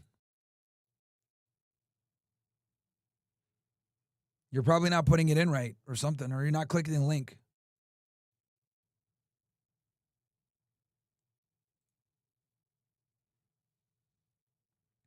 Lobbying group, right? And because of that, they are allowed to openly pay all of these politicians in order to write bills and to pass laws to protect Israel more than they protect the United States. Right? Yep. You can talk shit about the president, but you can't talk shit about Netanyahu. Right? And people will say, this is conspiracy theory. Are you telling us that Israel is controlling America? It's not really a conspiracy theory, because if you think about it, a country is run by a government, and government... Guys, Colombia has to pay $200 million. They have to pay $200 million, bro, in a lawsuit. The U.S. government just strong-armed them into paying this money because they didn't go hard enough on anti-Semitism. Government is run by people, and if you buy enough people, you control the government. Am I right? Yeah, for sure. Am I right? I mean, if not just Israel, if any government was doing that, it would be a problem, yeah, right? I mean, and I send you even a video of like... Guys, in the chat, the link is literally pinned in the fucking chat on YouTube, man. Like, bro, guys, the code works. Literally click the link above, and it works. There's a bunch of people that are saying, oh yeah, it works for me. Holy shit, man. American senators and congressmen having the Israeli flag outside of their room. They are tweeting, I stand with Israel, while there are people suffering from floods in North Carolina. There is like a town in Texas that made people sign a pledge to not boycott Israel if they want to have flood aid, which is... Isn't that crazy? You want flood aid? You got to support Israel. I mean, bro, if this doesn't prove that these guys own us, I don't know what else does, bro. You want flood aid? In the middle of nowhere in Texas, you got to support this random country in the Middle East. Fucking wild. Crazy, right? If I told you, hey, your house was destroyed in the floods, why don't you write a pledge to make sure that you will not boycott Egypt? You'll get furious, right? So why is this allowed to happen, man? Why is this allowed to happen? Why is every congressman, every media person is just going there and putting Israel in such like a high place over his own country? If this is not treason, I don't know what it is. Like, do you, Steiny, you pay taxes, right? You guys like doing well for yourself. Yeah. Would you accept that your taxes to go to support like a foreign country instead of like supporting your own American fellows, like going into the infrastructure of your own country? No. Yeah? Yeah. So that's why it's like the bigger picture here, that the system is much more broken than you think. It's not about like me going after every single lie that Netanyahu said. It's about giving you the bigger picture of how this is a very curated, a very oh yeah, this is American Israel. Yeah. What's this? This is how much money that they have spent and given $51 million in contribution to Israel or Israel? No. This is AIPAC to American politicians. This is how much, like, this is the kind. And where's this from? This is American Public Affairs. Yeah. Is there any type of other I mean, when Russia was doing it, everyone thought they were doing it. Yeah, because I remember, like, it was like, oh, the Russian interference. Like, guys, like, you don't even need it. And people say it's a conspiracy, but, like, you don't need a conspiracy. You have people opening. They basically, we're giving you $100 million, give me back $30 billion. That's the best. That's better than crypto, man. I mean, I would invest in AIPAC. If AIPAC was a Bitcoin, I would invest in it, right? What else does Israel do to influence America's government in the past? I mean, this is like some deep shit. I'm kind of honestly scared to talk about it. No, why talk about it? Don't worry. It's good. Oh, I know. The reason why he's scared is because, just so you guys know, all of the people that are close to him in his circle, they're all Zionists, FYI. Full send. This podcast, guys, all the people behind the scenes, Shahidi and all these other guys, they're Zionists, bro. They're Zionists. Happy Dad, all them niggas, Zionists. Ari Emanuel, TKO Holdings, a.k.a. owner of MMA, UFC, Israeli, Jewish. Father actually worked for the Irgun. That's why. Yeah. We're in a unique situation. Right? Yeah, you are. Right? Yeah. So what? Yeah, unique situation because everybody around them are fucking hardcore Zionists. That's why they thought it was a good idea to go interview Netanyahu. That should prove my point. Their circle is so goddamn Zionist, they actually told them it would be a good idea for them to interview Netanyahu, and they didn't know any better because they're that fucking in that Zionist echo chamber. No, just like, I mean, I've seen some of the documents you've talked about, like, give me an example. Blackmailing and. Oh, the blackmailing. It's yeah. I mean, like, a lot of people are talking about the Epstein files right now, right? What do you think about the Epstein files? I think it's not a good look. What's going on right now? Why? Just because I think the Republicans kind of ran on releasing it. Mm-hmm. I think, yeah, a lot of people feel the same way. I think there's clips of people in the administration saying we need to release it, mm-hmm. and now it's not getting released. Mm-hmm. So it's not the best look. Have you been reading about, like, Ghislaine Maxwell, the one Mm-hmm. that was with him, and then she was like a kind of like 100% Mossad asset, and then you have Kash Patel, the FBI director, who's saying, like, America needs to wake up and prioritize Israel. And I said, like, why is the FBI, the deputy of the head of the FBI, Fucking craziness, bro. by telling me that I, as an American, need to prioritize Israel? I mean, you see the pattern. You see how fucked up this is, right? And then before he goes into the FBI, we're gonna release the Epstein file. After that, there is no Epstein files, and in the middle, we need to prioritize Israel. You I connect think the they dots. need to release it because it's not a good Yeah, look. but you understand the fact that you have a country in the Middle East not just taking your money, but blackmailing your politicians, including your presidents. You've seen that article that I sent you at the time of Israel about the Monica Lewinsky thing and the Bill Clinton thing. I mean, this is crazy. That's why it just like it drives me crazy when I. Can you explain that to our audience? Yeah. So there's a book. The history to me is fascinating. Yeah. There's like a book written by. Now, guys, I want to see if Bassem Youssef is going to go into 9/11 and JFK. That's what I really want to see. Is he going to go full fucking, is he going to go full send on this Full Send podcast? That's what I'm waiting for. Israeli author, and it was actually discussed. It was headlines at the time of Israel of how actually Israel had blackmailed Bill Clinton with the Monica Lewinsky tape in order for him to release an Israeli spy who actually stole our. They said, do the Nocturnes have any good political takes? Bro, I'll be honest with you. If you ask these guys to name the 3 branches of government, they wouldn't even be able to tell you, bro. If I'm going to be all the way honest. Kyle's a Canadian, bro. He can't even vote. Steiny, if you asked him to name the 3 branches of government, he wouldn't even know to say judicial, executive, legislative. Like, he wouldn't even know, bro. Like, how many senators are there? He wouldn't know this shit. You know what I mean? So, like, these guys just jumped on the Trump train because, like, it's the cool thing to do. But they don't know anything about policy, politics, nothing. And I mean, it shows. Like, they literally just did an interview with Netanyahu, which if you were politically inclined, you would even know that this probably isn't a good idea. Or if we are going to interview him, we have to ask good questions. So, yeah, dude, these guys don't know shit about politics, I'm going to be honest. I'm pretty confident that both of these guys have, like, maybe a like a 95 IQ. If I'm going to be all the way honest. Maybe Kyle has like 100. 105. Right? So. Nuclear secrets and send it to America. Yeah. So it is things like that which drives me crazy when people tell me Israel is our biggest ally. An ally will not do that to you. An ally will not steal your nuclear weapons. Oh, shit!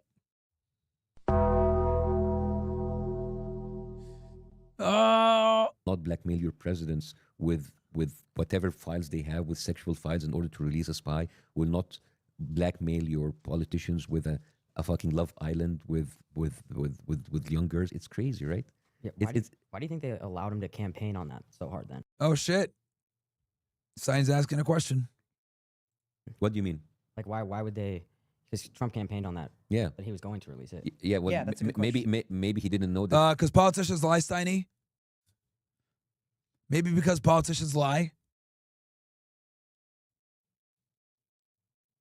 That they had something on him. Maybe they thought that like everything was on Clinton. Maybe he didn't know. And then like we have Elon Musk saying, well, he's in the files. And Bear's like, oh, no, I'm not in the files. And that Pat Bundy's like, I have the files on my desk. And then suddenly we don't have the files. He makes you think, right? And you know, like Trump was asked straight up, would you release the Epstein files? It's like, well, it can destroy a lot of people's life. Yeah, well, if they're pedophiles, yes, fucking destroy their lives. It's just like, I come from the Middle East, and in the Middle East, we complain a lot about like how the government is corrupt. And then I come here to the Western world where like everything is transparent, and I just like find the same exact attitude of gaslighting and of lying, and I found it's like, oh my God, I'm actually in a country that's being controlled by like horrible people in Israel. All right, let me read some chats here so I don't let these pile up too much. First Prize Myron, have you heard of Little Pepe meme coin? No. Or no, I have heard about it, but I don't invest in those kinds of coins. Jacob, dude gave me an iCloud link. Play this clip from InfoWars about The Simpsons. No, dude, I'm not going to click a iCloud link. What the fuck? All right, so boosted. Potential ad partner to add to the OSS. Okay. Camp Cook, Myron, just noticed that little Jay Steiny isn't going to say anything about the whole podcast. You're just waiting for this to be over. He did ask one question.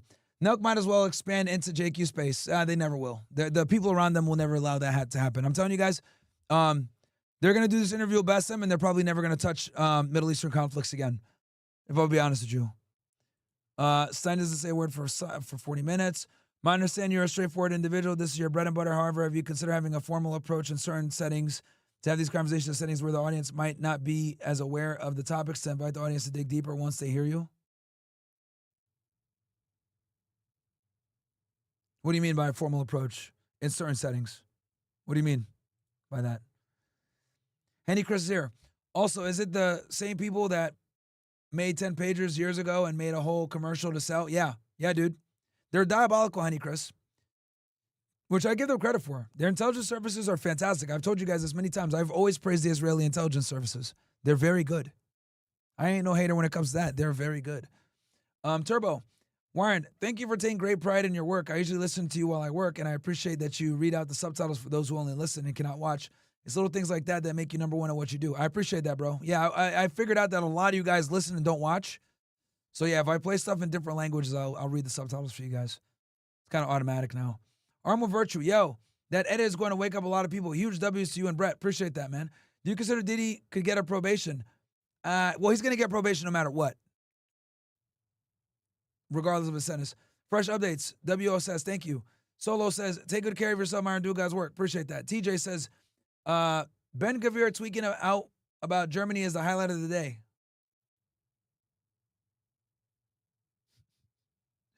He made a tweet. 80 years after the Cookie Monster event and Germany is returning to support ends. Okay.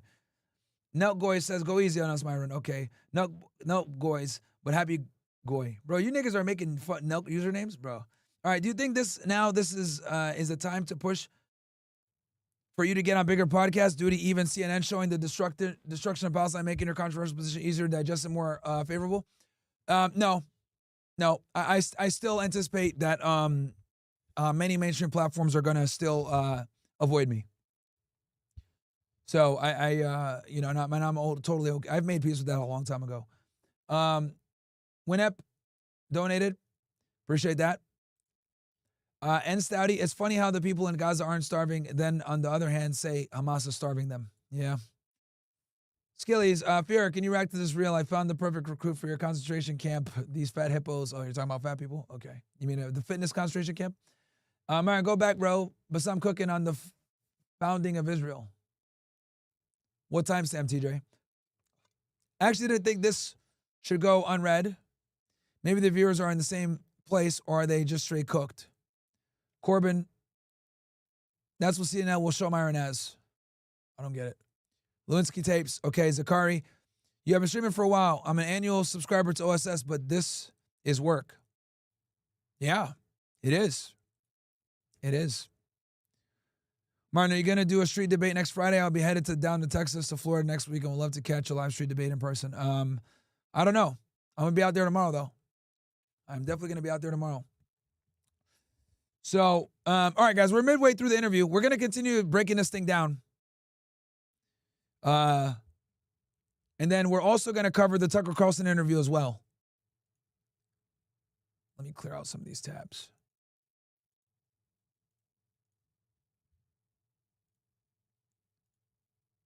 Cover this. Cleaning up the tab list, guys. All right. Close this. Hey, guys, get ready. We're going to cut to OSS soon. We can really start cooking here. Yeah, here's another like a nice tidbit. Do you know that Israel has one of the highest rates? I'll give you guys like another 10 or 15 minutes, and we're going to switch over to OSS only. Give you guys 6 hours of free content, man.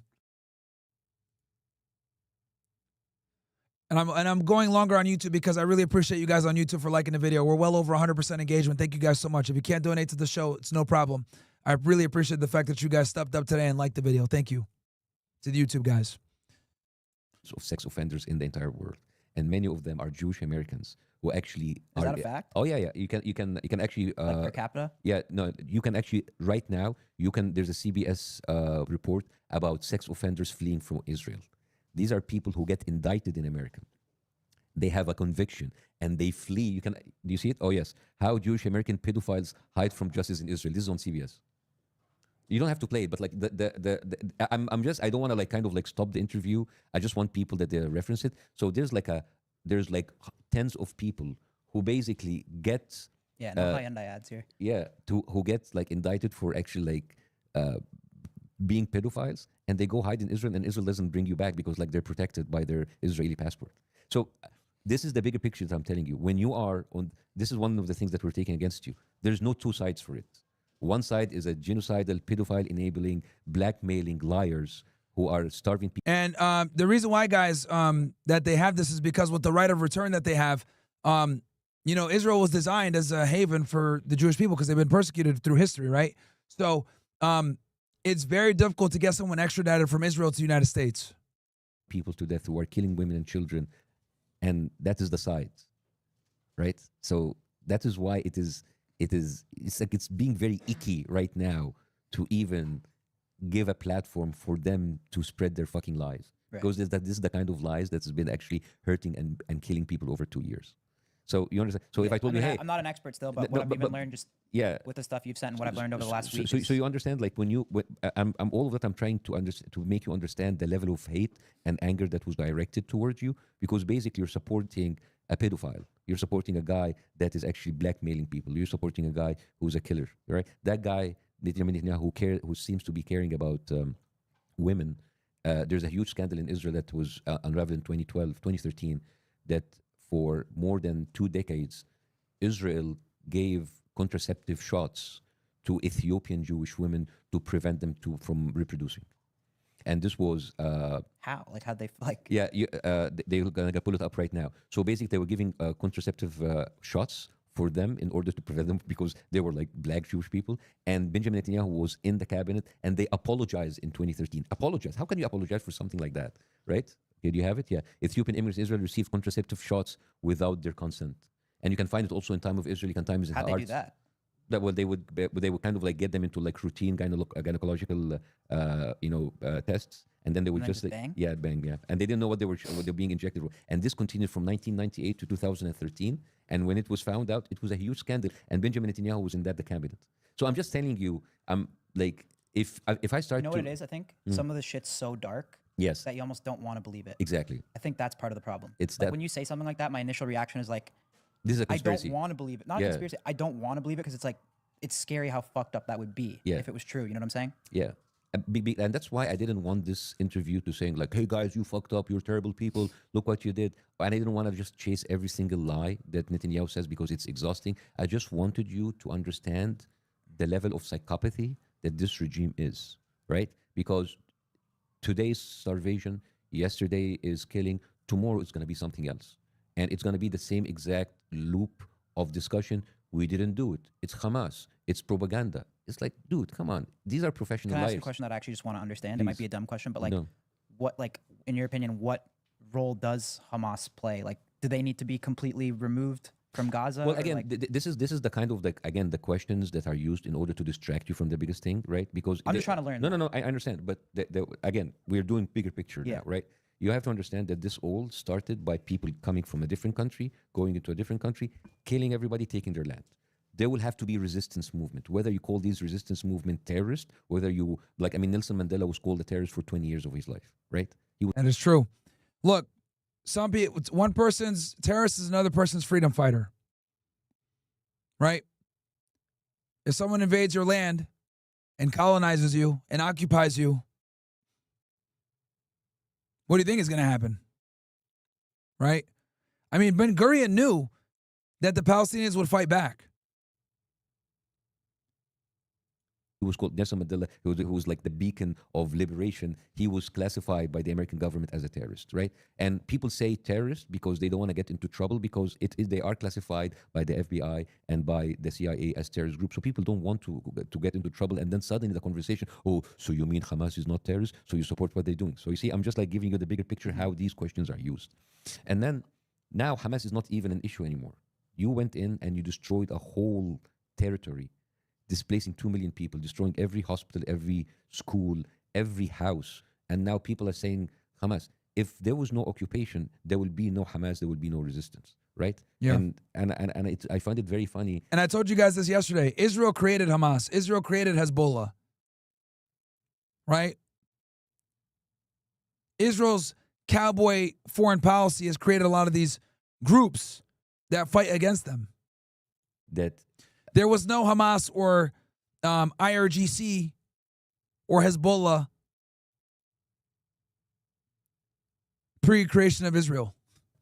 Netanyahu have openly admitted that he has emboldened Hamas in order to cause factions inside the Palestinian movement, so they will never have a Palestinian state. And you can Google that as I talk if you want. So purposely causing chaos. Yeah, you know, like how you kind of like, you know, finance people and other people in order to they have like an infighting. It's a very common technique, you know, like divide and conquer, you know. So, and this is why I don't want people to get reduced to asking smaller questions. When I just know it's a question everyone asks. No, of course. Yeah. But the bigger question is that you have a genocidal regime using your money to continue with the killing, using your money in order to buy the media to make you continue being ignorant and not knowing what's going on. Yes. Explain this to us more. So this is basically for years Netanyahu. This is from the time. What does it mean by it says Netanyahu propped up Hamas? So basically, they would facilitate them having the stream of money in order to make them stronger and to kill any other liberal opposition or any kind of opposition inside to have like a different representation of the Palestinian people. It's very easy to have your enemy like and paint them as an Islamic terrorist, so you can, instead of trying to have a critical thinking of what's happening, it's like, oh, these are zombies, these are, you know, when you watch a movie of zombies, you don't want to understand about their motives. These are zombies, these are cannibals, these are like terrorists. So you don't spend time in trying to understand the conflict, and you just say like, okay, this is just like fucked up. Yeah, that's a good point. That's a good point. You know, if you get labeled a certain term, what happens is they put you in a box, right? And I actually, you know what? Perfect timing. I literally posted a clip about this as well. My guy, Brett, right? Let me find it for you guys. Why Israel blurs the lines of Palestinian support and Hamas. So check this out. Another great clip done by my guy, Brett. And just so you guys know, these clips and this editing, like, it ain't cheap, bro. So thank you to the OSS, man, because you guys allow me to invest back into the content. I got another banger clip for you guys right here. They're trying to attribute the atrocities of what Hamas does and blame the entire group of people for that. Notice how he said pro-Hamas crowd. Pro-Hamas crowd. He's not saying pro-Palestinian, he's saying pro-Hamas. Why is he saying that? He's saying that to demonize anyone that is sensitive to the Palestinians' plight and their starvation. Keep in mind, what the Israelis are doing is collective punishment. They're basically punishing an entire group of people for their government. And then what they do is, once they say that you're pro-Hamas, they use that to justify the collective punishment by saying, okay, well, all these people put Hamas in power, so they deserve whatever comes from that. Well, by that logic, you would be basically saying, well, the American people deserve 9/11 because we put our government into power. No, that's fucking ludicrous. 3,000 people died on that day. A bunch of them probably didn't even vote or give a shit about politics, but they were targeted by terrorists because of their government, and that's appropriate. Well, the Israelis would tell you that collective punishment is appropriate. So see how their logic doesn't apply, it doesn't make sense? By that logic, it's, oh, well, the Israeli government occupies the Palestinians, so them invading on October 7th and taking innocent people as hostages is justified. Their logic doesn't even fucking make sense when applied to them. Innocent people should never be held to account for their government. Hey, W. Brett or what? Hey, man, Brett releases content like clips like that all the time, man. Shout out to my guy, Brett. I think that, kind of explains what it is. But this is so true, guys. You guys heard it when I was out there debating those Zionists. What did they call me? They called me pro-Hamas. They called me pro-terrorist. They do that because they can't wrestle with the very valid arguments that you make about their occupation. That is a strategy the Zionists use. They call you names, but they can never call you a liar. Right? So, for example, when you were in the interview and you were talking about New York, and it's like, oh, Mamdani, that guy is like anti-Semitic, right?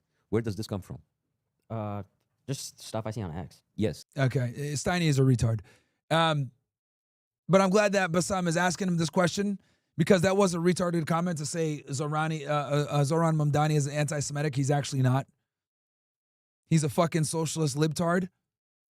So liberals are, super woke. The worst thing you call a liberal is anti-Semitic. Stuff you see on X, but you don't question why is he anti-Semitic, right? What did he say?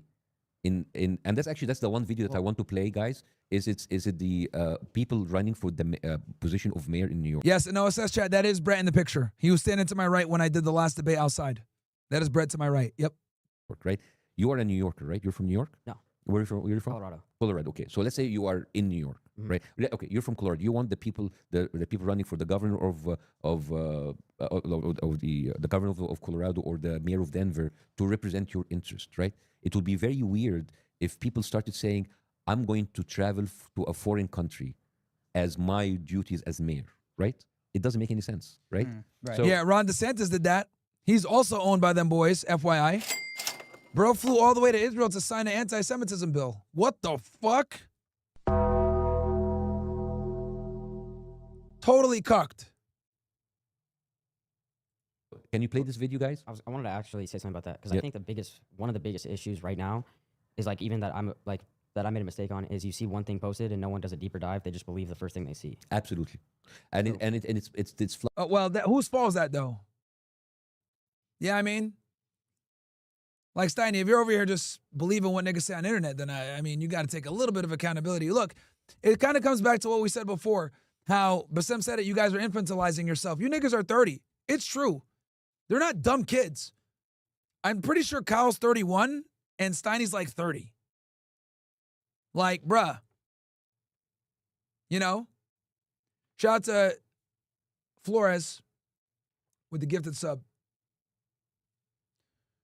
flooding the internet. It is like when you say on X, your timeline is very, very, very curated because like basically if you buy enough, if you spend enough money, that's what I'm telling you about Hasbro, right? Your timeline is full of the same exact stories about Mamdani being anti-Semitic, about Muslims are terrorists, about it's Hamas. So because it is, yeah. Okay, play this please. That's fun.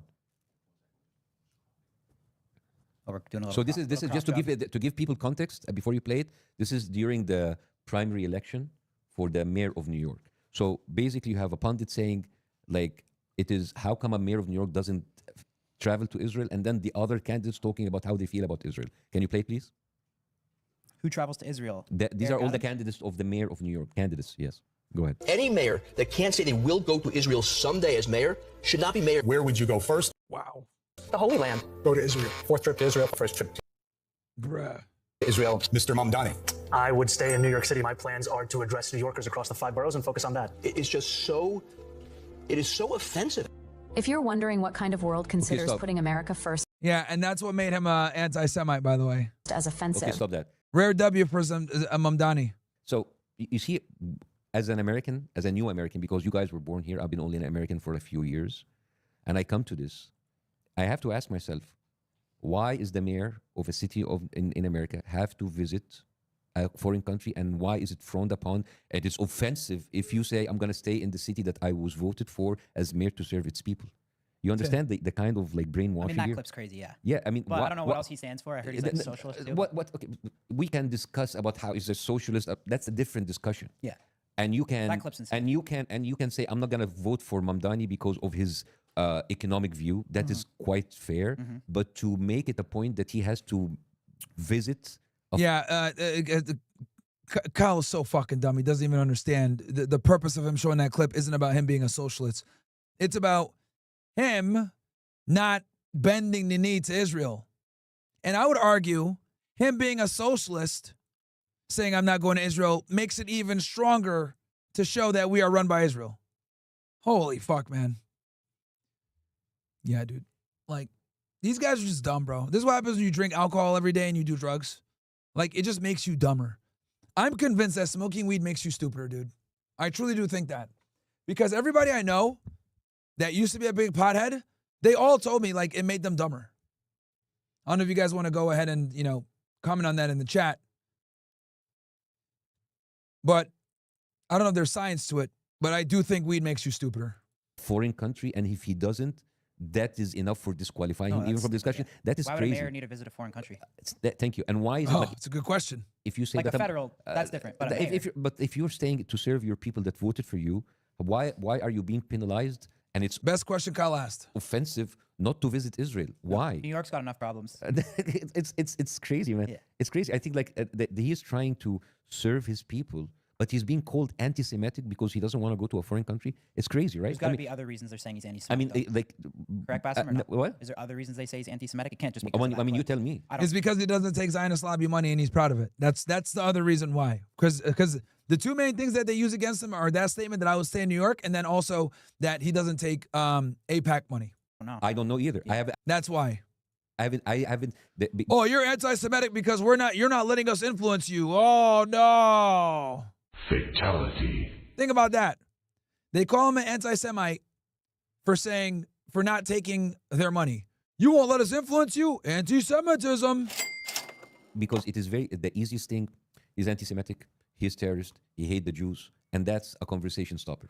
You know when you guys. Yep. Being called anti-Semitic used to be a conversation stopper. Now people don't take it seriously anymore. It's all about free speech, right? Imagine every time you try to tell a joke, that's racist. All right? Oh my God, that's so offensive. It's like, why? What did I say? And nobody will explain to you why is it racist. And nobody will explain to you why it's stupid. It's just like, and it's a way to intimidate people. If you start calling people anti-Semitic, it's just like anti-Semitism is dangerous, but it's not the only ism that matters, right? You cannot just like stop people's conversations like that's anti-Semitic. Where is that is anti-Semitic? And you have to understand like that's not. Yeah, exactly. That's not when you have like, oh, he's a socialist. Then let's talk about that. What do you mean he's a socialist? What is it? And when he say like he's gonna do like affordable prices in supermarket, why is that socialist? I'd have to look into it more. Yes, exactly. So tell me, but if that would stop you from voting for him because he just say I'm gonna serve my people and stay for the country for the city that voted for me, that is remarkable. Well, that is not anti-Semitic. It's pretty basic. Yeah, it's not any. Well, so what do you say? Hmm? Yes. Yeah, so you understand, like if you say like socialism is like, so people basically almost stuff for like almost for nothing, healthcare and housing and education in Israel, and it's doing that with our money. That is not even socialism. That is like grand theft. Like why is my money going there to support the lifestyle of people staying in illegal settlements built on Palestinian land? That is fucking. That's true, and not only that, they get free healthcare, nigga. Your grandma can't get insulin. Meanwhile, these guys over here get free healthcare. Welcome, punch. That's crazy. Crazy, man. Right? Have you heard about something called Friends for the IDF? Friends? Friends of the IDF. No. So Friends of the IDF it's a very interesting piece of information. It is one of their biggest leaders is Haim Saban, who is like a Jewish American who was in Egypt, by the way. He immigrated from Alexandria, and he settled in the United States. That guy is so huge in the Hollywood business. The guy owns the franchise for Power Rangers, Teenage Mutant Ninja Turtles. He produced so many movies for. Oh, them controlling media? No way.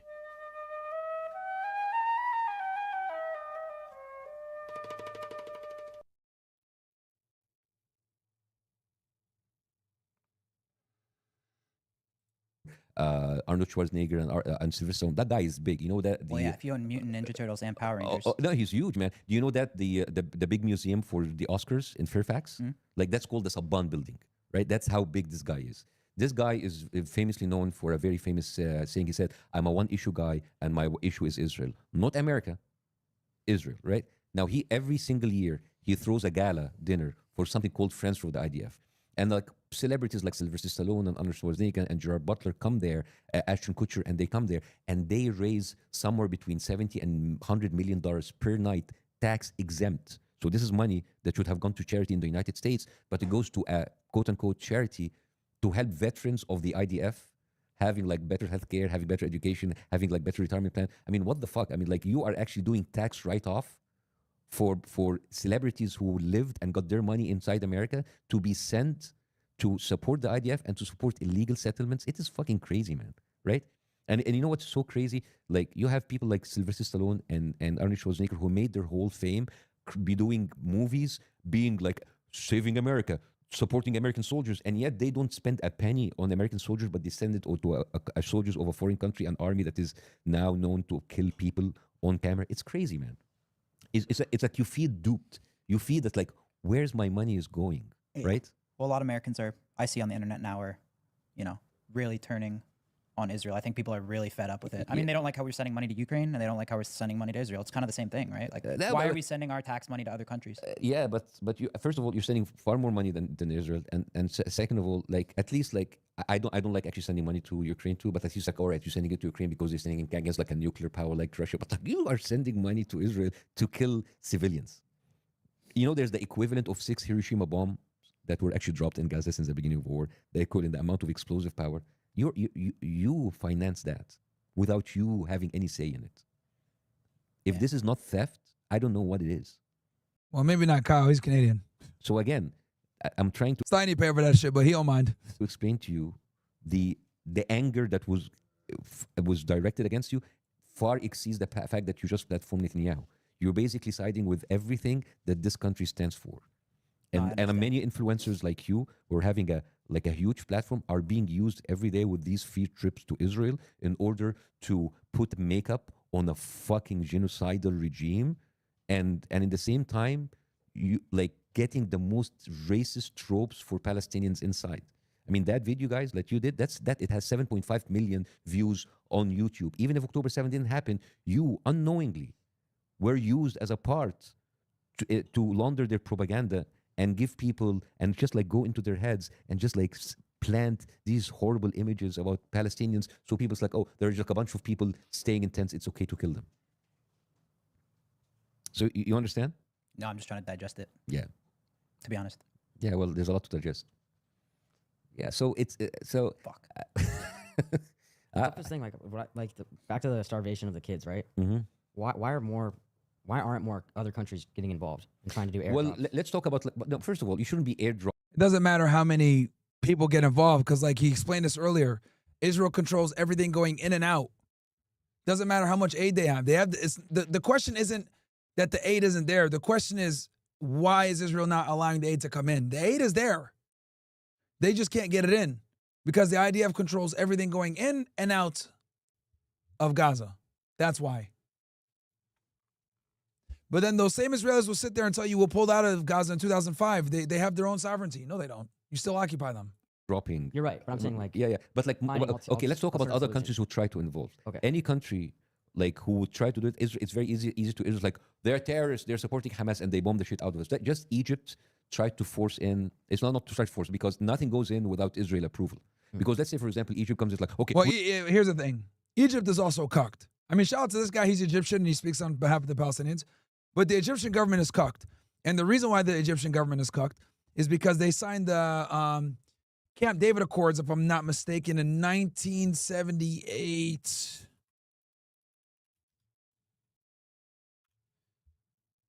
Yes. Between Anwar Sadat and obviously Menachem Begin, who, by the way, he's a huge fucking terrorist. And what the Camp David Accords basically did was it created peace between Israel and Egypt. And they've been allies ever since. So, yeah. So Egypt also gets a significant amount of foreign aid for playing nice with Israel. Jordan does too. For strategic purposes, obviously. We're going to put our stuff in. Israel was going to bomb the convoy like they did many times, like Hamas. Because you will have many people say, oh, it's Hamas, it's terrorists. Once it's terrorists, you can do whatever you want, right? And the fact that like other countries are trying and cannot do anything, it just tells you how much of a fucking bully. Some retard Remy Lafombo says he's not Egyptian. Bro, some of you niggas in YouTube chat are actually fucking stupid, bro.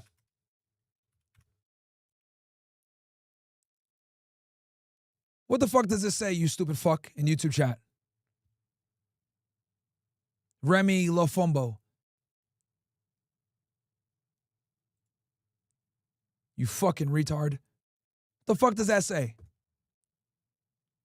Egyptian comedian and television host. What a fucking dumbass.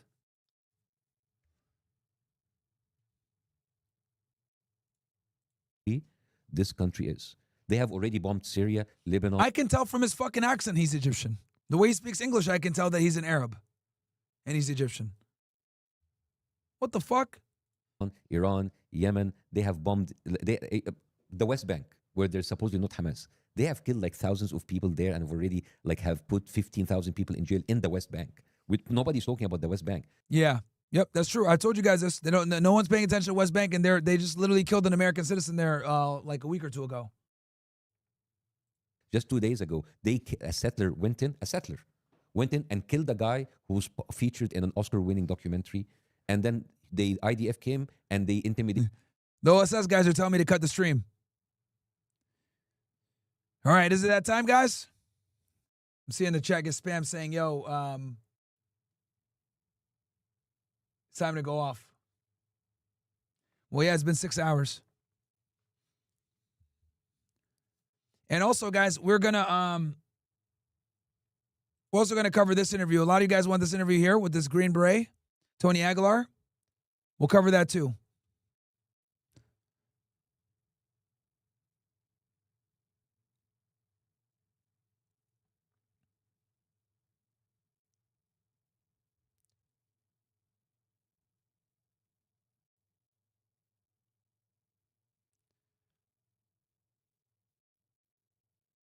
All right, guys, it's going to be OSS only.